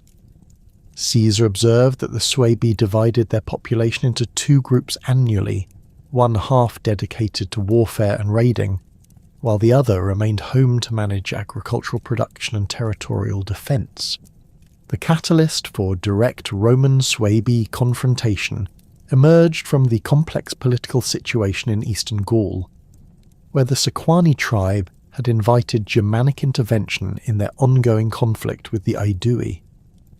Around 72 BCE, the Sequani leadership, desperate to break Aedui dominance in the region, had extended an invitation to Ariovistes, king of the Germanic Harudes tribe and a prominent leader within the Suebi Confederation. This decision would prove catastrophic for Gallic independence and provide Rome with a pretext for deeper involvement in Germanic affairs. Ariovistus arrived in Gaul with approximately 15,000 Germanic warriors, primarily drawn from Harudes, Marcomanni, Triboci, Vangiones, Nemetes, Seiducia, and Suevi tribes. His initial success against the Aedui encouraged additional Germanic migration, and within a decade Ariovistus commanded over 120,000 Germanic settlers who had established permanent settlements in Sequani territory. The Germanic king demonstrated remarkable political acumen, negotiating recognition from the Roman Senate around 59 BCE, which granted him the prestigious title of friend and ally of the Roman people. However, Ariovistus's growing power and territorial ambitions soon alarmed both his Gallic hosts and Roman observers. The Germanic king demanded additional territory from the Sequani, claiming he needed land for 24,000 more Harudes warriors who were preparing to cross the Rhine. His forces had already occupied approximately one-third of Sequani territory, the most fertile agricultural lands in the region, and his demands for additional concessions threatened to reduce the Sequani to vassalage in their own homeland. The situation deteriorated rapidly when Ariovistus began asserting authority over other Gallic tribes, including the Aedui, who had traditionally maintained friendly relations with Rome. His warriors conducted raids throughout eastern Gaul, seizing cattle, grain stores and captives while establishing fortified settlements that served as bases for further expansion. The Germanic king's forces employed tactics that combined traditional Germanic warfare with innovations learned from Gallic opponents, including improved siege techniques and coordinated cavalry operations. Roman concern intensified when Ariovistus began recruiting additional warriors from across the Rhine, drawing upon the vast manpower reserves of the Suebi Confederation. Intelligence reports reaching Roman commanders described massive Germanic gatherings along the Rhine's eastern banks, with tribal contingents arriving from territories as distant as the Elbe river basin. These reinforcements brought the total Germanic force in Gaul to potentially 200,000 warriors and settlers, creating a demographic shift that threatened to permanently alter the region's ethnic composition. Caesar's decision to intervene against Ariovistus in 58 BCE reflected both immediate strategic concerns and longer-term Roman objectives in Gaul. The Germanic king's growing power threatened Roman allies, disrupted established trade networks, and created a precedent for large-scale Germanic migration that could destabilize Roman frontier regions. Additionally, Ariovistus's success encouraged other Germanic leaders to consider similar ventures, potentially creating multiple Germanic kingdoms within striking distance of Roman territory. The Roman commander's initial diplomatic overtures to Ariovistus revealed the Germanic king's confidence and political sophistication. When Caesar requested a meeting to discuss territorial boundaries and the treatment of Roman allies, Ariovistus responded with a carefully crafted message that demonstrated his understanding of Roman political language, while asserting Germanic rights to conquered territory. The king argued that his presence in Gaul resulted from legitimate invitation by the Sequani, that his victories had been won through superior courage and military skill, and that Rome had no legitimate authority over territories beyond the Roman province. Ariovistus's diplomatic communications revealed the extent of his political intelligence network and his understanding of Roman internal politics. He accurately identified Caesar's political vulnerabilities, questioned the legality of Roman intervention, and threatened to mobilize the full military resources of the Suebi Confederation if Rome persisted in opposing Germanic expansion. The king's messages referenced specific Roman precedents, cited treaty obligations, and demonstrated familiarity with Roman legal concepts that impressed even Caesar's experienced diplomatic staff. The breakdown of negotiations occurred when Ariovistus demanded that Caesar withdraw from Gallic territory and recognize Germanic sovereignty over all lands east of the Saone River. This demand would have effectively created a Germanic kingdom controlling the crucial trade routes between the Mediterranean and northern Europe, while positioning Germanic forces within striking distance of the Roman province. Caesar's refusal to accept these terms made military confrontation inevitable. The Roman general's ethnographic observations of the Suebi provide invaluable insights into their social organization and military culture during this period. Caesar noted that the Suebi practiced a form of collective land ownership, with tribal authorities redistributing agricultural plots annually to prevent the accumulation of private wealth and maintain social equality among free warriors. This system ensured that all adult males remained available for military service while preventing the emergence of a landed aristocracy that might challenge traditional warrior values. Suebi military organization impressed Roman observers with its sophistication and effectiveness. Caesar described a complex hierarchy of war leaders, with local commanders responsible for training and equipping warriors from their immediate territories, regional leaders coordinating multi-tribal operations, and supreme commanders like Ariovistus directing confederation-wide military campaigns. This system allowed rapid mobilization of large forces while maintaining tactical flexibility and local initiative. The Suebi warrior culture emphasized individual courage combined with disciplined collective action. Caesar observed that young Suebi men competed fiercely for recognition in battle, with successful warriors earning the right to wear distinctive ornaments, claim larger shares of plunder, and eventually assume leadership roles within their war bands. However, this individual competition operated within strict parameters that prioritized unit cohesion and tactical effectiveness over personal glory. Suebi military equipment reflected both Germanic traditions and innovations adopted from contact with Celtic and Mediterranean cultures. Warriors carried large wooden shields reinforced with iron bosses and decorated with tribal symbols, long iron swords designed for both cutting and thrusting, and multiple spears of varying lengths for different combat situations. Cavalry forces, drawn primarily from the eastern Suebi tribes, employed longer lances, curved sabres, and composite bows that demonstrated steppe influences in their design and construction. The territorial claims of the Suebi Confederation, as described by Caesar, encompassed vast regions of central Germania that dwarfed contemporary Roman provinces in both size and population.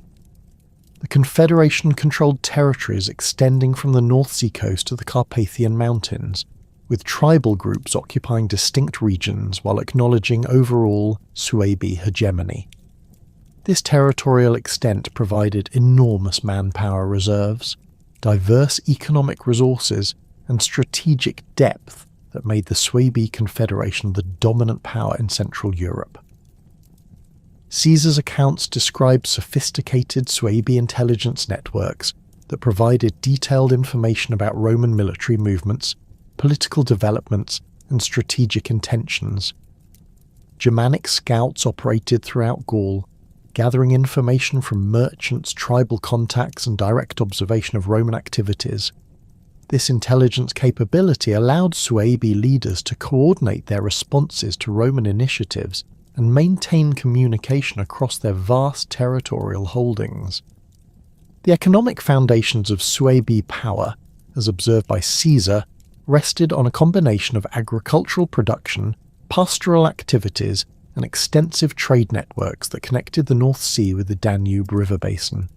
Suebi territories produced grain surpluses that supported large warrior populations, while their herds of cattle, horses and sheep provided both sustenance and trade goods. Germanic merchants maintained commercial relationships throughout Central Europe, exchanging amber, furs and metalwork for Mediterranean luxuries and raw materials. Religious practices among the Suebi, according to Caesar's observations, centered on warrior deities and natural forces that reflected their military culture and territorial connections. Sacred groves served as meeting places for tribal assemblies and religious ceremonies, while seasonal festivals reinforced confederation unity and renewed military obligations. These religious practices provided ideological justification for Suebi expansion and resistance to foreign domination. The strategic implications of Roman-Suebi relations extended far beyond the immediate conflict in Gaul. Caesar recognized that the Suebi Confederation represented the most formidable Germanic power that Rome would likely encounter, with military capabilities and territorial resources that could challenge Roman expansion into Central Europe. The outcome of the confrontation with Ariovistus would establish precedents for future Roman-Germanic relations and determine whether Rome could successfully project power beyond the Rhine River.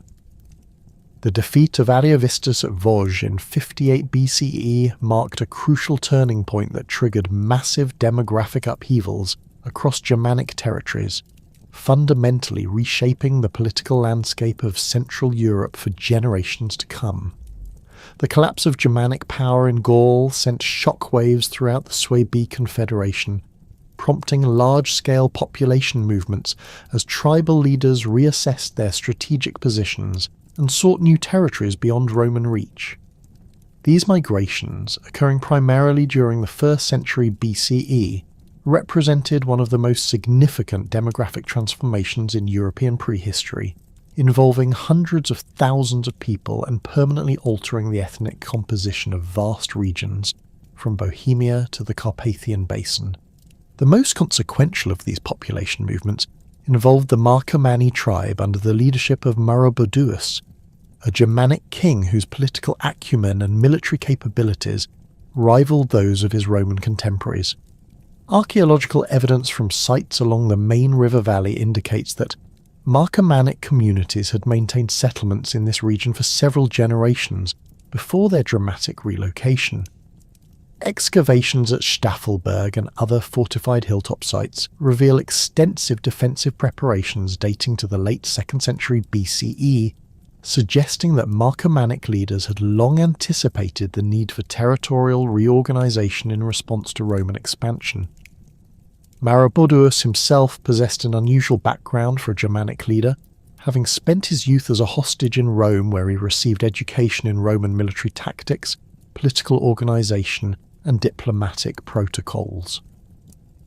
This experience provided him with intimate knowledge of Roman strengths and weaknesses, enabling him to develop strategies that effectively countered traditional Roman advantages while exploiting Germanic military capabilities.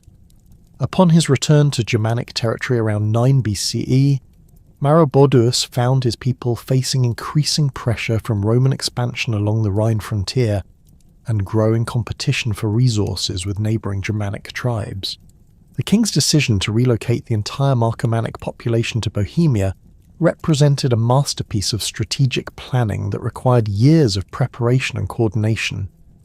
Intelligence networks established throughout Central Europe identified Bohemia as an ideal location for Germanic settlement, offering fertile agricultural lands, defensible mountain barriers, and strategic position controlling major trade routes between the Danube and Elbe river systems. The region's existing Celtic population, primarily composed of Boii tribal groups, had been weakened by internal conflicts and pressure from expanding Germanic peoples, creating opportunities for determined invaders. Marcomannic migration into Bohemia began around 9 BCE with advanced parties of warriors and scouts who established fortified bases at key strategic locations throughout the region. These initial settlements, identified through archaeological excavations at sites near modern Prague and Stradonice, show evidence of rapid construction using Germanic building techniques adapted to local materials and terrain. The fortifications featured distinctive timber and earth ramparts, deep defensive ditches, and wooden palisades that could be quickly erected using readily available forest resources. The main Marcomannic migration followed established river routes, with tribal groups travelling along the Main and Danube valleys in organised columns that included warriors, families, livestock, and essential supplies. Archaeological evidence from temporary campsites along these routes reveals the sophisticated logistics required for such massive population movement. Storage pits, temporary shelters, and refuse deposits indicate that the migration proceeded in stages, with extended stops at predetermined locations where advance parties had prepared supplies and established defensive positions. The displacement of Celtic populations from Bohemia occurred through a combination of military conquest, political negotiation, and demographic pressure that gradually transformed the region's ethnic composition. The Boii, who had dominated Bohemian territories for centuries, found themselves unable to resist coordinated Germanic pressure while simultaneously dealing with Roman expansion along their southern borders.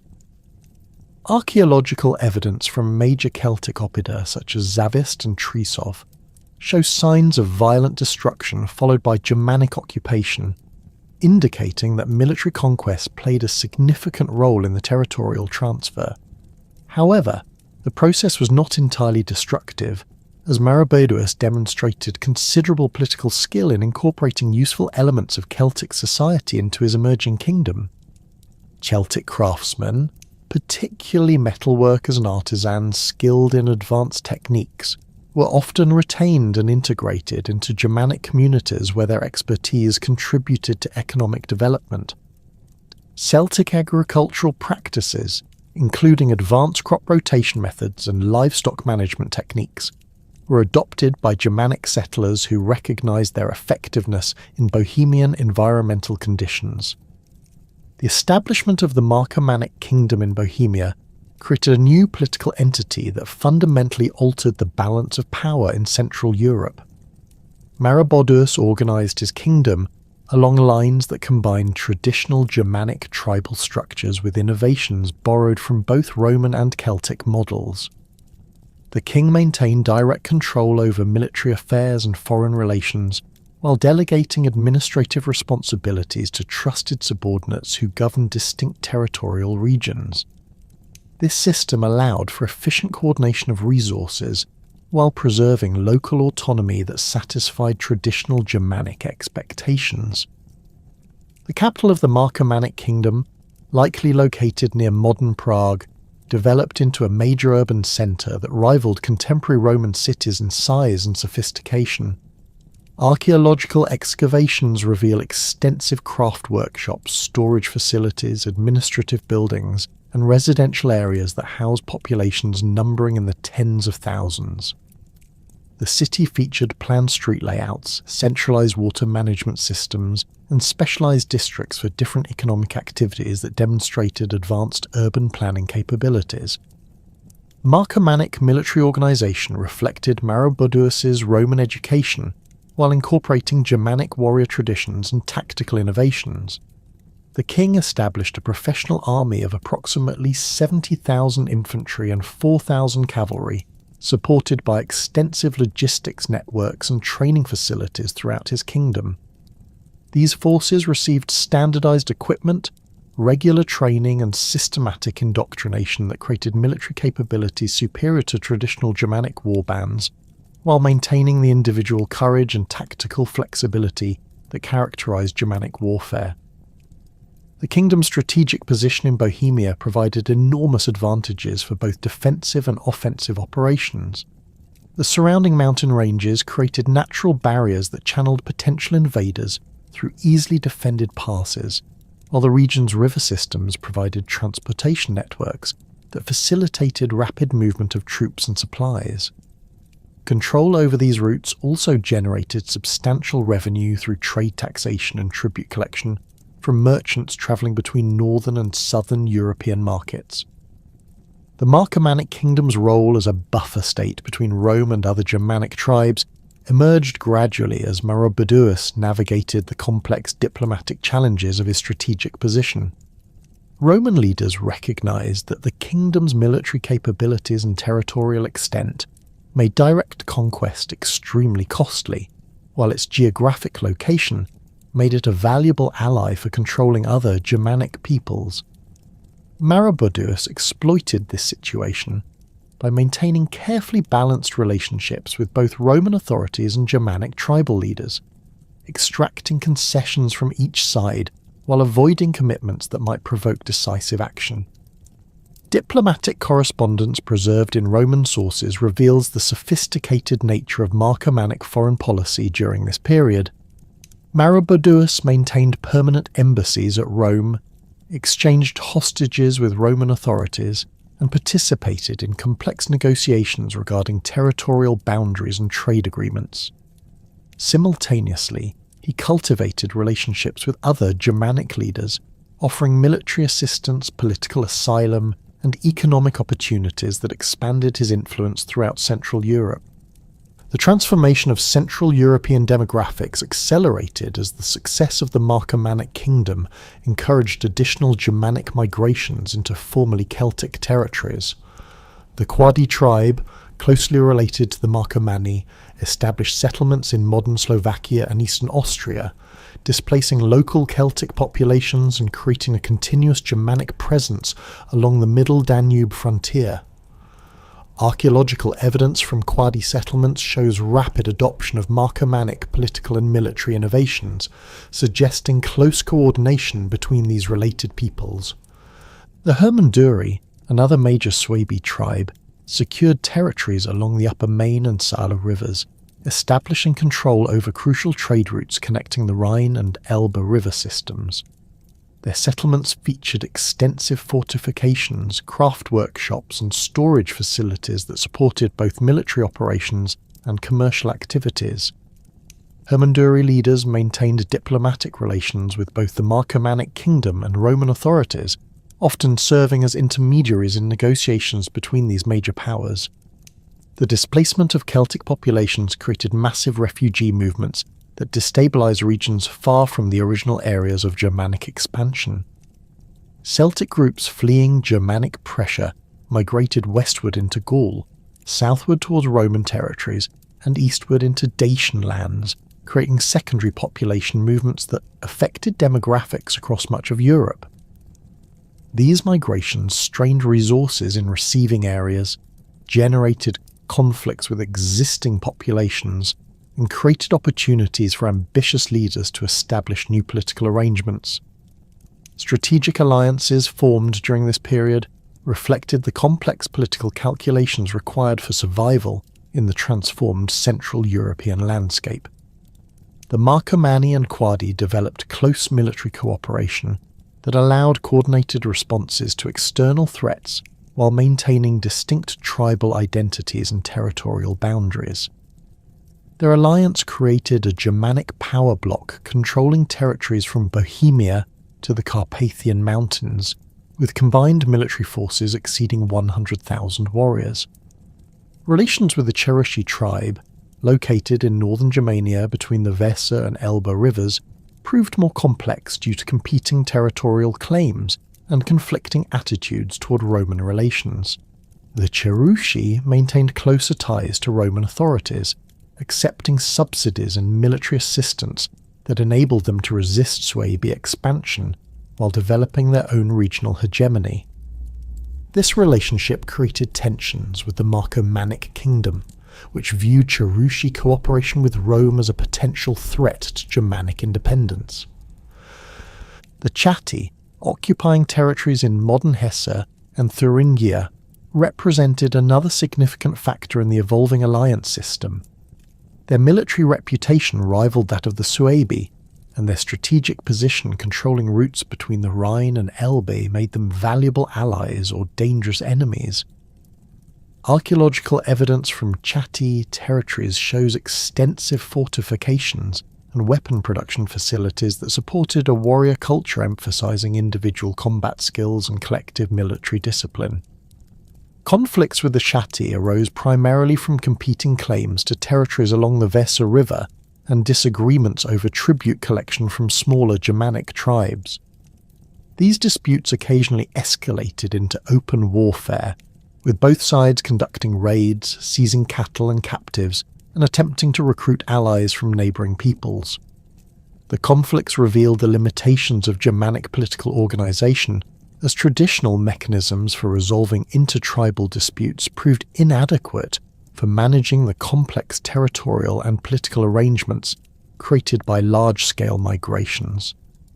Sarmatian peoples along the eastern frontiers of Germanic expansion presented different challenges that required diplomatic and military responses adapted to steppe warfare traditions. The Sarmatians, primarily the Ayazyges and Roxolani tribes, controlled territories in modern Hungary and Romania, practicing nomadic pastoralism and maintaining military forces based on heavy cavalry tactics. Their mobility and fighting techniques differed significantly from Germanic infantry-based warfare, creating tactical challenges that required innovative responses. Initial contacts between Germanic and Sarmatian peoples involved both conflict and cooperation, as territorial boundaries remained fluid and economic opportunities encouraged pragmatic arrangements. Germanic tribes seeking grazing lands for their livestock negotiated seasonal agreements with Sarmatian leaders, while Sarmatian groups facing pressure from eastern nomads sometimes sought refuge in Germanic territories. These interactions facilitated cultural exchange, with Germanic peoples adopting improved horse breeding techniques and cavalry equipment, while Sarmatians learned Germanic metalworking and fortification methods. The economic foundations of the expanded Germanic territories required significant adaptations to support larger populations in new environmental conditions. Bohemian agriculture, previously dominated by Celtic farming techniques, underwent systematic reorganization under Germanic management. Archaeological evidence shows the introduction of new crop varieties, modified field systems, and improved storage facilities that increased agricultural productivity while supporting growing urban populations. Craft production expanded dramatically as Germanic settlers established workshops specializing in metalworking, pottery manufacture, textile production, and other essential industries. The concentration of skilled craftsmen in major settlements created economies of scale that improved product quality while reducing costs, enabling Germanic communities to compete effectively with Roman and Celtic producers in regional markets. Archaeological finds from production sites reveal sophisticated techniques for iron smelting, bronze casting, and precious metalworking that rivaled contemporary Mediterranean standards. Trade networks developed to connect the new Germanic territories with established commercial routes throughout Europe. Marcomannic merchants established trading posts along major rivers, negotiated agreements with Roman authorities for access to Mediterranean markets, and developed relationships with Baltic amber suppliers that provided luxury goods for elite consumption. These commercial activities generated revenues that supported military forces, funded public works projects, and enabled the accumulation of wealth necessary for political stability. The demographic transformations and territorial consolidations of the 1st century BCE created the preconditions for the most sustained and devastating conflict between Rome and the Germanic peoples in antiquity.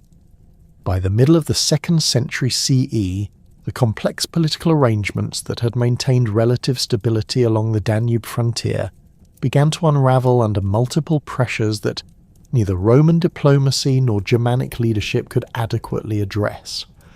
The resulting Marcomannic Wars, spanning from 166 to 180 CE during the reign of Marcus Aurelius, represented not merely a frontier conflict, but a civilizational collision that tested the limits of both Roman imperial resources and Germanic Confederation unity. The immediate catalyst for renewed hostilities emerged from environmental and demographic pressures that had been building throughout the early 2nd century CE. Climate data reconstructed from tree ring analysis and pollen studies indicates a significant cooling period, beginning around 150 CE, accompanied by increased precipitation and shortened growing seasons that reduced agricultural productivity across Central Europe. These climatic changes particularly affected the marginal agricultural lands that many Germanic tribes had occupied during their earlier territorial expansions, forcing communities to seek alternative sources of sustenance and creating competition for more productive territories. Archaeological evidence from settlement sites throughout Bohemia and the Carpathian Basin reveals widespread abandonment of marginal agricultural areas during this period, with populations concentrating in river valleys and areas with more reliable water sources. Storage pit complexes show decreased grain reserves, while refuse deposits indicate dietary changes that included increased consumption of wild foods and reduced livestock holdings.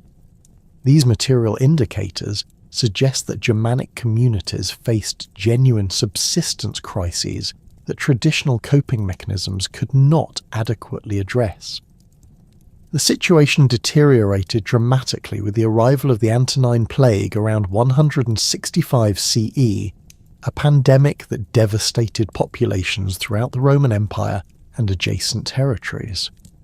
Contemporary sources describe symptoms consistent with smallpox or measles, diseases to which Germanic populations would have had limited immunity. The plague spread rapidly along trade routes and military supply lines, affecting both Roman frontier garrisons and Germanic communities with devastating mortality rates that disrupted normal social and economic functions. Roman military records indicate that frontier legions lost between 20 and 30% of their effective strength to disease during the initial plague outbreak, severely compromising their ability to maintain border security. Germanic communities suffered comparable losses, but the disease's impact proved particularly destabilizing for their political structures, which depended heavily on personal relationships between leaders and followers. The death of established chiefs and war leaders created succession crises that fragmented tribal unity and encouraged ambitious individuals to seek solutions through external conquest. The convergence of these environmental and demographic pressures created unprecedented challenges for the traditional diplomatic arrangements that had maintained peace along the Danube frontier. The Marcomannic kingdom, which had served as a crucial buffer state between Rome and other Germanic peoples, found itself unable to manage the competing demands of refugee populations, reduced agricultural productivity, and weakened military capabilities. King Balamar, who had assumed leadership of the Marcomanni around 160 CE, faced the impossible task of maintaining internal stability while managing external pressures from both Roman authorities and displaced Germanic groups seeking new territories. Balamar possessed considerable military experience and political acumen, having served in his youth as a hostage at Rome, where he observed imperial administrative methods and military organization. His understanding of Roman capabilities and limitations enabled him to develop strategies that exploited Roman weaknesses while maximizing Germanic advantages. However, the scale of the crisis facing his kingdom exceeded the capacity of traditional Germanic political institutions to provide effective solutions, forcing him to consider increasingly desperate measures. The initial phase of Germanic pressure manifested through increased raiding activity along the Danube frontier, as tribal groups sought to acquire resources necessary for survival through military action. These raids differed significantly from earlier sporadic attacks, demonstrating coordinated planning and strategic objectives that suggested central direction. Roman frontier commanders reported simultaneous attacks at multiple points along the border, indicating that Germanic leaders had developed sophisticated intelligence networks and communication systems that enabled coordinated military operations across vast distances. Archaeological evidence from Roman frontier installations shows extensive damage and hasty repairs during this period, with many auxiliary forts abandoned and their garrisons concentrated in larger, more defensible positions. Coin hoards buried throughout the frontier regions indicate that civilian populations anticipated prolonged conflict and took measures to protect their valuables from Germanic raiders. The frequency and distribution of these hoards suggests that the raiding activity affected broad areas rather than isolated locations, creating genuine fear among Roman provincial populations. The transformation of sporadic raiding into systematic invasion occurred gradually during 166 and 167 CE, as Germanic leaders recognized that Roman military responses remained limited and uncoordinated. The plague's impact on frontier defences created opportunities that ambitious Germanic commanders could not ignore, while the desperate circumstances of their own populations provided justification for increasingly aggressive actions. Intelligence gathered through trading contacts and diplomatic exchanges revealed Roman military weaknesses that encouraged Germanic leaders to attempt more ambitious operations. The Langobardi and Obi tribes initiated the first major breakthrough across the Danube frontier in late 167 CE, penetrating Roman defences in Pannonia and advancing toward the provincial capital at Carnuntum. These tribes, displaced from their traditional territories by demographic pressure and environmental degradation, brought with them not only warriors but entire populations seeking permanent settlement in Roman territory. Their invasion force included an estimated 6,000 warriors, accompanied by families, livestock, and essential supplies, indicating their intention to establish permanent settlements rather than conduct temporary raids. Roman responses to this initial invasion reveal the extent to which imperial military capabilities had been compromised by the ongoing plague and competing strategic priorities. The governor of Pannonia, Marcus Iulius Bassus, commanded only 2 depleted legions and several auxiliary units that lacked the strength to confront the Germanic invasion force directly. His attempts to negotiate with Germanic leaders proved unsuccessful as the invaders recognized Roman weakness and pressed their advantages through continued military pressure. The situation deteriorated rapidly when additional Germanic groups, encouraged by Langobardi and Obi successes, began their own invasions across different sections of the frontier. The Marcomanni, under Balamar's direct leadership, crossed the Danube in early 168 CE with a force estimated at 40,000 warriors, representing the largest Germanic military operation since Ariovistus's campaigns in Gaul. This invasion force demonstrated sophisticated organisation, with specialised units for siege warfare, cavalry operations and logistical support that indicated careful planning and preparation. Balamar's strategic objectives extended beyond simple raiding to include the establishment of permanent Germanic settlements in Roman territory and the negotiation of favourable territorial arrangements that would provide long-term solutions to his people's demographic and environmental challenges. His forces advanced systematically through Pannonia, avoiding heavily fortified positions while seizing control of agricultural areas, transportation networks, and population centres that could support sustained military operations. The Quadi, traditional allies of the Marcomanni, launched simultaneous operations in the eastern sectors of the frontier, coordinating their movements with Marcomannic forces to prevent Roman commanders from concentrating their defensive efforts. Quadi cavalry, renowned for their mobility and tactical skills, conducted deep penetration raids that disrupted Roman communications and supply lines while gathering intelligence about imperial military dispositions and capabilities. Roman attempts to contain these multiple invasions initially focused on defensive measures designed to protect major population centres and maintain control over crucial transportation networks. Marcus Aurelius, who had assumed personal command of frontier operations in 168 CE, established his headquarters at Carnuntum and began coordinating responses to Germanic pressure throughout the affected provinces. His presence provided symbolic reassurance to Roman forces and provincial populations, while enabling direct imperial control over military operations. The emperor's initial strategy emphasized the use of auxiliary forces and barbarian allies to counter Germanic invasions while preserving regular legionary strength for decisive engagements. This approach reflected both practical necessities imposed by limited manpower and strategic calculations designed to minimize Roman casualties while exploiting Germanic weaknesses. However, the scale and coordination of Germanic operations soon exceeded the capacity of auxiliary forces to provide effective resistance. The most serious crisis occurred in late 168 CE, when combined Marcomannic and Quadi forces advanced beyond the Alps and threatened Aquileia, a major commercial centre and strategic gateway to northern Italy.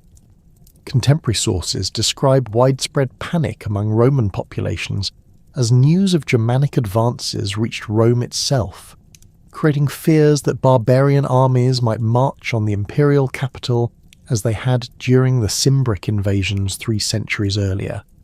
However, archaeological evidence and careful analysis of contemporary accounts indicate that while Germanic forces did advance to within striking distance of Aquileia, they did not actually besiege the city, instead focusing their efforts on securing control over agricultural territories and transportation routes in the surrounding regions. The Germanic advance toward Aquileia represented the culmination of a carefully planned strategic operation designed to force Roman authorities to negotiate favourable territorial arrangements rather than achieve military conquest of Roman territory. Balamar and his allied commanders recognized that their forces lacked the siege equipment and logistical capabilities necessary to capture major fortified cities, while prolonged operations deep in Roman territory would expose their armies to counterattack and supply difficulties. Roman military responses to the Germanic threat required fundamental changes in imperial strategic priorities and resource allocation. Marcus Aurelius initiated massive recruitment efforts throughout the empire, raising new legions and auxiliary units while recalling veteran forces from other frontier regions. These mobilization efforts strained imperial finances and disrupted established military arrangements, but provided the manpower necessary for sustained operations against Germanic forces. The emperor's military strategy evolved from defensive containment to systematic offensive operations designed to drive Germanic forces back across the Danube and establish conditions for lasting peace.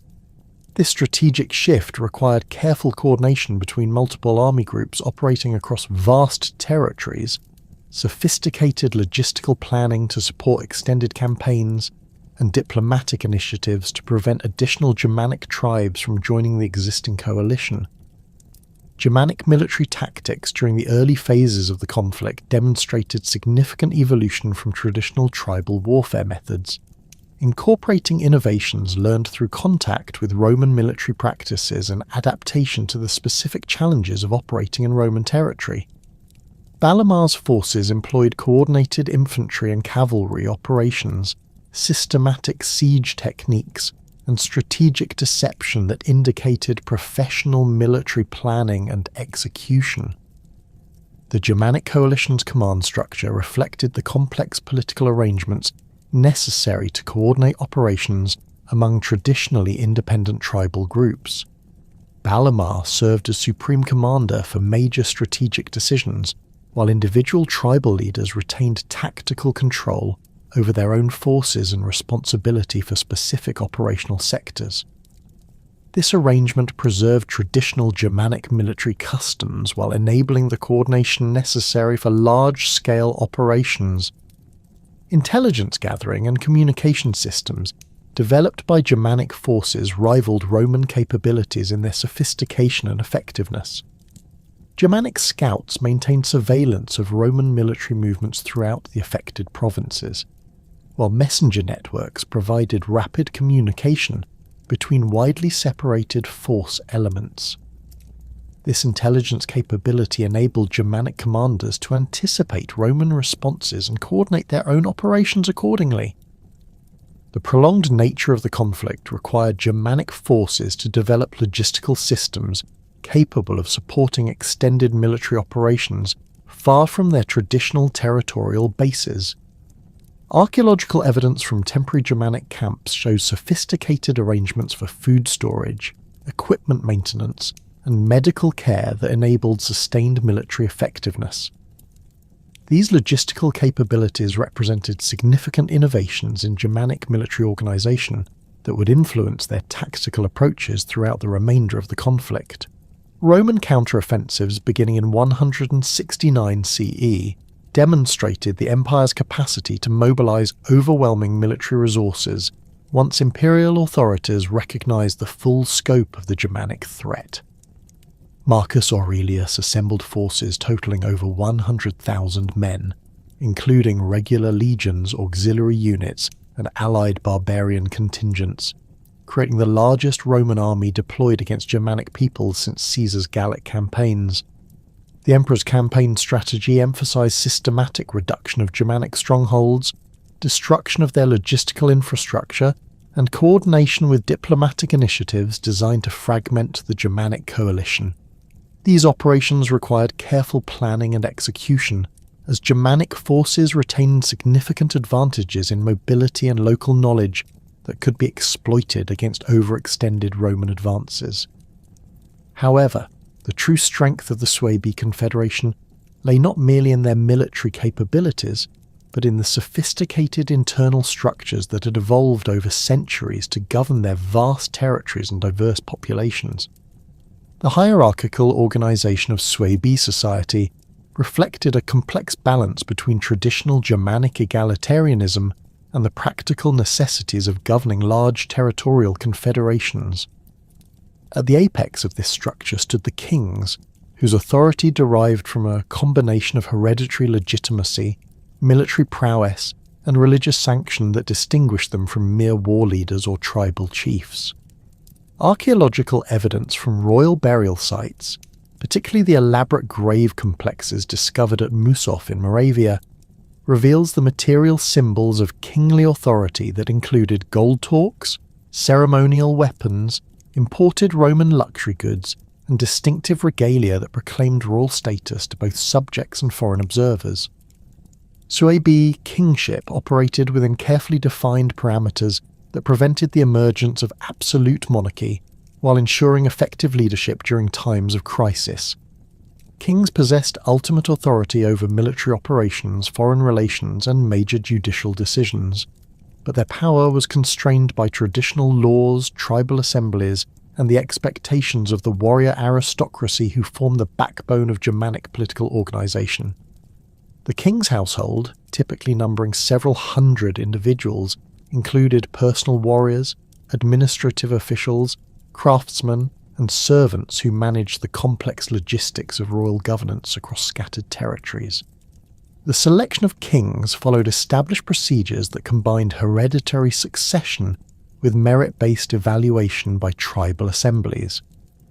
While royal bloodlines provided presumptive claims to leadership, candidates required formal recognition by assemblies of free warriors who evaluated their military capabilities, political judgment, and adherence to traditional customs. This system prevented incompetent rulers from assuming power while maintaining dynastic continuity that provided political stability during succession periods. Royal residences, identified through archaeological excavations at sites like Zavist and Stare Hradisko, functioned as administrative centres that coordinated governance across vast territorial holdings. These complexes featured large assembly halls capable of accommodating hundreds of participants, specialised workshops for producing royal regalia and weapons, extensive storage facilities for tribute collection and redistribution, and residential quarters for the royal household and visiting dignitaries. The architectural scale and sophistication of these installations demonstrates the organisational capabilities required to govern Confederation territories effectively. The warrior aristocracy formed the second tier of Suebi's social hierarchy, comprising individuals who had distinguished themselves through military service, accumulated wealth through successful raiding or trading ventures, or inherited elevated status through family connections. This aristocratic class, numbering perhaps 5 to 10% of the total population, controlled most agricultural land, maintained private military retinues, and exercised judicial authority over local disputes. Archaeological evidence from aristocratic burials reveals standardized symbols of elevated status, including elaborate weapons, imported jewelry, and distinctive burial practices that proclaimed social rank. Aristocratic households operated as miniature versions of royal establishments, maintaining armed retinues of professional warriors, skilled craftsmen, and agricultural labourers who provided the economic foundation for political power. These households typically controlled territories encompassing several villages and their associated agricultural lands, collecting tribute from dependent farmers while providing military protection and judicial services. The size and wealth of aristocratic establishments varied considerably, with the most powerful nobles commanding resources that rivaled those of minor kings. The relationship between aristocrats and their followers was governed by complex reciprocal obligations that balanced personal loyalty with material rewards. Warriors who served in aristocratic retinues received weapons, armour, horses and shares of plunder in exchange for military service and personal loyalty that extended beyond mere contractual arrangements. These bonds, reinforced through ceremonial feasting, gift exchange and shared military experiences, created networks of personal allegiance that provided political stability while maintaining flexibility for changing circumstances. Tribal assemblies represented the third crucial element of Suebi governance, providing forums for collective decision-making that balanced royal authority with popular participation. These assemblies, called by kings or senior aristocrats during times of crisis or for major policy decisions, brought together free adult males from throughout tribal territories to debate issues affecting the entire community. Archaeological evidence from assembly sites shows large, circular or oval enclosures capable of accommodating thousands of participants, with raised platforms for speakers and designated areas for different social groups. Assembly procedures followed ancient customs that ensured orderly debate while preventing domination by particular factions or interest groups. Kings or senior nobles presented issues for consideration, after which participants could voice opinions, propose alternatives, or raise objections according to established protocols. Decisions required consensus rather than simple majority votes, with extended debate continuing until acceptable compromises emerged or clear majorities developed. This system ensured broad community support for major decisions while preventing hasty actions that might prove disastrous. The scope of assembly authority encompassed declarations of war and peace, selection of military commanders, major judicial decisions, territorial disputes, and religious observances that affected entire tribal communities.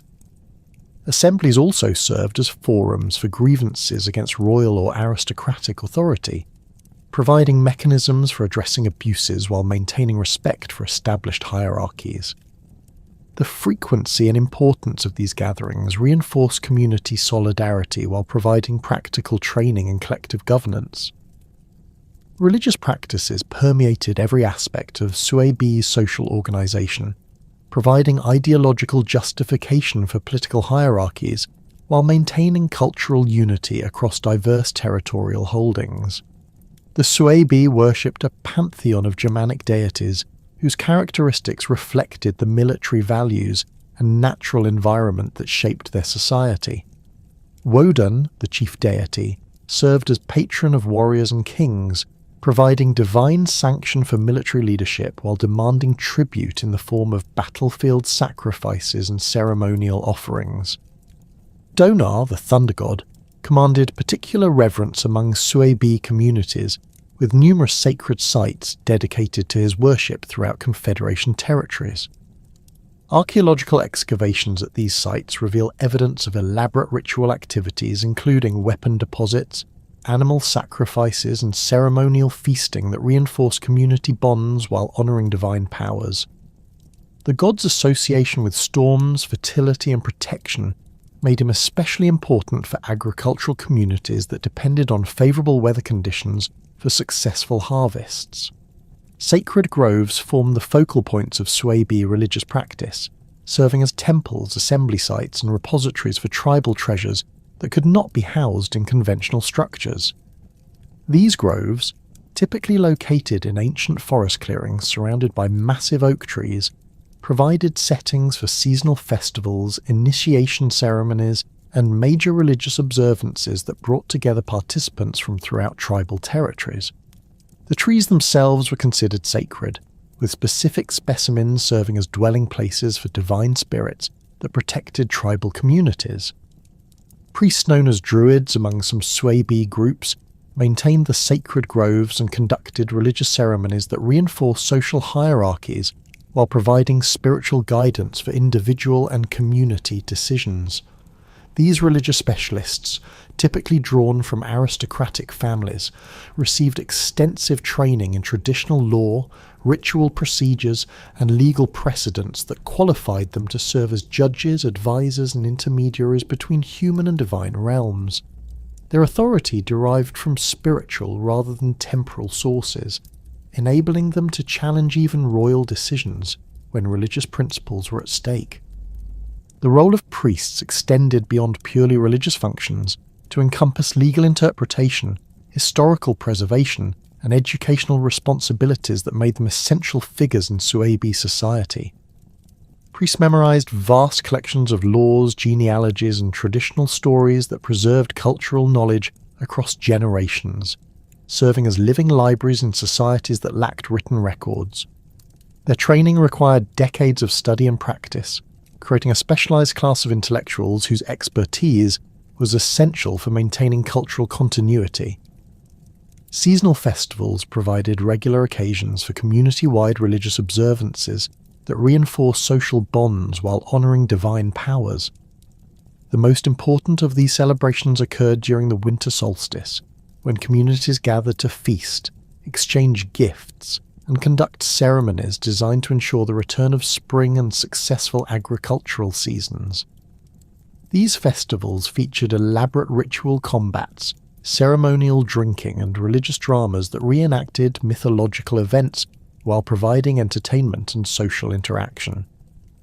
Economic foundations of Suebi society rested primarily on mixed agricultural systems that combined crop cultivation with animal husbandry to provide subsistence for dense populations while generating surpluses for trade and tribute.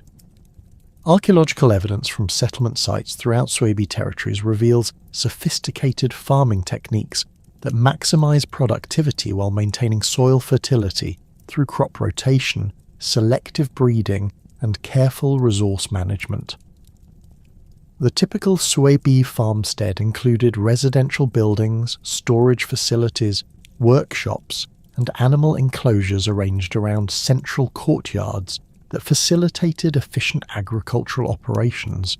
Crop cultivation focused on hardy grains that could survive the variable climate conditions of Central European territories, with barley, oats, and rye forming the staples of Suebi agriculture. Wheat cultivation, while less common due to its greater environmental requirements, provided higher status foods for aristocratic households and religious ceremonies. Archaeological analysis of grain storage facilities reveals sophisticated preservation techniques that enable communities to maintain food reserves through multiple growing seasons, providing security against crop failures and supporting military campaigns. Animal husbandry played an equally important role in Suebi economic systems, with cattle, horses, sheep, and pigs providing meat, dairy products, leather, and transportation that supported both subsistence needs and commercial activities. Cattle served as the primary measure of wealth among Germanic peoples, with large herds indicating prosperity and social status, while providing resources for gift exchange and tribute payments. The quality of Suebi livestock, particularly their horses, earned recognition throughout Central Europe and provided valuable trade commodities. Specialized craft production developed to meet the demands of growing populations and increasingly sophisticated material culture that characterized Suebi society during its period of territorial expansion.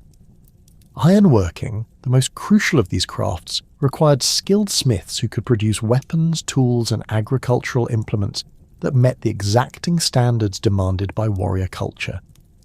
Archaeological evidence from smithing sites reveals advanced techniques for steel production, pattern welding, and decorative metalwork that rivaled contemporary Roman craftsmanship. Pottery production, while less prestigious than metalworking, provided essential household goods while serving as a medium for artistic expression that reflected cultural values and social distinctions. Suebi potters developed distinctive decorative styles that incorporated geometric patterns, animal motifs, and symbolic designs that proclaimed tribal identity while demonstrating individual creativity. The distribution of pottery styles across Confederation territories reveals patterns of cultural exchange and political affiliation that complement other archaeological evidence. Textile production, primarily the responsibility of women, created clothing, household furnishings, and trade goods that supported both local needs and commercial exchange. Archaeological preservation of organic materials in bog deposits and other favourable environments provides evidence of sophisticated weaving techniques, dyeing processes, and decorative methods that produce textiles of exceptional quality. The social importance of textile production is reflected in the elaborate spinning and weaving equipment found in women's graves, indicating the high status accorded to skilled textile workers. Trade networks connected Suebi territories with commercial systems that extended from the Baltic Sea to the Mediterranean, facilitating exchange of local products for exotic goods that enhanced the material culture of Germanic communities.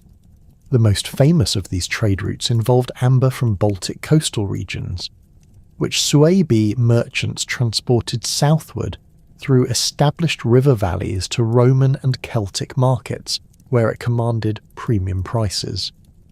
Control over amber trade routes provided substantial revenues for tribal leaders while creating diplomatic connections with distant peoples.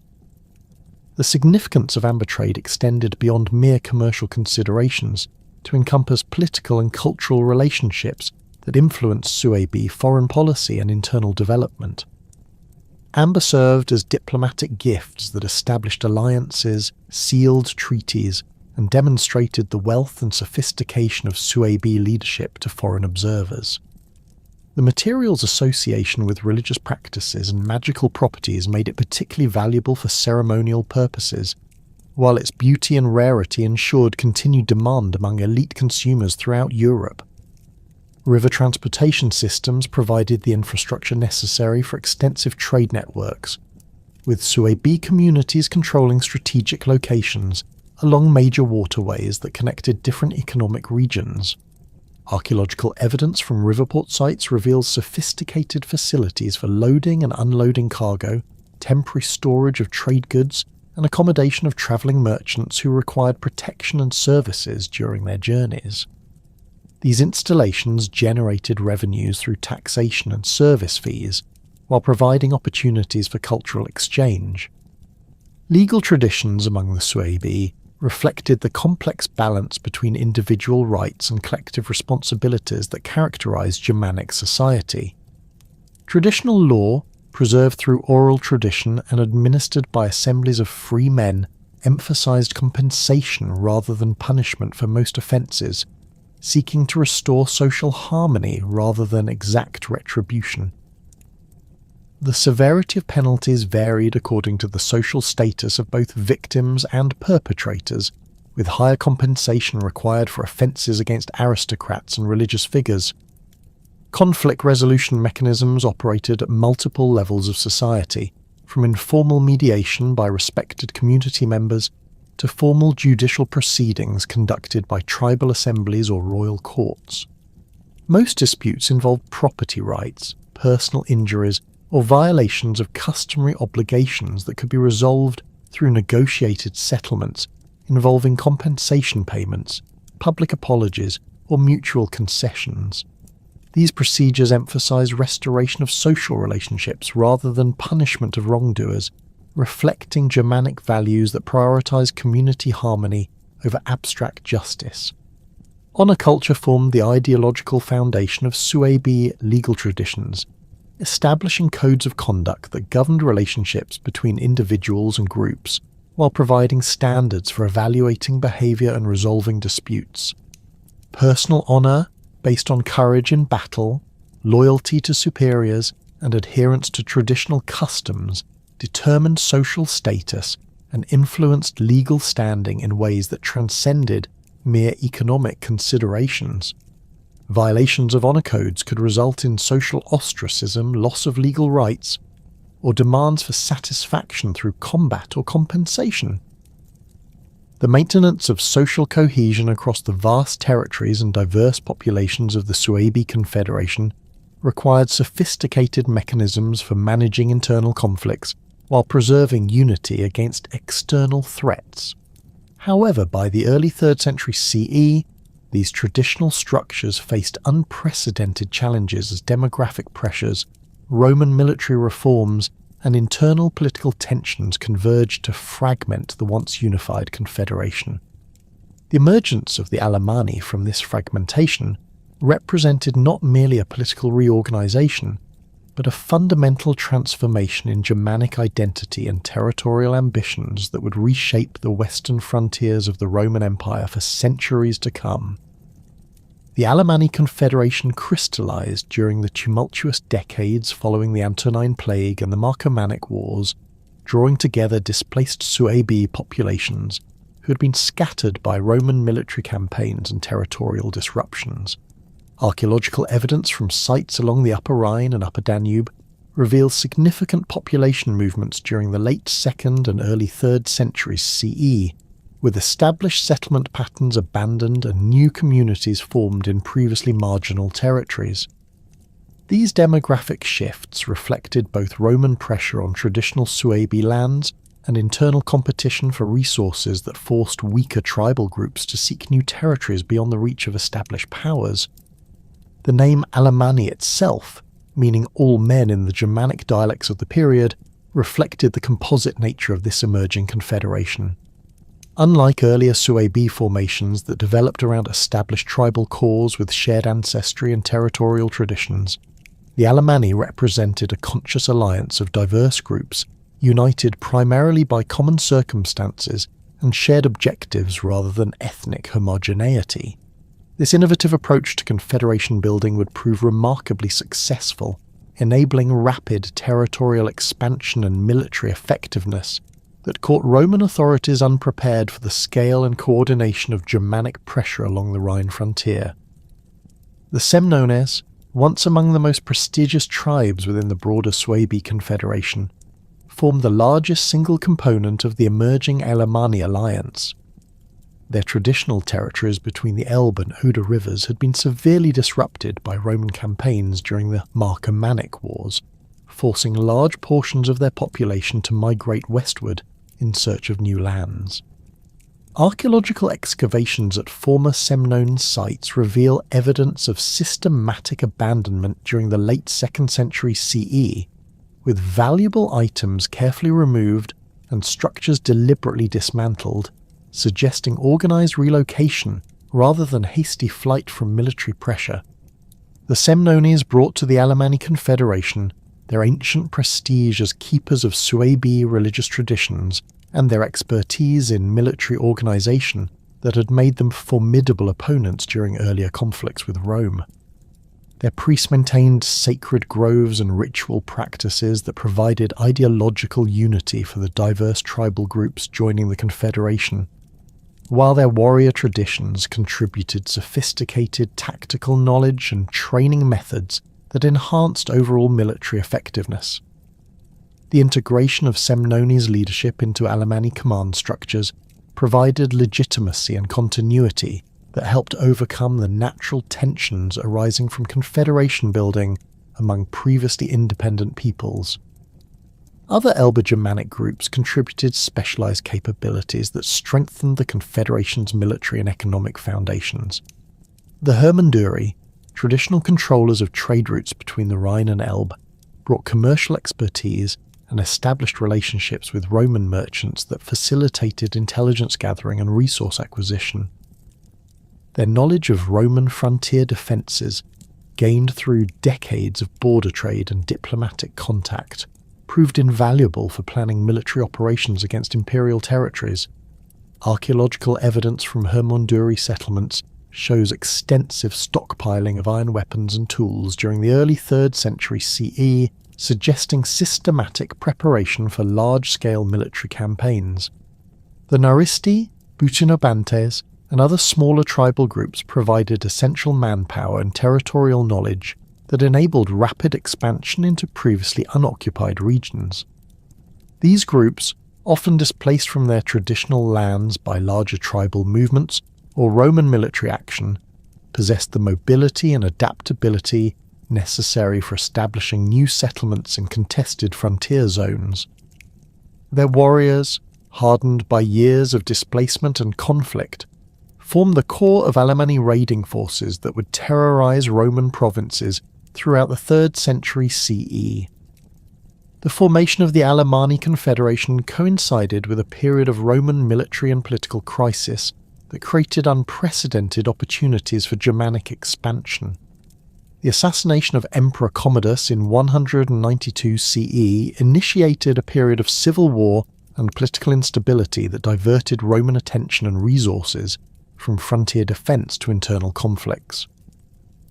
The subsequent reign of Septimius Severus saw extensive military campaigns in Britain, Mesopotamia, and other distant theatres that stripped the Rhine frontier of experienced legions and auxiliary units, leaving border defences in the hands of local militias and depleted garrison forces.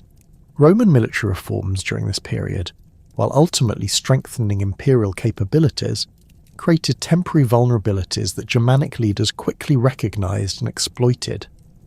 The expansion of auxiliary forces recruited from barbarian peoples provided the Alemanni with detailed intelligence about Roman military organisation, equipment, and tactical methods through deserters and double agents who maintained contact with their tribal origins. Archaeological evidence from Roman frontier installations shows increased fortification efforts during the early 3rd century CE, indicating that imperial authorities recognised growing Germanic pressure but lacked the resources to address it effectively. The Alemanni's first major military operations targeted the Roman limes along the Upper Rhine, where decades of peace had created a false sense of security among frontier communities.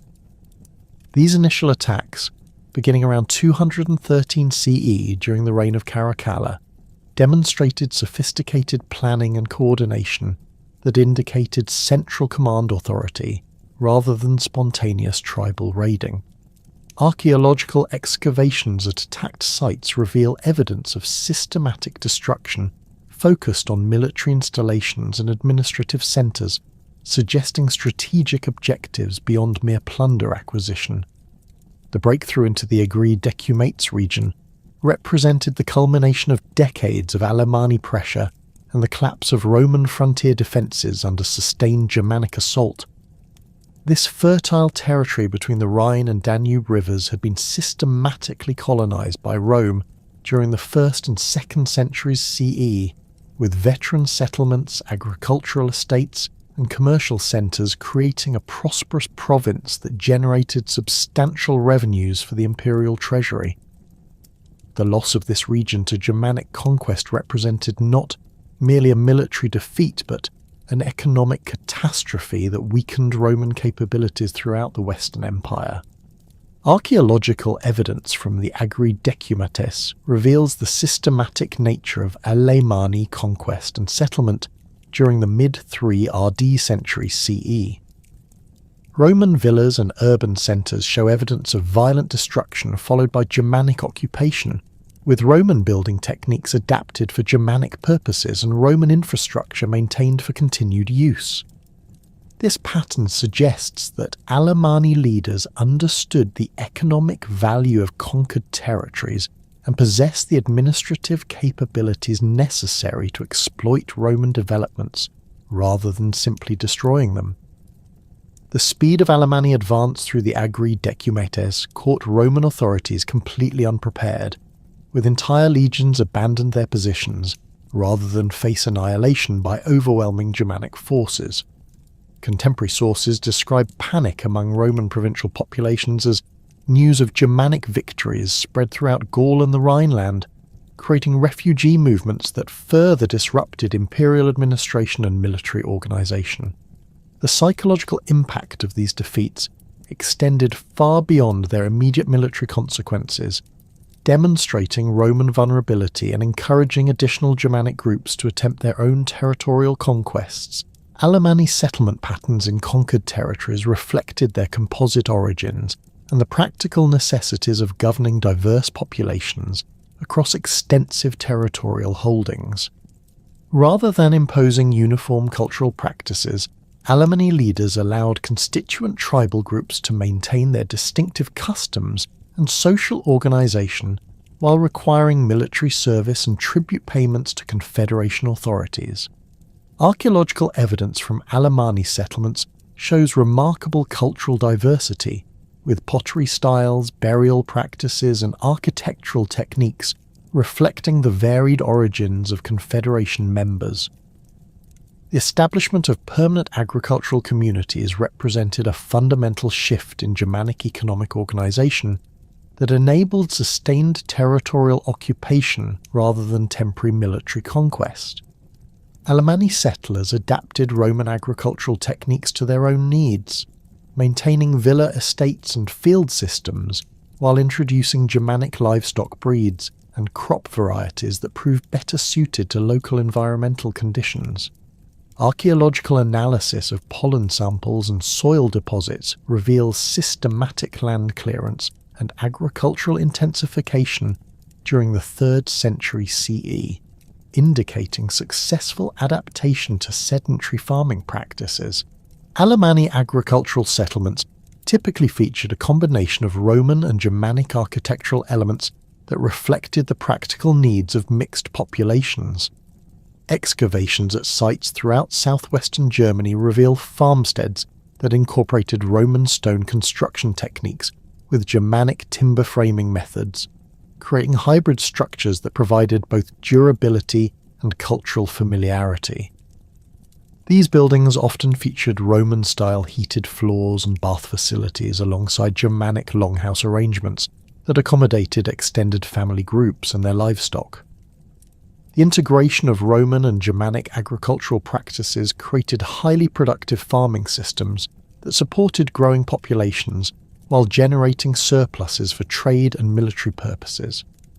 Alemanni farmers adopted Roman techniques for crop rotation, soil improvement, and livestock management while maintaining Germanic traditions of communal land ownership and seasonal labour exchange. Archaeological evidence from storage facilities shows increased grain production and improved preservation methods that enabled communities to survive poor harvests and support military campaigns during critical periods. Craft production in Alemanni territories combined Roman technical knowledge with Germanic artistic traditions to create distinctive material cultures that reflected Confederation identity. Metalworking, particularly iron production and weapon manufacture, reached high levels of sophistication as Germanic smiths learned Roman techniques while maintaining traditional decorative styles and functional designs. Archaeological finds from smithing sites reveal advanced furnace designs, improved steel production methods, and standardized weapon types that equipped Alemanni military forces with equipment comparable to Roman legionary standards. Pottery production similarly blended Roman and Germanic traditions, with wheel-thrown vessels incorporating Germanic decorative motifs and functional adaptations suited to Confederation needs. The distribution of pottery styles across Alemanni territories reveals patterns of cultural exchange and political integration that demonstrate the success of Confederation building efforts. Regional variations in ceramic traditions reflect the diverse origins of Confederation members, while shared decorative elements proclaim common political identity and cultural unity. Textile production maintained its traditional importance in Germanic society, while adapting Roman techniques and materials to create products that served both practical and symbolic functions. Archaeological preservation of organic materials in favourable environments provides evidence of sophisticated weaving techniques that produced high-quality fabrics for both local use and trade purposes. The discovery of Roman-style looms and spinning equipment in Germanic contexts indicates technology transfer that enhanced productivity while maintaining traditional social roles and cultural practices.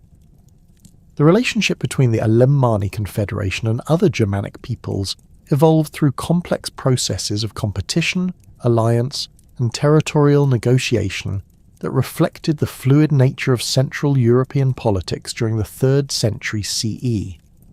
The Franks, emerging as a powerful confederation along the Lower Rhine, represented both potential allies and dangerous competitors for territorial control and Roman tribute payments. Archaeological evidence from the frontier regions between Alemanni and Frankish territories shows extensive fortifications and evidence of military confrontations that indicate ongoing tensions between these Germanic powers. Diplomatic relations between the Alemanni and Frankish confederations involved complex negotiations over territorial boundaries, trade rights, and military cooperation against Roman forces. Both groups recognized the advantages of coordinated action against imperial authorities while competing for control over the most valuable conquered territories and tribute sources.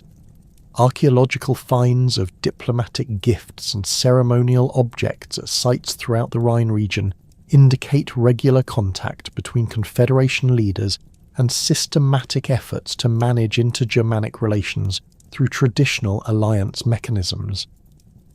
Military conflicts between Germanic confederations often arose from competing claims to recently conquered Roman territories or disputes over tribute collection from subject populations. These conflicts, while sometimes intense, rarely involved the total warfare that characterized Germanic-Roman confrontations, instead following traditional patterns of raiding, cattle theft, and limited engagements designed to demonstrate strength while avoiding excessive casualties. Archaeological evidence from battlefield sites reveals the use of similar weapons and tactics by different Germanic groups, indicating shared military traditions despite political competition.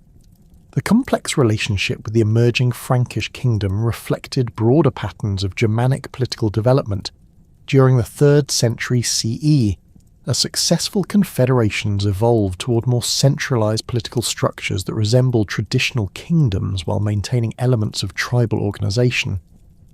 The Franks, under leaders like Clodio and later Childeric, developed administrative systems and territorial control mechanisms that enabled sustained governance over conquered populations, while maintaining the military effectiveness that had enabled their initial conquests. Alemanni responses to Frankish political innovations included their own experiments with centralized authority and territorial administration that adapted successful practices while preserving confederation traditions. Archaeological evidence from major Alemanni centers shows the development of administrative complexes, standardized legal procedures, and systematic tribute collection that indicate growing political sophistication. These developments enabled the Confederation to compete effectively with Frankish expansion, while maintaining internal cohesion among diverse constituent groups. Trade relationships between Germanic confederations provided opportunities for both cooperation and conflict, as control over commercial routes and access to Roman markets became increasingly important for maintaining political stability and military effectiveness. The Alemanni, with their control over territories connecting the Rhine and Danube river systems, occupied strategic positions that enabled them to influence trade flows throughout Central Europe. Archaeological evidence from trading centres shows extensive commercial activity involving amber, metalwork, agricultural products, and luxury goods that generated revenues essential for Confederation operations. The emergence of permanent Germanic settlements in former Roman territories created new patterns of cultural interaction and political organisation that would influence European development for centuries to come. Among these developments, the evolution of the Quadi kingdom in the fertile plains of modern-day Slovakia represented perhaps the most sophisticated attempt by Suebi peoples to create a stable political entity capable of managing complex relationships with both Roman imperial authorities and other Germanic confederations. The Quadi transformation from traditional tribal confederation to centralized monarchy occurred gradually during the 3rd and 4th centuries CE, driven by territorial pressures, demographic changes, and the practical necessities of governing sedentary populations in strategically crucial frontier regions. Archaeological evidence from major Quadi centres, particularly the extensive settlement complexes near modern Bratislava and Nitra, reveals systematic urban development that incorporated Roman architectural techniques with Germanic social organisation principles. These sites feature planned street layouts, centralised water management systems, specialised craft districts, and monumental buildings that served both administrative and ceremonial functions. The scale and sophistication of these installations indicates that Quadi leaders possessed the technical knowledge and organisational capabilities necessary to manage complex urban environments while maintaining the cultural traditions that legitimised their authority among Germanic populations. The Quadi royal residence at Trentin, identified through extensive excavations conducted throughout the late 20th century, demonstrates the material foundations of Germanic kingship during this transformative period. The complex featured a massive timber and stone hall capable of accommodating over 500 participants for royal assemblies and ceremonial feasts, surrounded by smaller buildings that housed the royal household, administrative officials, craft specialists, and military retainers. Storage facilities within the complex could hold grain reserves sufficient to supply several thousand people for extended periods, indicating the economic resources available to Quadi rulers and their capacity to support large populations during times of crisis. The architectural elements of Quadi royal centres reflected their complex cultural position between Germanic traditions and Roman influences. Excavated structures show Roman-style hypocaust heating systems installed beneath Germanic longhouse floor plans, Roman concrete construction techniques adapted for Germanic timber framing methods, and Roman decorative motifs incorporated into Germanic artistic traditions. These hybrid architectural styles created distinctive building forms that proclaimed Quadi identity while demonstrating their sophisticated understanding of Mediterranean construction techniques and their access to skilled craftsmen capable of implementing complex projects. The development of Quadi political institutions during the 4th century CE reflected their evolving relationship with Roman imperial authorities and their need to manage internal affairs across territories that included both Germanic settlers and indigenous populations. The kingdom's administrative structure combined traditional Germanic assemblies with appointed officials who managed specific territorial districts, collected tribute payments, and coordinated military obligations. Archaeological evidence from administrative centres shows standardised weights and measures, systematic record-keeping facilities, and evidence of regular tax collection that indicates sophisticated governmental capabilities. Quadi legal traditions evolved to accommodate the complex social arrangements that emerged from their territorial expansion and political development. Traditional Germanic law, based on compensation payments and community consensus, required modification to address disputes between different ethnic groups, conflicts over property rights in conquered territories, and criminal activities that threatened royal authority. Archaeological finds from judicial centres include elaborate scales for measuring compensation payments, ceremonial weapons used in oath-taking rituals, and standardised legal documents that demonstrate the systematic nature of Quadi legal administration.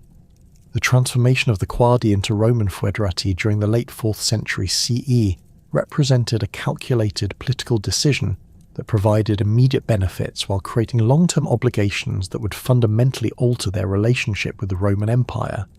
The foederati arrangement, formalised during negotiations with Emperor Theodosius I around 380 CE, granted the Quadi official recognition as allied peoples within the imperial system, while requiring military service in support of Roman strategic objectives. This agreement provided the Quadi with legal protection for their territorial holdings, access to Roman markets and technical expertise, and formal diplomatic status that enhanced their prestige among other Germanic peoples. Archaeological evidence from the period immediately following the foederati agreement reveals significant changes in Quadi material culture that reflect their new political status and increased contact with Roman authorities. Excavations at major settlements show the appearance of Roman-style coins bearing Quadi royal symbols, standardized military equipment that combine Germanic and Roman design elements, and luxury goods imported from throughout the Roman Empire.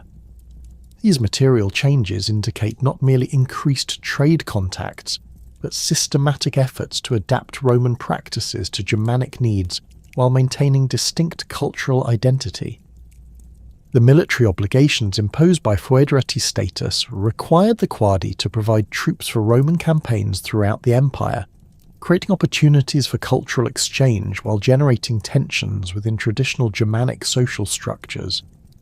Quadi warriors served in Roman expeditions to Britain, Gaul, Italy, and the eastern provinces, gaining experience with Roman military techniques while maintaining their distinctive fighting styles and cultural practices. Archaeological finds from military camps used by Quadi forces show evidence of both Roman standardization and Germanic customization in weapons, equipment, and camp organization. The integration of quasi-military units into Roman command structures required careful negotiation of authority relationships and cultural expectations that reflected the complex nature of foederati arrangements. Quadi-commanders retained control over their own troops and responsibility for maintaining Germanic military traditions, while accepting Roman strategic direction and tactical coordination during joint operations. This arrangement enabled effective military cooperation while preserving the cultural autonomy that Germanic peoples considered essential for maintaining their identity and social cohesion. Diplomatic marriages between quasi-royal families and Roman aristocratic houses represented another crucial aspect of the foederati relationship that created personal bonds while serving broader political objectives.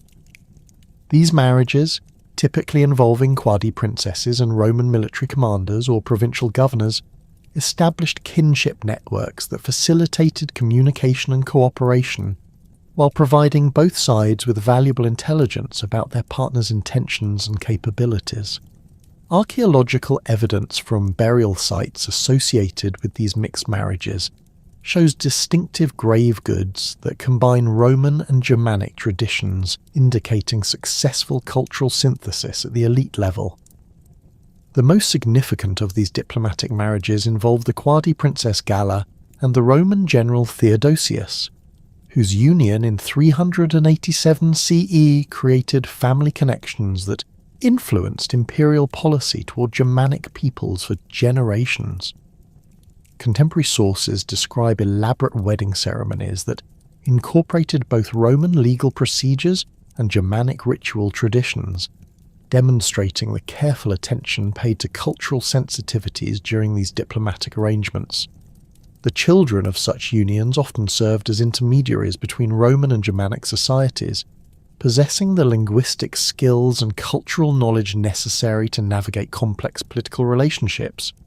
Quadi relations with the Roman Empire during the 4th and 5th centuries CE were characterized by periods of cooperation, alternating with conflicts that reflected changing political circumstances and competing strategic priorities.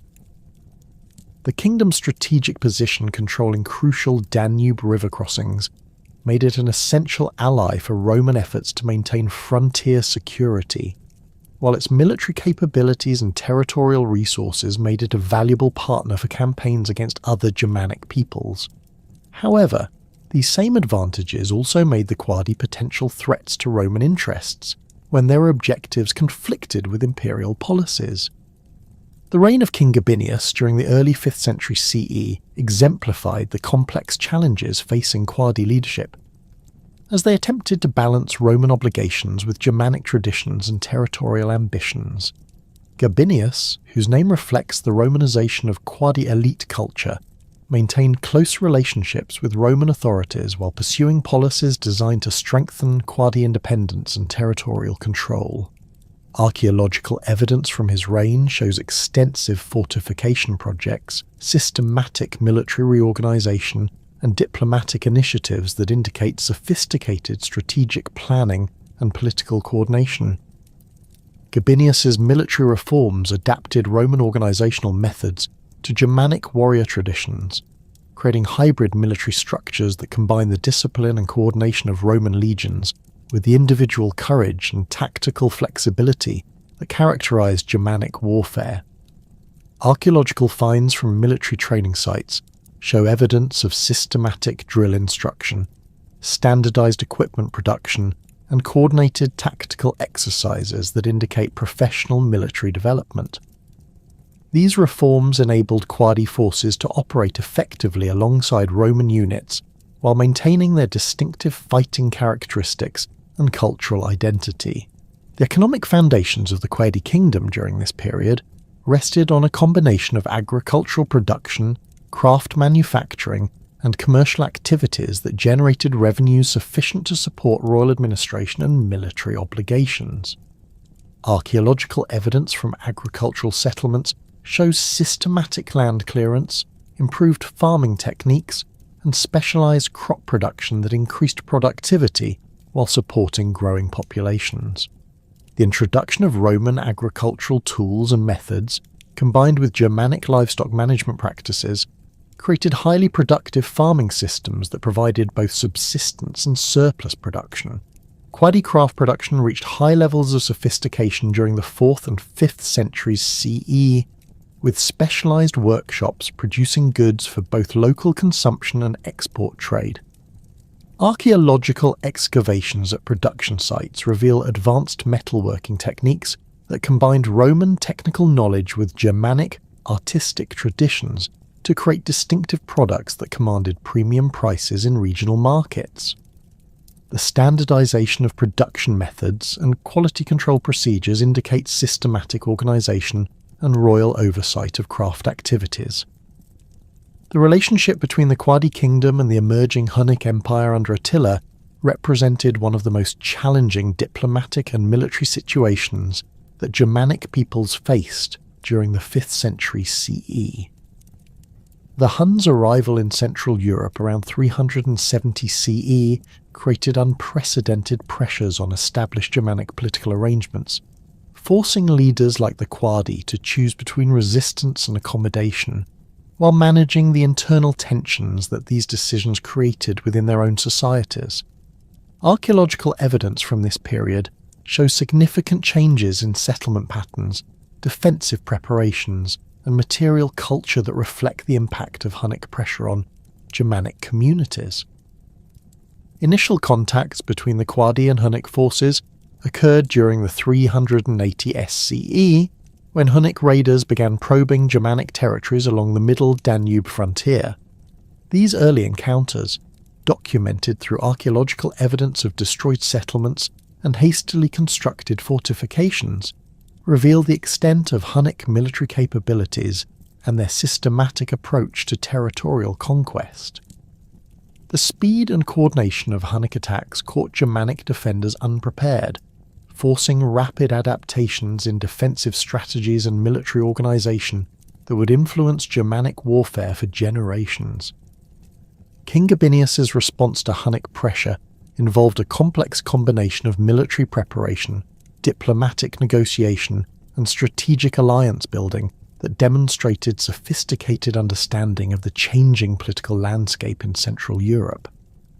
Archaeological evidence from fortification projects initiated during this period shows systematic defensive planning that incorporated lessons learned from early Hunnic attacks while adapting Roman siege defense techniques to Germanic needs.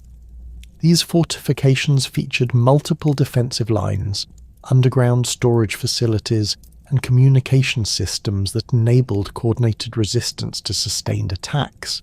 The diplomatic negotiations between Quadi leadership and Hunnic commanders revealed the pragmatic nature of 5th century political relationships and the willingness of both sides to seek accommodation when military solutions proved too costly or uncertain. Contemporary sources describe elaborate diplomatic ceremonies that incorporated both Germanic and Hunnic ritual traditions, demonstrating the careful attention paid to cultural sensitivities during these crucial negotiations. The agreements reached during these discussions established tributary relationships that provided the Quadi with protection from Hunnic attacks while requiring regular payments of tribute in goods, services, and military assistance. The impact of Hunnic overlordship on Quadi political structures proved both transformative and destabilizing, forcing adaptations in traditional governance methods while creating new sources of internal tension and external obligation. The requirement to provide tribute payments to Hunnic authorities necessitated increased taxation of Quadi subjects, systematic resource extraction from conquered territories, and careful management of trade relationships that could generate necessary revenues. Archaeological evidence from this period shows changes in settlement organization, craft production priorities, and agricultural intensification that reflect these new economic pressures. Hunnic demands for military assistance created additional challenges for Quadi leadership, as traditional Germanic warrior culture emphasized voluntary service and personal loyalty rather than compulsory military obligations to foreign powers. The recruitment of Quadi warriors for Hunnic campaigns required careful negotiation of cultural expectations and material incentives that could motivate participation while maintaining internal social cohesion. Archaeological finds from military camps used by mixed Hunnic Germanic forces show evidence of cultural exchange and tactical adaptation that influenced both sides' military development. The gradual dissolution of distinct quadi-identity during the later 5th and early 6th centuries CE reflected broader patterns of political fragmentation and cultural transformation that characterized the migration period throughout Central Europe. The collapse of Hunnic power following Attila's death in 453 CE created opportunities for Germanic peoples to reassert their independence, but also eliminated the external pressure that had maintained unity among diverse tribal groups within established confederations. Archaeological evidence from this period shows increasing regional variation in material culture, settlement patterns, and political organisation that indicates the breakdown of centralised authority structures. The integration of former Quadi territories and populations into other tribal confederations occurred through complex processes of negotiation, conquest, and voluntary association that reflected the fluid nature of Germanic political identity during the migration period. Some Quadi groups joined the expanding Lombard kingdom, bringing their military expertise and territorial knowledge to support Lombard expansion into Italy. Others associated themselves with emerging Bavarian tribal confederations, contributing to the ethnogenesis of new Germanic peoples that would dominate Central European politics during the early medieval period. Archaeological evidence from former Quadi territories during the 6th century CE reveals the gradual transformation of material culture and settlement organisation that accompanied these political changes. Sites that had previously shown distinctive Quadi characteristics began displaying cultural elements associated with their new political affiliations, while maintaining certain traditional practices that preserved historical continuity. This pattern of selective cultural change indicates that the dissolution of Quadi political identity did not necessarily eliminate all aspects of their cultural heritage, but rather transformed them through integration into new political and social arrangements.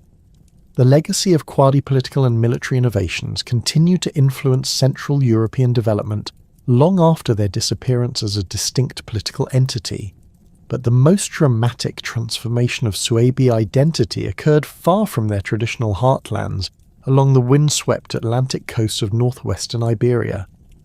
The great barbarian invasions of 409 CE created unprecedented opportunities for Germanic peoples to establish permanent kingdoms within former Roman territories, and among these movements, the Suebi migration into Galicia represented one of the most successful attempts to create a stable Germanic monarchy on the periphery of the crumbling Western Roman Empire. The migration itself began during the harsh winter of 407 CE, when the frozen Rhine River provided a natural bridge for massive Germanic populations fleeing Hunnic pressure in Central Europe. Archaeological evidence from abandoned settlement sites throughout modern Germany reveals systematic evacuation procedures, with valuable items carefully buried in hidden caches and temporary structures dismantled for transport, indicating organised relocation rather than panicked flight. The Suebi groups participating in this westward movement included remnants of traditional tribal confederations whose territories had been disrupted by decades of warfare and political upheaval. The Suebi forces that crossed into Gaul numbered approximately 80,000 people, including warriors, families, livestock, and essential supplies packed onto thousands of wagons that stretched for miles along Roman roads.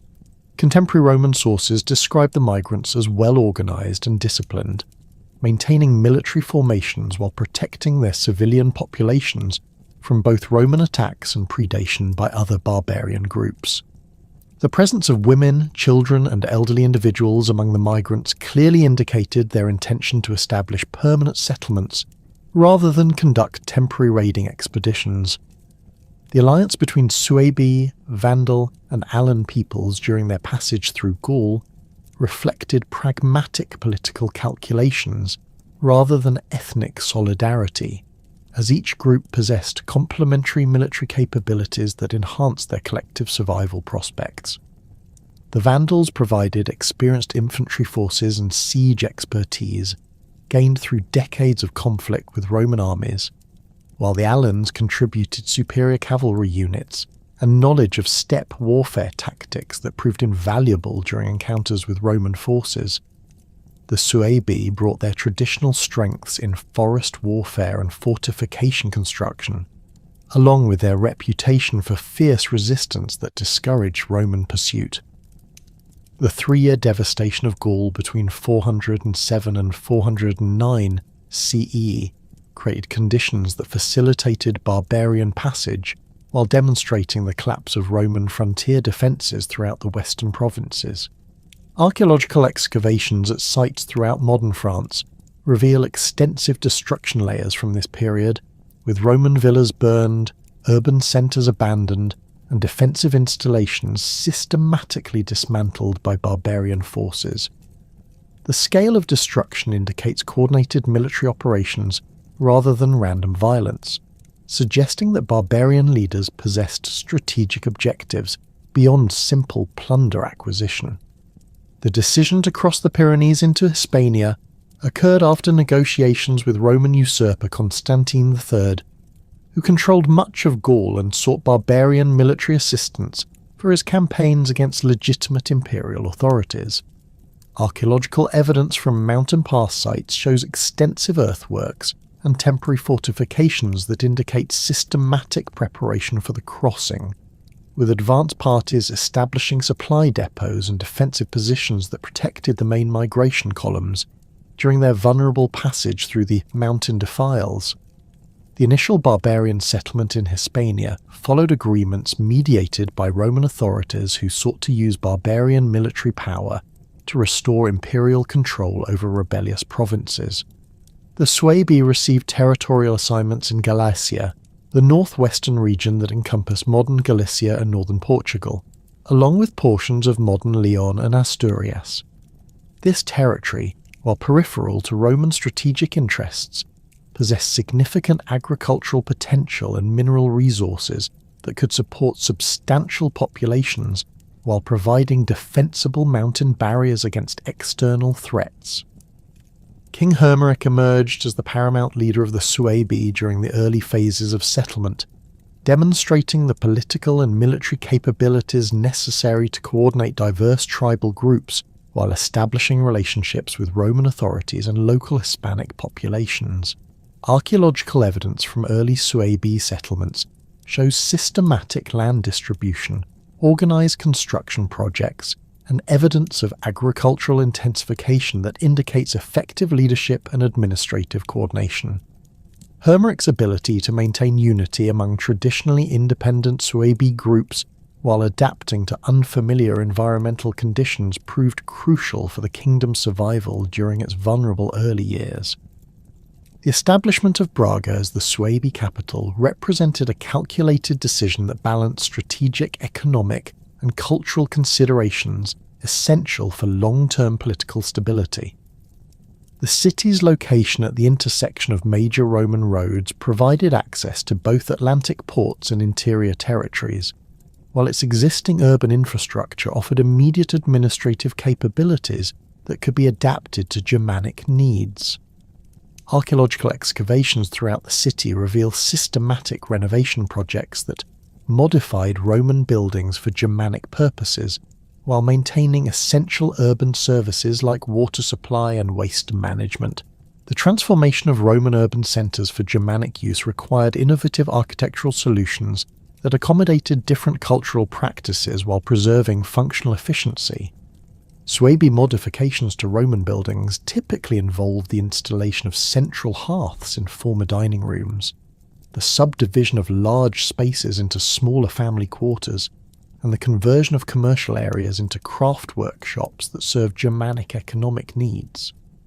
These adaptations demonstrate sophisticated understanding of both Roman construction techniques and Germanic social requirements. Suebi territorial organisation in Galicia reflected their traditional confederation structure adapted to the realities of governing sedentary populations across extensive geographic regions. The kingdom was divided into several major districts, each controlled by a prominent noble family responsible for local administration, military recruitment, and tribute collection. Archaeological evidence from district centres shows standardised administrative buildings, regular defensive installations, and systematic road maintenance that indicates coordinated governance across the entire territory. The integration of Hispanic populations into Suebi political structures occurred through complex processes of negotiation, intermarriage, and cultural adaptation that created new synthetic identities combining Germanic and Roman traditions. Archaeological evidence from mixed settlements shows gradual changes in material culture, with Hispanic pottery styles incorporating Germanic decorative motifs, while Germanic metalwork adopted Roman technical innovations. These cultural exchanges facilitated political integration while preserving distinct ethnic identities that enriched the kingdom's cultural diversity. Military organisation within the Suebi kingdom combined traditional Germanic warrior bands with Roman tactical innovations and Hispanic knowledge of local terrain and defensive strategies. The royal army maintained approximately 15,000 professional warriors organised into units based on tribal origins, while territorial militias provided additional manpower for defensive operations and local security. Archaeological finds from military installations reveal standardised weapons production, systematic training facilities, and coordinated supply networks that supported effective military operations throughout the kingdom. The development of Suebi naval capabilities represented a remarkable adaptation to their new maritime environment, as Germanic peoples traditionally possessed limited experience with ocean navigation and naval warfare.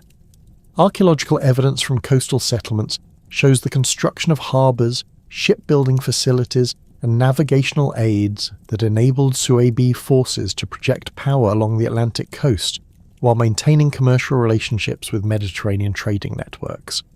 The acquisition of naval expertise through cooperation with local Hispanic maritime communities proved essential for defending against seaborne attacks and exploiting oceanic resources. Conflicts with the Visigothic kingdom emerged gradually as both Germanic peoples expanded their territorial control and competed for dominance over the Iberian Peninsula. The Visigoths, established in southern Gaul and eastern Hispania, possessed superior military resources and more extensive Roman administrative experience. But the Suebi advantage in their mountainous territories and alliance with local populations created a rough balance of power that prevented decisive victory by either side. Archaeological evidence from frontier regions shows extensive fortifications, evidence of regular skirmishing, and systematic defensive preparations that indicate prolonged military competition. The most significant military confrontation occurred in 456 CE, when Visigothic King Theodoric II launched a major invasion of Suebi territory in response to Suebi raids into Visigothic-controlled regions.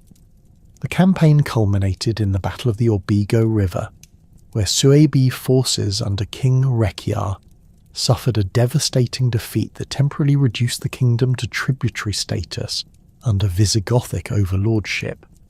Archaeological evidence from battlefield sites reveals the scale of the engagement, with mass burial pits containing hundreds of warriors and extensive deposits of broken weapons and military equipment scattered across several square kilometres.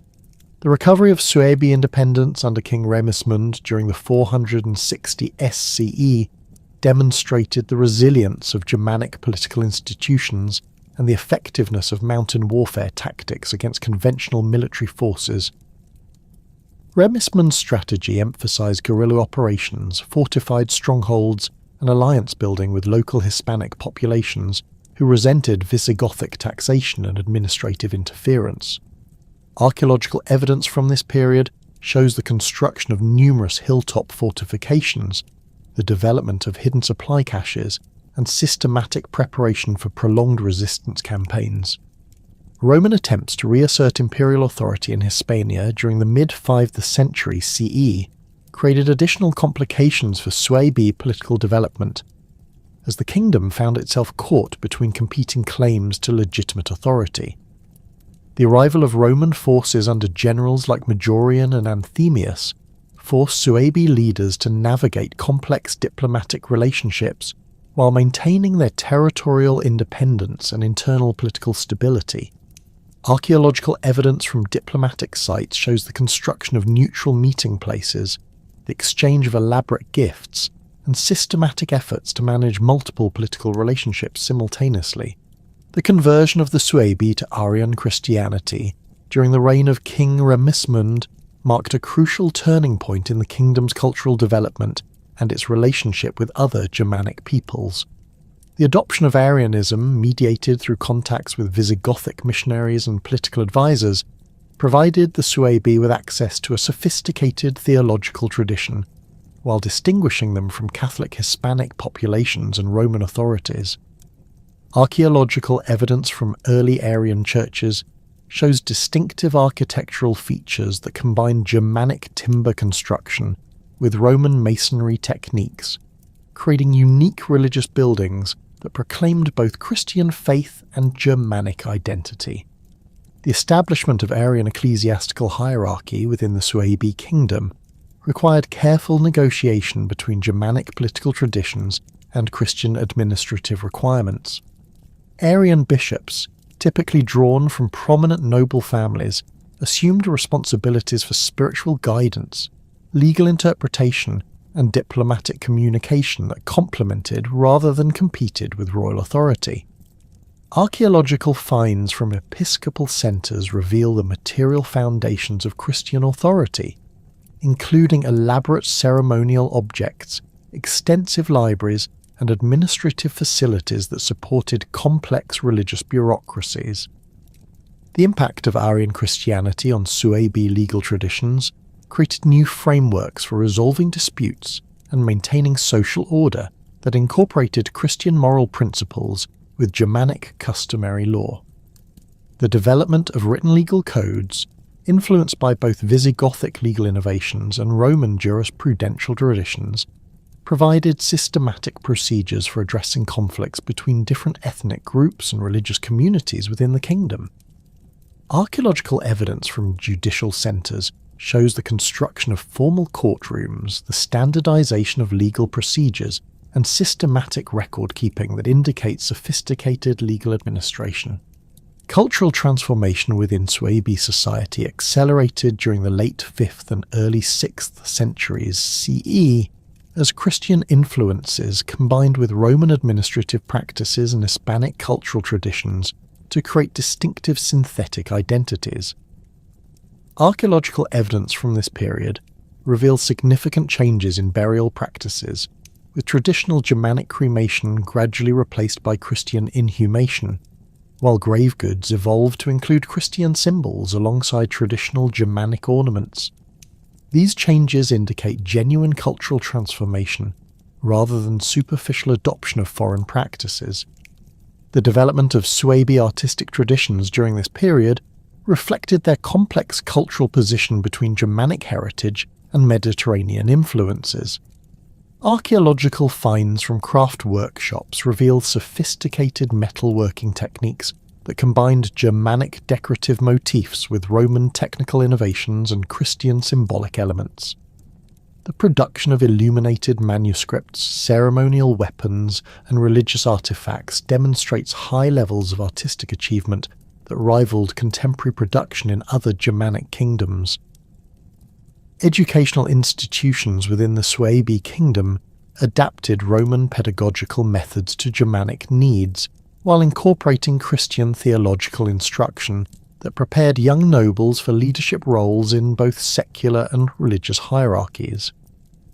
Archaeological evidence from educational centres shows the construction of specialised buildings for instruction, the accumulation of extensive libraries, and systematic efforts to preserve both Germanic oral traditions and Latin literary culture. These institutions played crucial roles in maintaining cultural continuity, while facilitating adaptation to changing political circumstances. The relationship between the Suebi kingdom and the Catholic Church evolved gradually from initial hostility through grudging accommodation to eventual conversion that fundamentally altered the kingdom's political and cultural character. The persistence of Catholic communities within Suebi territory, particularly in urban centres with strong Roman traditions, created ongoing tensions that required careful management through diplomatic negotiation and legal accommodation. Archaeological evidence from Catholic sites shows continued religious activity throughout the Arian period, indicating tolerance for religious diversity despite official royal support for Arianism. Trade relationships between the Suebi kingdom and Mediterranean commercial networks provided essential revenues and luxury goods that supported royal authority while facilitating cultural exchange with distant regions. Archaeological evidence from trading centres reveals extensive commercial activities involving local products like metals, textiles, and agricultural goods exchanged for Mediterranean wine, oil, and manufactured items.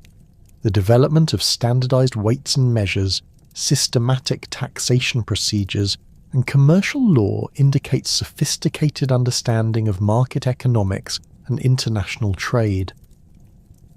The gradual integration of Suebi and Hispanic populations created new demographic patterns and cultural syntheses that would influence regional development for centuries to come, but perhaps no transformation proved as profound as the religious revolution that swept through Suebi territories during the 6th century CE. The conversion from Arianism to Catholic Christianity represented far more than a simple change in theological doctrine. It fundamentally restructured social hierarchies, legal systems, and cultural practices while creating new forms of political legitimacy that would define the kingdom's relationship with both its subjects and neighbouring powers.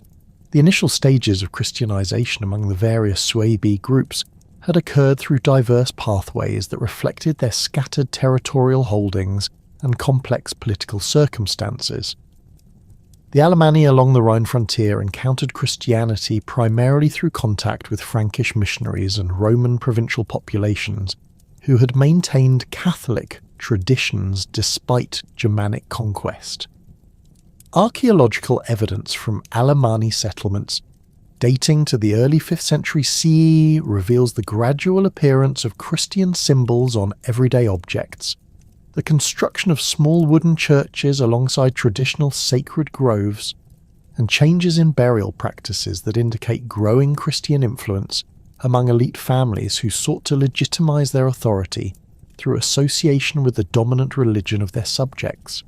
The process of Alemanni Christianization proceeded unevenly across their territories, with river valley communities that maintained closer contact with Roman populations adopting Christian practices more rapidly than isolated mountain settlements that preserved traditional Germanic religious customs. Excavations at sites near modern Augsburg and Regensburg show evidence of syncretistic religious practices during the 5th and 6th centuries CE, with Christian churches constructed adjacent to traditional Germanic sacred sites, and Christian festivals celebrated alongside seasonal observances that honoured ancient Germanic deities. This gradual blending of religious traditions created distinctive regional variations in Christian practice that reflected local cultural conditions and political necessities. The Alemanni initially embraced Arian Christianity, which had been promoted by Visigothic and Ostrogothic missionaries who shared Germanic cultural backgrounds and understood the political advantages of a Christianity that distinguished Germanic peoples from Roman imperial authority. Arian theology, with its emphasis on the subordination of Christ to God the Father, appealed to Germanic concepts of hierarchical loyalty and personal relationships between leaders and followers. Archaeological finds from Arian churches in Alemanni territory reveal distinctive architectural features that incorporated Germanic timber construction techniques with Christian liturgical requirements, creating religious buildings that proclaimed both Christian faith and Germanic cultural identity. the conversion of the Alemanni to Catholic Christianity occurred gradually during the 6th and 7th centuries CE through the influence of Frankish political expansion and missionary activity that accompanied military conquest. The Frankish kings, who had converted to Catholic Christianity under Clovis around 496 CE, viewed the promotion of Catholic orthodoxy as essential for maintaining political unity and legitimising their authority over diverse populations that included both Germanic and Roman elements. Archaeological evidence from this period shows the systematic replacement of Arian churches with Catholic institutions, the introduction of new liturgical practices, and the establishment of episcopal hierarchies that answered to Frankish rather than local authority. The transformation of Alemanni religious practices under Catholic influence required careful adaptation of Christian theology to Germanic cultural expectations, while eliminating elements that conflicted with Orthodox doctrine. Catholic missionaries, many of whom possessed Germanic backgrounds themselves, developed innovative approaches to evangelization that incorporated traditional Germanic symbols and practices into Christian contexts. The veneration of warrior saints like Saint Martin of Tours provided Germanic converts with Christian role models who embodied traditional values of courage and loyalty while demonstrating submission to divine authority. Among the Danubian Suebi groups, Christianization followed different patterns that reflected their complex relationships with Roman imperial authority and their exposure to diverse theological traditions through their strategic position along major trade routes. The Marcomanni and Quadi encountered Christianity through contact with Roman merchants, diplomatic exchanges with imperial officials, and the presence of Christian captives taken during military campaigns against Roman territories. Archaeological evidence from major Suebi centres along the Danube reveals the gradual appearance of Christian artefacts during the 4th and 5th centuries CE, including imported religious objects, Christian symbols incorporated into traditional Germanic metalwork, and small churches constructed within existing settlement complexes.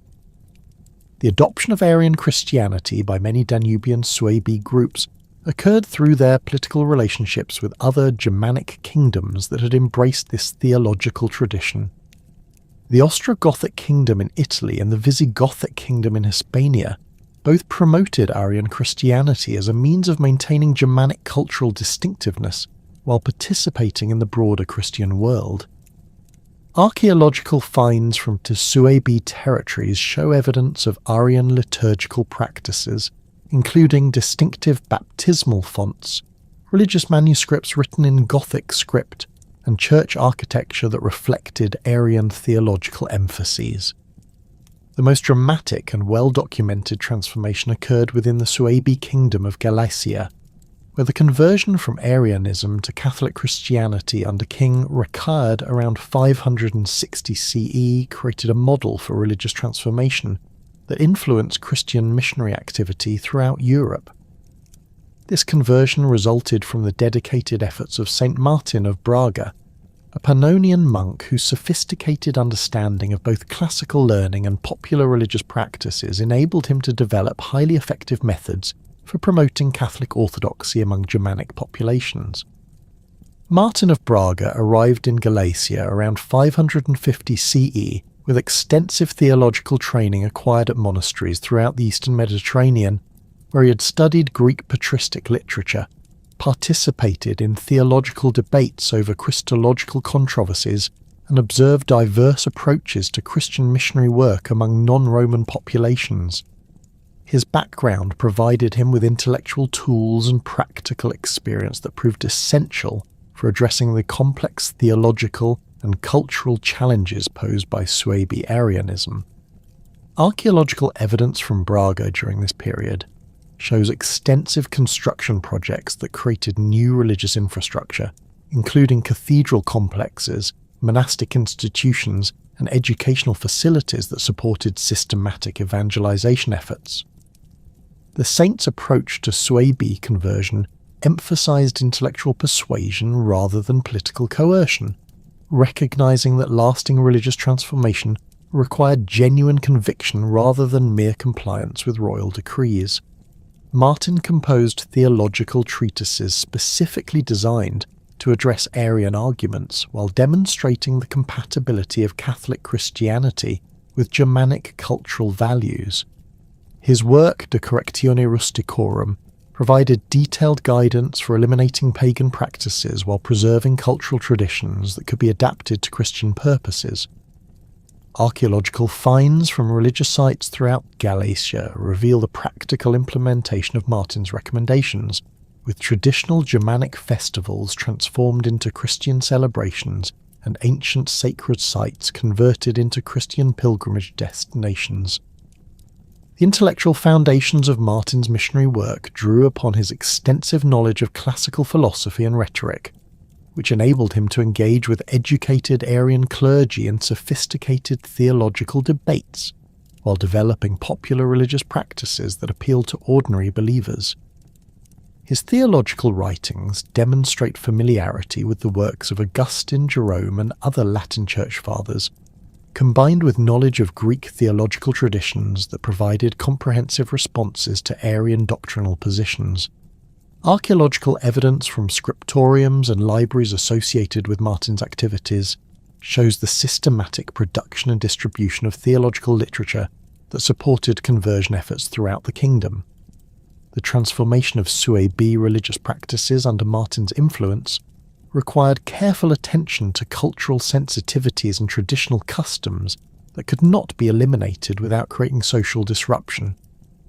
The saint developed innovative approaches to Christian education that incorporated Germanic oral traditions, traditional storytelling methods, and customary legal procedures into Christian contexts. Archaeological finds from educational institutions established during this period reveal the material foundations of these efforts, including specialized buildings for instruction, extensive collections of religious manuscripts, and evidence of systematic programs for training local clergy who could continue evangelization work in their own communities. The conversion of King Ricard and the Suebi royal court created the political conditions necessary for systematic religious transformation throughout the kingdom, but the process required careful management of competing interests and traditional loyalties that could not be ignored without risking political instability. The king's public conversion ceremony, conducted by Martin of Braga in the cathedral at Braga around 560 CE, incorporated both Catholic liturgical requirements and Germanic ceremonial traditions that proclaimed royal authority while demonstrating submission to divine will. Contemporary accounts describe elaborate processions, the destruction of Arian religious objects, and the formal renunciation of heretical doctrines that marked the kingdom's official embrace of Catholic orthodoxy. The establishment of Catholic ecclesiastical hierarchy within the Suebi kingdom required extensive reorganization of existing religious institutions and the training of new clergy who could implement orthodox practices while maintaining effective relationships with local populations.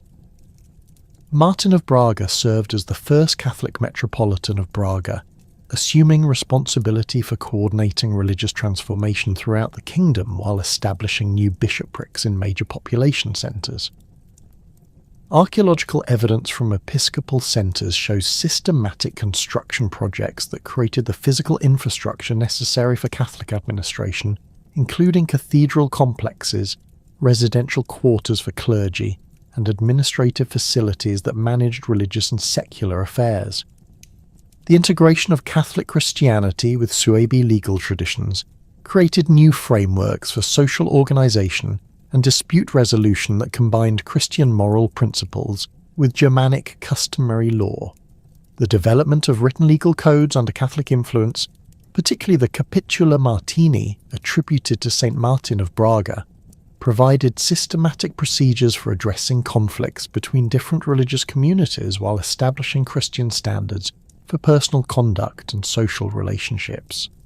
Archaeological evidence from judicial centres reveals the construction of formal courtrooms where ecclesiastical and secular authorities collaborated in legal proceedings that reflected both Christian theology and Germanic legal traditions. The transformation of Suebi burial practices under Catholic influence demonstrates the profound impact of religious conversion on fundamental cultural traditions that had defined Germanic identity for centuries. Traditional Germanic cremation practices, which reflected beliefs about the afterlife and the relationship between the living and the dead, were gradually replaced by Christian inhumation that emphasized bodily resurrection and eternal judgment.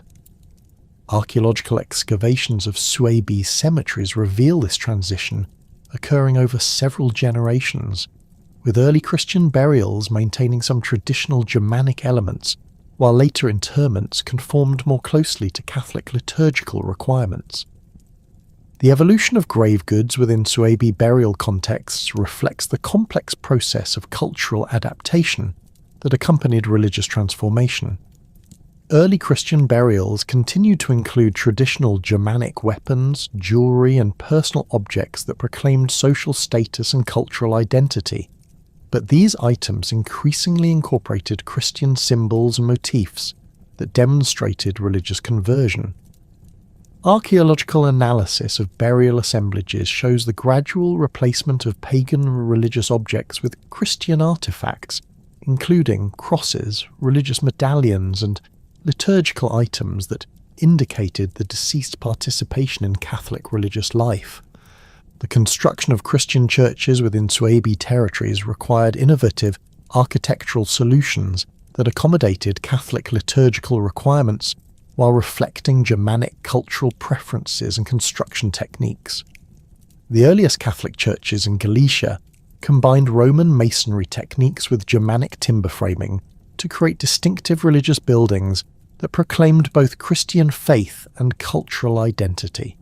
Archaeological excavations at church sites reveal sophisticated understanding of Christian architectural symbolism combined with practical adaptations to local environmental conditions and available building materials. The development of monastic institutions within the Suebi kingdom created new forms of religious life that combined Christian ascetic traditions with Germanic concepts of warrior brotherhood and collective loyalty. Monasteries established under Martin of Brega's influence served multiple functions as centres of learning, agricultural development, and missionary activity that extended Christian influence throughout rural areas where traditional pagan practices remained strong. Archaeological evidence from monastic sites shows systematic agricultural development, extensive libraries and scriptoriums, and evidence of craft production that supported both religious communities and surrounding populations. The impact of Christianization on Suebi artistic traditions created new forms of cultural expression that synthesized Germanic decorative motifs with Christian symbolic content. Archaeological finds from craft workshops reveal the development of distinctive artistic styles that incorporated traditional Germanic metalworking techniques with Christian iconography to produce religious objects, ceremonial weapons, and decorative items that proclaimed both cultural heritage and religious conversion.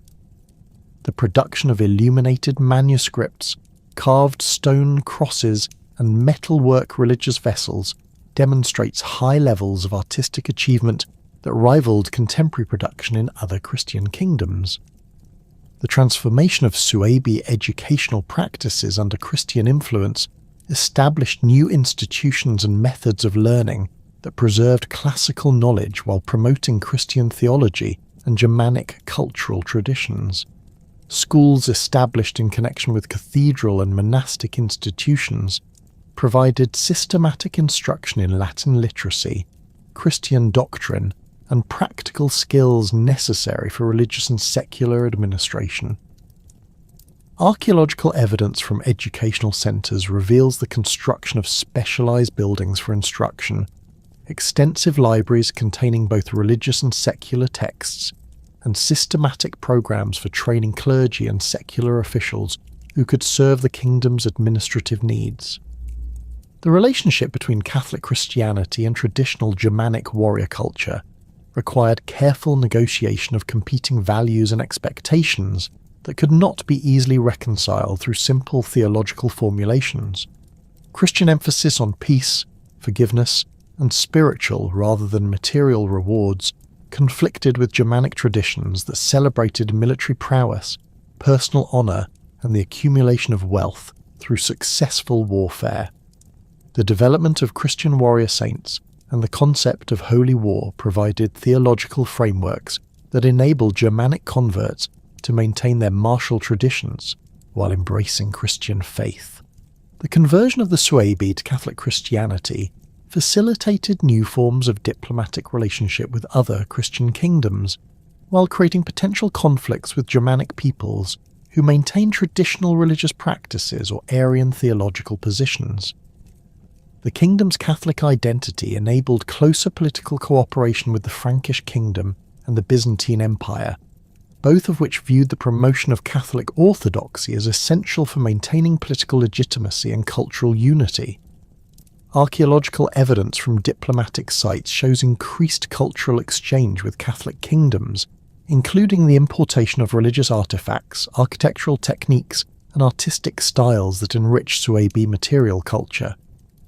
The persistence of traditional Germanic religious practices alongside Christian conversion created complex patterns of cultural synthesis that varied significantly across different regions and social groups within Suebi territories.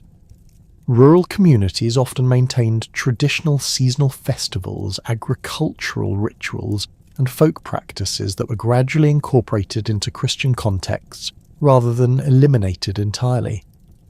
Archaeological evidence from rural religious sites shows the continued use of traditional sacred locations for Christian worship, the adaptation of pagan festivals into Christian celebrations, and the preservation of Germanic mythological traditions through Christian legendary narratives.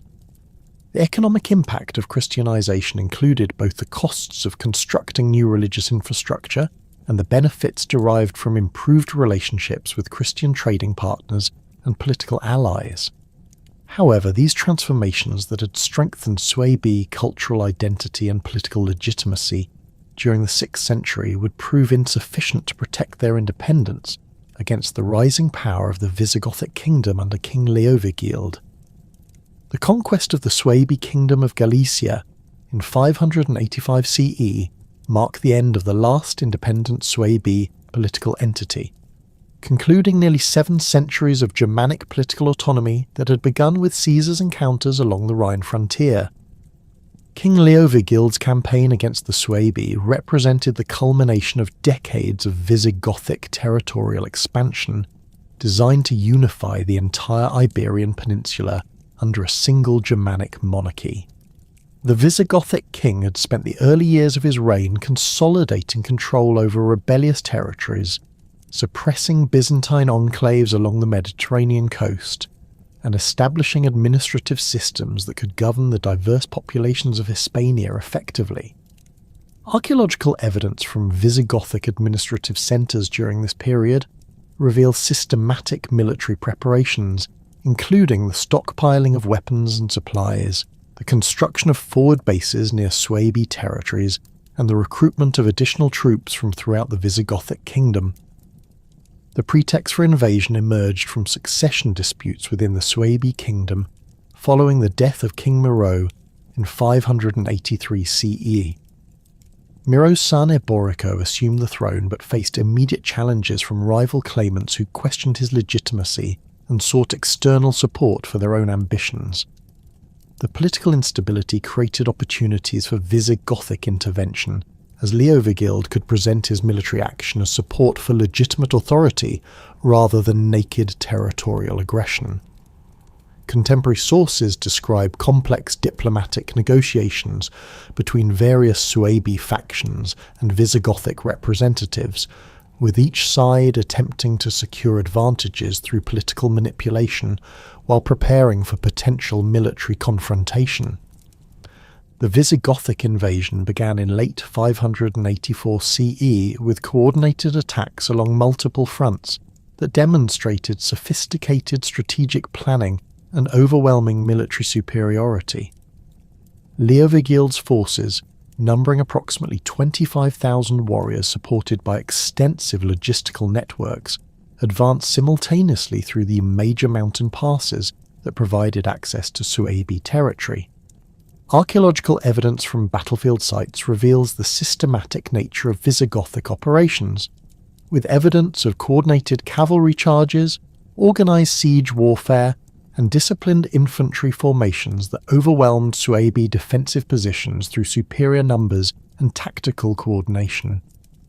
The siege of Braga, the Suebi capital, lasted only 3 months before the city's defences collapsed under sustained Visigothic assault. Archaeological excavations within the city reveal extensive damage from this period, including burned buildings, destroyed fortifications, and mass burial sites that indicate significant casualties among both military defenders and civilian populations. The speed of Braga's fall reflected both Visigothic military effectiveness and the internal divisions within Suebi society that prevented coordinated resistance to external invasion. King Audeca, who had assumed power during the final stages of the siege through a palace coup that eliminated his rivals, attempted to negotiate terms that would preserve Suebi autonomy under Visigothic overlordship. However, Leovigild's strategic objectives required complete territorial integration rather than tributary arrangements that might encourage future rebellion. The final surrender ceremony, conducted in Braga's cathedral in early 585 CE, formally ended Suebi political independence, while incorporating their territories directly into the Visigothic administrative system. Contemporary chronicles describe elaborate rituals that proclaimed Visigothic victory, while attempting to minimize the humiliation of defeated Suebi nobles, whose cooperation would be essential for effective governance. The integration of former Suebi territories into the Visigothic kingdom required systematic administrative reorganization that balanced the need for central control with recognition of local customs and established social hierarchies. Leovigild appointed Visigothic governors to major administrative centres while retaining many Suebi nobles in subordinate positions that utilised their knowledge of local conditions and their influence over traditional followers. Archaeological evidence from administrative sites reveals the construction of new governmental buildings, the establishment of Visigothic legal courts, and the implementation of standardized taxation systems that integrated former Suebi lands into the broader kingdom's economic structure. The fate of the Suebi royal family exemplified the complex process of political integration that characterized Visigothic conquest policies. King Audeca and other members of the royal household were transported to Toledo, the Visigothic capital, where they received honourable treatment as defeated enemies, while being prevented from returning to their former territories where they might serve as focal points for resistance movements. Archaeological finds from royal residences in Toledo include objects of Suebi origin, suggesting that exiled nobles maintained some aspects of their cultural identity while adapting to their new circumstances within Visigothic court society. The transformation of Suebi military forces following conquest involved both the incorporation of experienced warriors into Visigothic armies and the systematic disarmament of potentially rebellious populations. Suebi warriors who demonstrated loyalty to their new rulers received opportunities to serve in Visigothic military units operating throughout the kingdom, while those suspected of continued resistance faced deportation to distant territories where they could not coordinate opposition activities. Archaeological evidence from former Suebi military installations shows systematic dismantling of fortifications, confiscation of weapons stockpiles, and conversion of military facilities to civilian purposes that eliminated the infrastructure necessary for organised rebellion. The religious implications of Visigothic conquest proved less disruptive than might have been expected, as both kingdoms had embraced Catholic Christianity and shared similar ecclesiastical structures that facilitated administrative integration. The Catholic hierarchy established under St. Martin of Braga continued to function under Visigothic oversight, with existing bishops retaining their positions while accepting ultimate authority from Toledo rather than local secular rulers. Archaeological evidence from religious sites shows continued construction and renovation projects that indicate ongoing institutional vitality despite political transformation. However, the process of cultural assimilation proceeded gradually and unevenly across different regions and social groups within former Suebi territories. Rural communities often maintained traditional practices and local identities that distinguished them from their Visigothic rulers, while urban populations adapted more rapidly to new political arrangements through intermarriage, economic cooperation, and participation in kingdom-wide administrative systems. Archaeological analysis of settlement patterns reveals the persistence of distinctively Suebi architectural styles and craft traditions well into the 7th century CE, indicating that political conquest did not immediately eliminate cultural distinctiveness. The economic integration of former Suebi territories into the Visigothic kingdom generated both opportunities and challenges that affected different segments of society in varying ways. The elimination of frontier barriers between the two kingdoms facilitated expanded trade relationships and access to broader markets, benefiting merchants and craft producers who could sell their goods throughout the enlarged kingdom. Archaeological evidence from trading centres shows increased commercial activity following conquest, with standardised weights and measures, expanded warehouse facilities, and evidence of long-distance trade relationships that connected former Suebi territories with Mediterranean commercial networks. Agricultural communities faced more complex adjustments as Visigothic land redistribution policies altered traditional ownership patterns while introducing new taxation requirements and labour obligations. Large estates controlled by Suebi nobles were often confiscated and granted to Visigothic supporters, forcing former landowners to accept reduced circumstances while their former tenants adjusted to new masters with different expectations and cultural backgrounds. Archaeological evidence from rural settlements reveals changes in agricultural practices, settlement organisation, and material culture that reflect these social and economic transformations. The gradual disappearance of distinct Suebi identity in Galicia occurred through processes of intermarriage, cultural adaptation, and generational change that transformed ethnic boundaries without eliminating all traces of Germanic heritage. Visigothic settlement policies encouraged intermarriage between Germanic populations as a means of creating unified cultural identity, while legal codes provided frameworks for resolving disputes between different ethnic groups during the transition period. Archaeological evidence from cemetery sites reveals changing burial practices that combined elements from both traditions while gradually conforming to kingdom-wide standards that emphasize political rather than ethnic identity. Linguistic transformation accompanied political integration, as Latin became the dominant language of administration and formal communication, while Germanic dialects persisted in rural areas and domestic contexts. The development of regional Romance languages in former Suebi territories incorporated Germanic vocabulary and grammatical structures that preserved linguistic evidence of their cultural heritage long after political independence had ended. Archaeological finds of inscriptions and written documents reveal the gradual transition from Germanic to Latin literacy among educated populations, while maintaining Germanic personal names and place names that continue to reflect ancestral traditions. Meanwhile, the Alemanni Suebi along the Rhine frontier faced different but equally transformative pressures from the expanding Frankish kingdom, which had emerged as the dominant power in Western Europe following its conversion to Catholic Christianity and systematic territorial expansion.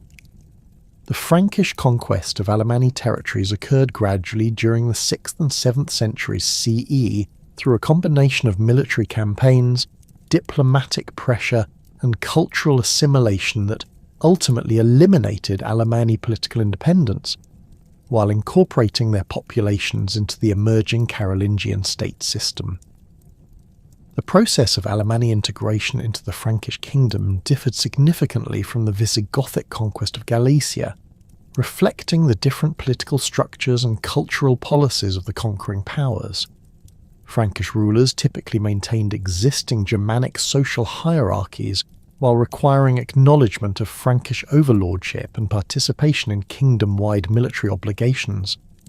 Archaeological evidence from former Alemanni territories reveals the persistence of traditional settlement patterns, craft traditions, and social customs under Frankish rule, suggesting that political integration did not require complete cultural transformation.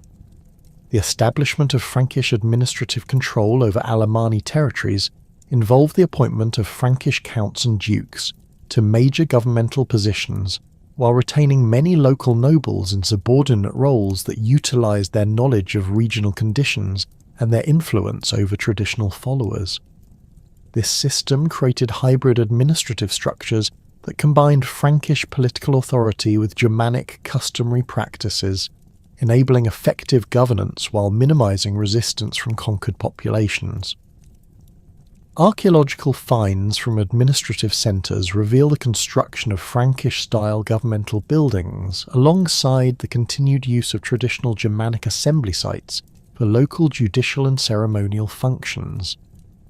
The military integration of Alemanni warriors into Frankish armies provided opportunities for advancement and cultural exchange, while ensuring that Germanic martial traditions continued to influence Frankish military development. Alemanni cavalry techniques, forest warfare tactics, and weapon manufacturing skills proved valuable additions to Frankish military capabilities, while service in Frankish armies exposed Alemanni warriors to broader European political developments and cultural influences. Archaeological evidence from military installations shows the gradual standardization of equipment and training methods that created unified Frankish military forces while preserving regional specializations that reflected different Germanic traditions. The Christianization of Alemanni territories under Frankish influence accelerated the cultural transformation that had begun during earlier periods of missionary activity. Frankish rulers viewed the promotion of Catholic orthodoxy as essential for maintaining political unity and legitimizing their authority over diverse populations, leading to systematic efforts to eliminate remaining pagan practices while establishing comprehensive ecclesiastical hierarchies. Archaeological evidence from religious sites reveals extensive church construction projects, the establishment of monastic institutions, and systematic programs of Christian education that created new forms of cultural identity, combining Germanic heritage with Catholic religious tradition. The economic development of former Alemanni territories under Frankish rule benefited from integration into broader European trade networks, while maintaining regional specializations that reflected local resources and traditional skills. The production of high-quality metalwork, textiles, and agricultural products continued under Frankish oversight, with improved transportation networks and standardized commercial practices facilitating expanded market access. Archaeological evidence from craft production sites shows technological innovations and increased output that indicate economic growth following political integration. The linguistic transformation of Alemanni territories proceeded gradually as Latin administrative language combined with Germanic vernacular traditions to create distinctive regional dialects that preserved elements of both linguistic traditions. The development of written Germanic languages during the Carolingian period provided new opportunities for preserving traditional cultural knowledge while adapting to Christian theological and administrative requirements. Archaeological finds of manuscripts and inscriptions reveal the complex process of linguistic evolution that maintained Germanic identity within broader European cultural frameworks. The archaeological legacy of the Suebi throughout their former territories provides crucial evidence for understanding Germanic cultural development and the complex processes of political transformation that characterized the migration period. Excavations at major Suebi centers have revealed sophisticated urban planning, advanced craft production techniques, and complex social hierarchies that demonstrate the high level of cultural achievement attained by Germanic peoples during their period of political independence. The material remains of Suebi settlements, fortifications and burial sites continue to provide new insights into Germanic society, economy and cultural practices that complement and sometimes contradict literary sources produced by Roman and later medieval authors. The distribution of distinctively Suebi artifacts across modern Germany, Switzerland, Austria, Czech Republic, Slovakia, Spain and Portugal reflects the extensive territorial reach of Suebi political influence and the complex patterns of migration and cultural exchange that characterize their historical development. Archaeological analysis of pottery styles, metalwork techniques, burial practices, and settlement patterns reveals both the unity and diversity of Suebi culture, demonstrating how shared political identity combined with regional variations that reflected local environmental conditions and cultural contacts. The linguistic legacy of the Suebi survives in place names, personal names, and vocabulary elements that were incorporated into the Romance and Germanic languages that developed in their former territories. Toponymic evidence reveals the extent of Suebi settlement patterns and provides insights into their territorial organization, while linguistic analysis of Germanic loanwords in Romance languages illuminates the processes of cultural interaction and assimilation that occurred during and after the migration period. The preservation of Germanic legal terminology in medieval legal codes demonstrates the lasting influence of Suebi legal traditions on European jurisprudential development. The historiographical assessment of Suebi contributions to European development has evolved significantly as archaeological evidence has provided new perspectives on Germanic society and culture that complement and sometimes challenge traditional interpretations based primarily on Roman literary sources. Modern scholarship recognizes the Suebi as sophisticated political entities that developed innovative solutions to the challenges of governing large territories and diverse populations, contributing to the development of medieval European political institutions through their experiments with confederation structures, administrative systems, and legal frameworks. The Suebi contribution to European legal traditions extended beyond their immediate territorial boundaries through the influence of their customary law on medieval legal development. Germanic concepts of personal law, compensation-based justice, and assembly-based decision-making provided alternatives to Roman legal traditions that proved adaptable to medieval European conditions. Archaeological evidence from judicial sites and legal documents reveals the systematic nature of Suebi legal procedures and their influence on subsequent legal development in areas where Germanic peoples established permanent settlements.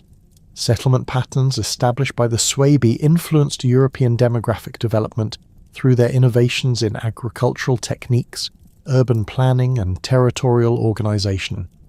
Archaeological evidence reveals sophisticated approaches to land use, resource management, and population distribution that maximize productivity while maintaining social stability.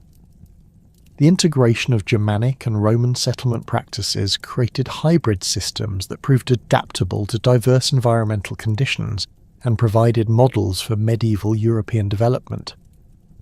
The cultural synthesis achieved by the Suebi between Germanic traditions and Roman civilization contributed to the development of medieval European culture through their preservation and adaptation of classical knowledge. The integration of Christian theology with Germanic social structures, and their creation of new forms of artistic expression that combined elements from multiple traditions. Archaeological finds demonstrate the high level of cultural achievement attained by Suebi societies, and their role in transmitting classical culture to medieval European civilization. The decline and eventual disappearance of distinct Suebi political identity mark the end of an era in European history, but their cultural and institutional legacies continue to influence European development long after their political independence had ended.